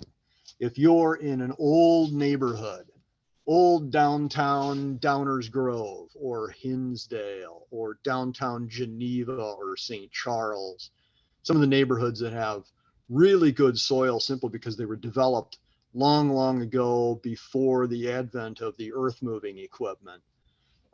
You probably got good soil, or if you've specifically set it up to have good soil, then you might be in good shape. But if you're simply planting into a subdivision or a parkway setting, you may need to limit your choices to plants that you know will tolerate poor soils and maybe not be quite so, have such concerns with it.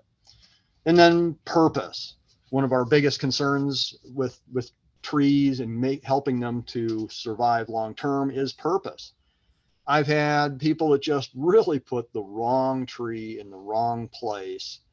An evergreen that blocks a view that they didn't want blocked. We saw that one photo before about with the flagpoles. People who wanted a view blocked and didn't put the right tree in to actually accomplish that. Or they wanted something really pretty to look at out of their front window, and they ended up planting a shade tree, which down the road ended up with a canopy so high in the air that they couldn't see the tree anything other than the tree trunk. So think about purpose for the tree. What are we trying to achieve with a tree? That's going to go a long way towards helping us to pick the right tree. Think about soil, think about climate, think about whether it's a wet or dry location, and how much not only above ground space we have, but below ground space that we have for that plant to grow. Is that good, Pat? Yeah, that should be good. I think we got one last question, and that should bring us to the last presentation here. So if you want to take that one, Steve, and then we'll wrap Okay, up. Vicky asks, if you could improve how we develop subdivisions to improve survival of vegetation, what would you do that was ideal, and what would you like to see that is within reach? Now, I must admit, subdivision development is hard. One of the reasons why we have so much clay soil in subdivisions is simple because it makes for good foundations for homes. It makes for homes that don't fall apart over time, but it does make it very difficult for growing plant material. So maybe there could be ways of making sure that the adequate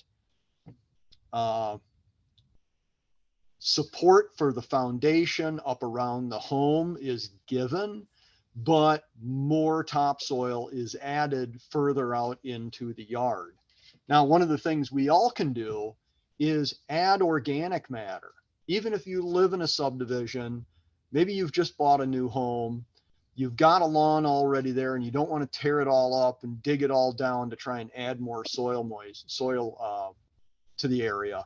Is you can add organic matter. You could be top dressing with compost. You could be adding biochar to help improve that soil quality, the nutrient holding capacity of the soil, the moisture moving capacity of the soil. There are some great things that we can do even with existing poor soil to help it over time to become better. Thank you. Thanks, Steve. Okay, next we have Logan and Andrea are going to talk about the Mahoney Creek Watershed Planning Project out near our office again in the Batavia region. So let me stop that, and whenever you guys are ready, go ahead. All right, Patrick, are you able to see our screen? Give it a second. Yeah, you're good. All right, perfect. All right. So I'm going to get us started. I'm Andrea Pedraza, Assistant City Engineer for the City of Batavia, and Logan Gilbertson with HR Green. We've kind of been working on this project for quite a few years. It's a compilation of two projects. Mahoney Creek is one of two creeks that are completely within our city limits. And we've had quite a bit of issues and drainage concerns. So we had HR Green start looking at this back in 2020, I believe. So Logan, I will turn it over to you. All right, thank you, Andrea. All right, so my name is Logan Gilbertson, been with HR Green for about 12 years and been attending this conference for quite a long time. I want to say almost 8 years, if it's even been going on that long. But Patrick, thank you for keeping this going. And thank you for inviting us to present here. All right, so the next thing I'd like to really get into is give you a quick agenda, let you know what we're going over today. And I know we're the last ones here today, so we got a pretty quick presentation, only 87 slides for you. But, give you a heads up on what we're actually going to be talking about. And I will get right into it. We got a lot to cover. Just a heads up, we really don't have 87 slides. All right, the project location, Andrea mentioned, City of Batavia. This is in Kane County, and Mahoney Creek by far is my favorite stream in Batavia on the east side of the Fox River. It's a beautiful little stream. Total watershed tributary to it, where it joins the Fox, is about 2 square miles. It is a mapped floodplain on the main stem, and it has one tributary to it, lovingly called the Mahoney Creek tributary. All right, we'll go into the timeline on this. Andrea mentioned the city's been working on this project for quite a while, actually 15 years, and in the past 5 years has really gained a lot of momentum. In 2018, there was a study done on the Mahoney Creek tributary to look at just ways that they could reduce some of the flashiness of the stream. Much of Mahoney Creek is built with online detention, not a lot of detention basins, within the watershed. So portions of it are extremely flashy when you're upstream of these online detention areas.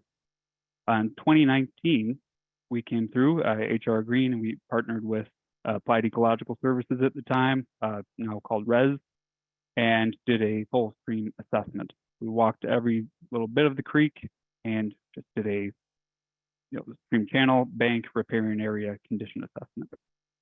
As we move forward through time, we actually did some implementation of projects that were identified in our stream assessment. And then, we're going to go over what the city is planning to do next. So, knowing where we've been recently, I'd like to take you way back in time, all the way back to the 1840s. So these are maps that originally, I believe it was some of the first surveyors who were coming through the area, platting out the state. And what they did was they typically would note where all the rivers were, all the streams, and what the land use was at the time. One thing we'd like to note about Batavia is that much of it was identified as timber in that blue box there. You can also see the Fox River on the west side of the screen there, and you can see Mahoney Creek here, nice sinuosity flowing up to the from the northeast to the southwest. Continuing our little history lesson here, and I hope you enjoy getting to see these. This is actually something we shared with a lot of the residents who lived along the creek, and it seemed like they liked to see the history of the creek that they lived along. So, 1939 aerials, many of you probably are aware of these, have seen them. They're free from the state of Illinois. And what it did on here was outline Mahoney Creek in orange, so it was a little easier to see. Still has a lot of sinuosity to it. And one thing that's totally different from the 1840 map is this tributary heading off to the southeast here. And that is the Mahoney Creek tributary. Considering it wasn't noted in the 1840 plat, but it's there 100 years later, it is highly likely that this was a farm ditch that was dug. Another reason, pretty evident that that's what it is that these nice 90-degree bends and perfectly straight runs, streams typically don't do that. As we learned from our stream restoration presentation a few back, they don't like to be totally straight. But you can also see on here, land use is no longer 100% timber. You have a lot of agricultural land, and you have the majestic city of Batavia, which is starting to be developed. The bridge, dam, a little bit of a point of reference for you. All right, now moving on to current day in the 2020s. So, things change over time, and Mahoney Creek is no exception. Much of the stream has actually changed in its alignment, as seen in blue on here. We still do have some areas that have a lot of sinuosity, but then other areas are much straightened compared to the orange alignment, the historic alignment. And yes, the orange and blue was chosen for the Illini, so go U of I. All right, another couple things that have changed, the watershed as a whole. We went from timber to agriculture, and now, as you can see on here, it's a whole lot of residential. Nearly the entire area is single-family homes, some multifamily homes, industrial in the headwaters, and also industrial down by the Fox River. And I believe I did mention there is online detention on this stream. So there's a few spots, you can even kind of see them in the aerial here, where there are dams built along the stream that were meant to actually store water within the channel. These areas are typically housed within a stormwater easement, but for the most part, they are fully contained on private property or property owned by the Park District. So the city of Batavia really doesn't own any of the stream except for where it crosses right away. So, Andrea, I know we went through our background here, but why did we do this whole project to begin with? Yeah, as I kind of mentioned, this is the only creek that's within the limits of city of Batavia. So every time it rained, we heard about it. And we started keeping track of that. If you remember on the agenda or the timeline back dating to 2008, we had analysis done on the tributary and we found some of the limits. So we've always had it in the back of our mind that we need to look at that. That area is not mapped on the floodplain. And this is a picture where the tributary and the mainstream converge. And as you can see, that's the online detention storage. But we wanted to look at assessing ways that we can improve any flooding, erosion, stabilizing the banks, and addressing the comments that the residents had provided to us. So with that, we wanted to analyze that and hired HR Green to look at all those different areas and even help us come up with some funding options for that. And like I said, the last item was we want to eventually be able to map this tributary and not have it impact our residents as much. So, and hopefully we can remove all of it off of their property. So with that, we started the stream assessment, and it was broken into 17 reaches, and those reaches were based on the topography, the channel width, and just the type. It is the Fox River is where it empties into, and in that area is a little bit of commercial industrial, and then it's sandwiched in between by residential on both the tributary and mainstream, and the upstream of the main line is all industrial area as well. We had both an ecologist and an engineer from AES, Res, and Assist Logan walking that creek, and there were ratings based on all the characteristics around it as well. We had a few bends in there that had some severe erosion, which were the ones that were with the 90-degree bend. So reach 1 5 and 11. We saw moderate to minor erosion throughout the stream, and reach 11 was by far the worst. That's heavily treed, and it's behind a subdivision that has a little bit of online, or I guess that pond, there's 2 ponds north and south of that area, and they straddle the creek. Those are their detention ponds. Just heavily invasive as well. And reach 8 is our best area, even though it does have one of those 90-degree bends. We did have a resident who shortly after improving their property sold it, but they installed over $50,000 worth of improvements on their own private property. For the benefit of themselves, they were losing land, and they went through the engineering and the permitting with assistance from the city, but it was something that they did completely themselves. And as I said, this was not done that long ago, a couple of years ago, and I think they sold the property within 2 years of completing the project. And let me move on and see what else I can say about this. The red is our severely eroded areas, and we have 13% of those. 40% had the minor erosion, which were in the green, and the yellow is severely eroded, which is 47%. Some of the green spaces, like Mahoney Creek tributary, reach 2, the city partnered with the Park District to reestablish the tributary in that, and put some native plantings, a sediment basin, and some hardscape in there, along with some riffles. So Logan, you happened to walk the creek back in 2020. What did it look like? All right, thank you. So yes, I did walk every foot of this stream, and with any urban stream in our area, they're pretty variable. I saw lots of different spots where we had really heavy erosion. I believe this bank was nearly 12 feet high, and kind of interesting geology in the area. You see it a lot with the tributaries to the Fox, but they've got exposed bedrock down towards the river, but as you work your way upstream, you're more of a standard channel.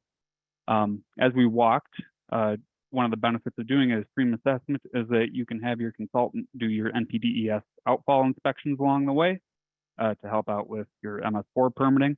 So that was one of the tasks we did. But just as I mentioned, it's highly variable. We had spots where we had this bad erosion. We also had spots where residents were just mowing right up to the edge of the stream and kind of gave it that golf course look. And then other areas where trees were beginning to be lost, exposed soil falling into the stream, just things of that nature. You would expect to see those on a urban waterway. So a few other just interesting pictures we found. Number of debris jams, these were noted and then relayed to the city, or in this case, IDOT, to have these removed from culverts or just within the stream itself. The bottom left picture there with the fences, I could tell you that I don't think that resident put the fence in like that. It's a pretty clear sign of lateral erosion of the stream. This picture at the top center here too. This is my coworker, Sylvia Kokoschka. She's about probably 5.5 feet tall, and you can just tell how big that bank is eroded there. And remember, this material was just highly erodible. It was very silty, very loose. If you went to just drag your hand along it, it all just fell in. So, lots of erosion going on. But not all was bad along Mahoney Creek. As I mentioned, the top left picture there were areas where the bedrock was exposed and it was an extremely stable channel. Andrea mentioned the top center picture there that they had recently done a stream restoration project, stream stabilization, in one of the Park District's parks. And we also had a few areas where residents were actually allowing a riparian buffer to exist, so they weren't mowing right up to the water's edge. Also in that bottom center picture, there's the private property owner who took it upon himself to actually put in some bank stabilization on the outside bend of a meander. So, with all that, Andrea, I believe our next step was to do some residential coordination, and we did this in March of 2020. So I think we had a couple challenges, didn't we? Absolutely. We had a project kickoff early March, I think it was the 4th. And then Logan got to walk the creek pretty much the day the world stopped.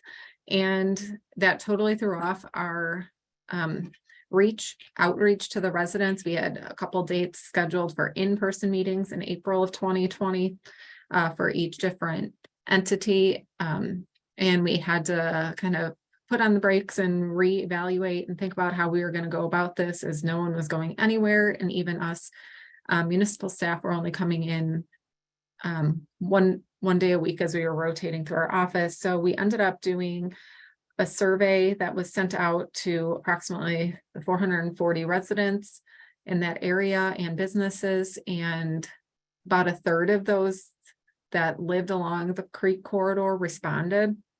They were asked information such as who they were, if their property is adjacent to the creek, any kind of concerns that they had regarding their property, with regards to the watershed as a whole in the stream, and what they thought of the stream as an amenity or a nuisance. So we were able to kind of compile those pieces of information and had a couple meetings with that and take those items into consideration. And with Logan's stream assessment, we were able to do a final report and brought that back to City Council in August. And then with that, we had a major component of a watershed-based plan already complete, and decided to continue to move on from that assessment to a watershed-based plan. And from that survey, we learned that the residents were actually concerned with the ecological health of it. We even have a few of the residents started a Facebook page for Friends of the Mahoney Creek. And it's not been active right now just because there's no projects currently going on, but they have used that as a source for information. And as I mentioned before, we were trying to find funds to help us with this creek. I believe it's close to 3 miles when you add both the tributary and the main stem, and HR Green suggested the watershed-based plan is the best option. It makes it viable for 319 grants. And so we completed that plan.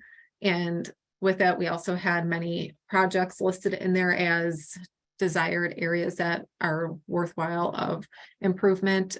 We submitted that plan almost a year ago and are hoping to get a response back from the EPA to be able to utilize that for that funding.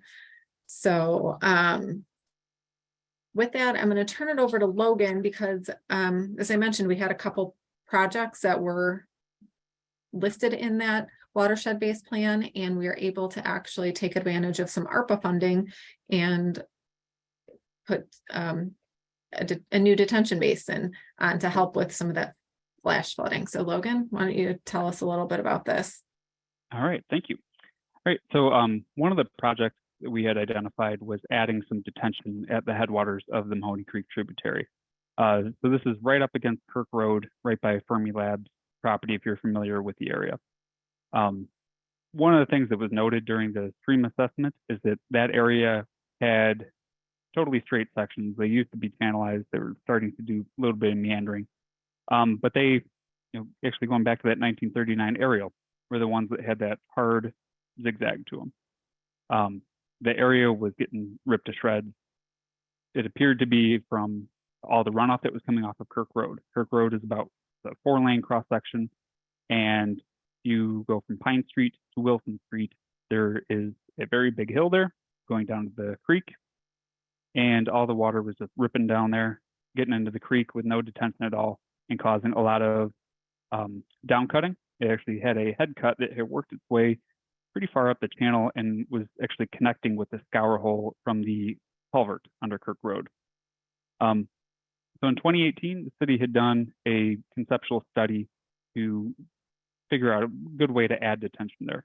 There was already a little bit of detention on Fermilab's property, but the roadway did not drain into it. And at the same time, a piece of property came up for sale immediately downstream of Kirk Road. The city jumped right on that, and we were able to design a detention pond there to help cut off some of the peaks and the flow coming out of there. So we'll go through a little bit of that project implementation and how it relates to soil erosion and sediment control. All right, so north is to your right on this exhibit, and just a brief explanation of how much volume was added here. Overall, I think we were at, I want to say it was over 5 acre-feet. Doing the math really quick there of how much was installed. Now, all these basins were designed to be naturalized detention ponds, basically a large rain garden, kind of feeding off the previous presentations there.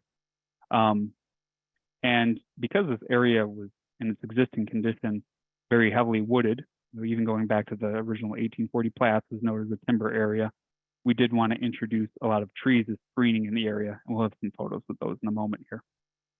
But Andrea, do you want to give a quick rundown on how these were funded with the city?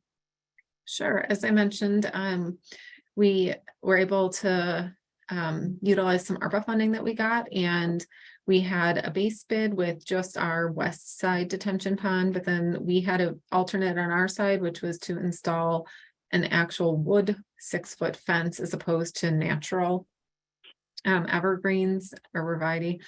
And an alternate for the Fermilab property. We were working in conjunction with Fermi, but just wanted to see how the bids would come in. We bid this out at the end of December because we had the northern long-eared bat to contend with the tree removal. We received 9 bids. You can see the ranges there. We decided to forego that wood fence and just went with the natural screening, and everything from preliminary with both our initial design and then changing that to our construction documents, our phase 3 engineering and our construction, all said and done, just shy or just over $800,000. And we had great coordination with both Fermi and KDOT to get this moving along. So with that, why don't we take a look at a few of the pictures that we have. B3 is the construction, they were the construction group that did the project and are on the monitoring and maintenance for the next 2 years. This last year was their first year, and they did have these pictures in their original report. This here is the tree removal, and you can see the existing ditch that had storm sewer runoff from the south, joining in with the tributary. And as Logan said, this piece of property became available. It was supposed to be given to the city originally, and not, the people did not maintain it. It was a lot of scrub trees, and we had cleared a little bit prior to this project, but this definitely was a drastic change.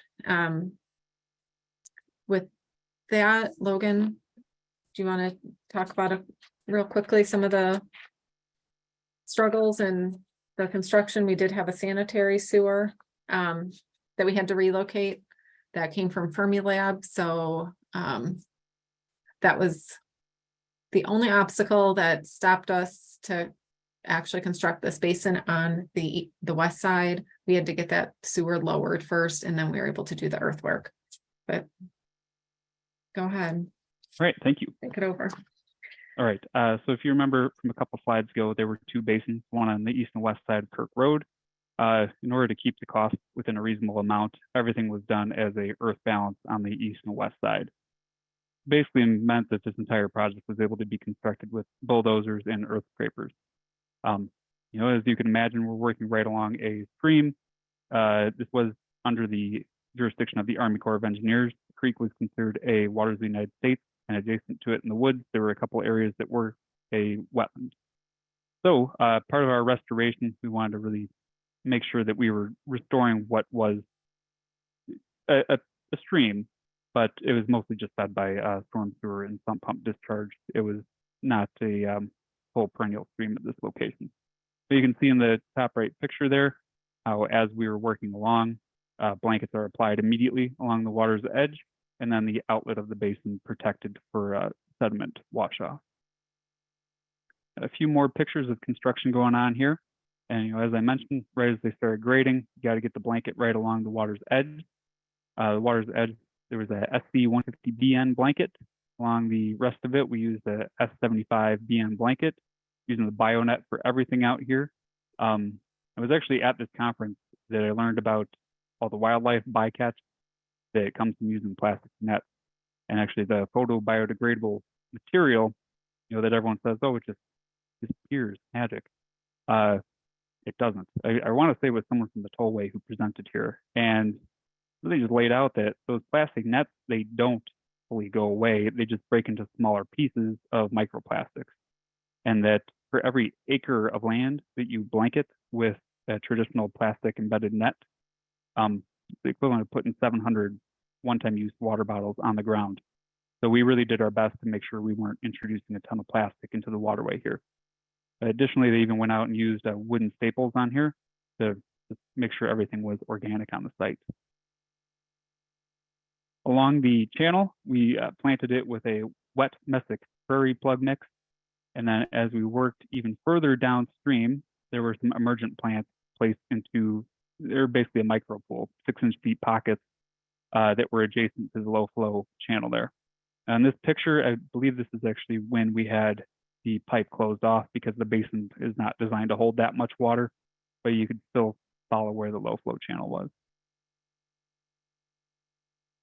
Right, now you start to see a little bit of our cover crop popping up through here and all of the trees installed. The mix of trees were a hackberry, swamp white oak, and sycamore out there. This was constructed as a stormwater detention facility. So what did it actually do to help fix flooding downstream? Per our model, it showed that a 10-year storm had a reduction of about 70% in the peak flow rate.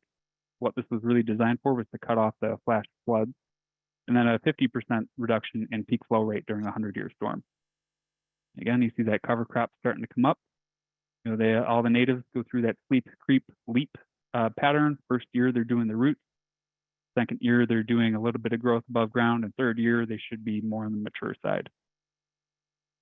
Andrea mentioned we did have to remove a lot of trees for this, and that residents lived along the western edge there.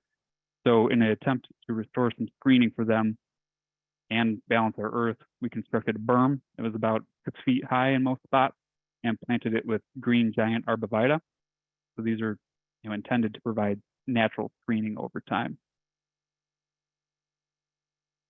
And then this is a photo of the bottom of the basin, the wettest area in September of 2022. And this area was planted with plugs. You can see in here a lot of the arrowhead starting to pop up. There's brown fox sedge, marsh blazing star, and also cardinal flower blooming in the first year, and certainly bringing in a lot of hummingbirds out to the site there. So overall, everything went totally smoothly, right, Andrea? Well, mostly. I will keep it short as we're running out of time, but as mentioned, with the watershed study, this project was also done during COVID, where the design was done, and we had residents home most of the time. And as I said, we worked with Fermi, although we know them locally, their federal organization takes a little bit longer. So we had to also work with the residents. That took a little bit of time, but our aldermen were amazing to work with and had our backs entirely. We had a former alderman that lived along the downstream end of this creek that flooded and kept on, even though after he moved, he would keep in touch with his old neighbors and remind them of the problems that he had. So with that, our next steps that we're going to look at are, as I mentioned, we are looking at some 319 funding. So we're going to continue to look at those as those are called and work with residents on ongoing ways to keep their banks stabilized and in the natural state. And Logan has helped us and assisted us to give the residents some plantings that they could do on their own in their yard. And so far, we've knocked off a couple projects on our list, but we still have quite a few with the assessment. We were close to $8 million worth of projects that we could find.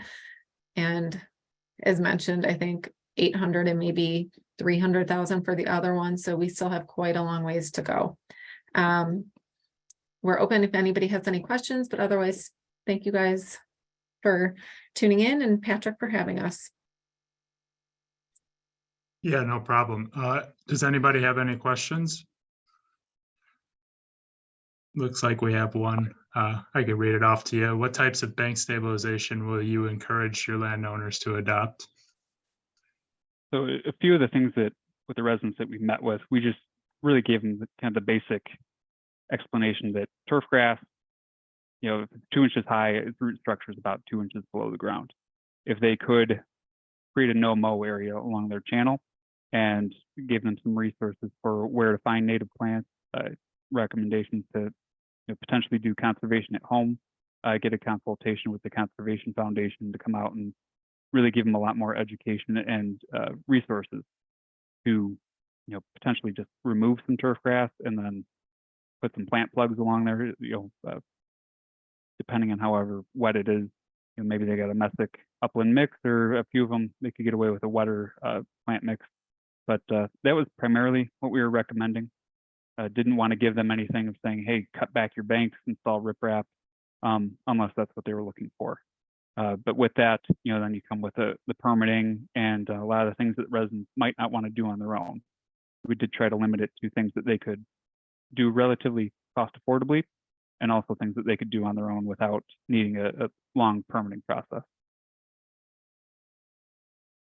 Yeah, it looks like Steve also said that he drives past there every day and it looks great. Yeah, it's quite a sight to see right off of Kirk Road. So I'd encourage people to go drive by it and see its progress. Any other questions from the audience before we wrap up here?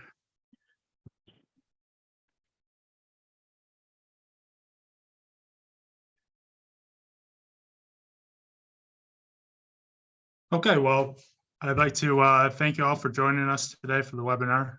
We hope you found the information shared to be useful and informative. We hope to encourage you to reach out to us if you're looking for any more educational opportunities or things you're looking for. We're always willing to put on these educational events. That's why the soil water conservation districts are here. I'd like to thank all of our guest speakers for the time that they put in, and my staff who have helped me put this together, Sue and Becky. And if you have any questions or any type of feedback, feel free to reach out to us, and we'll hopefully be getting those PDH credits out to y'all pretty shortly. So thank you, and take care, everyone.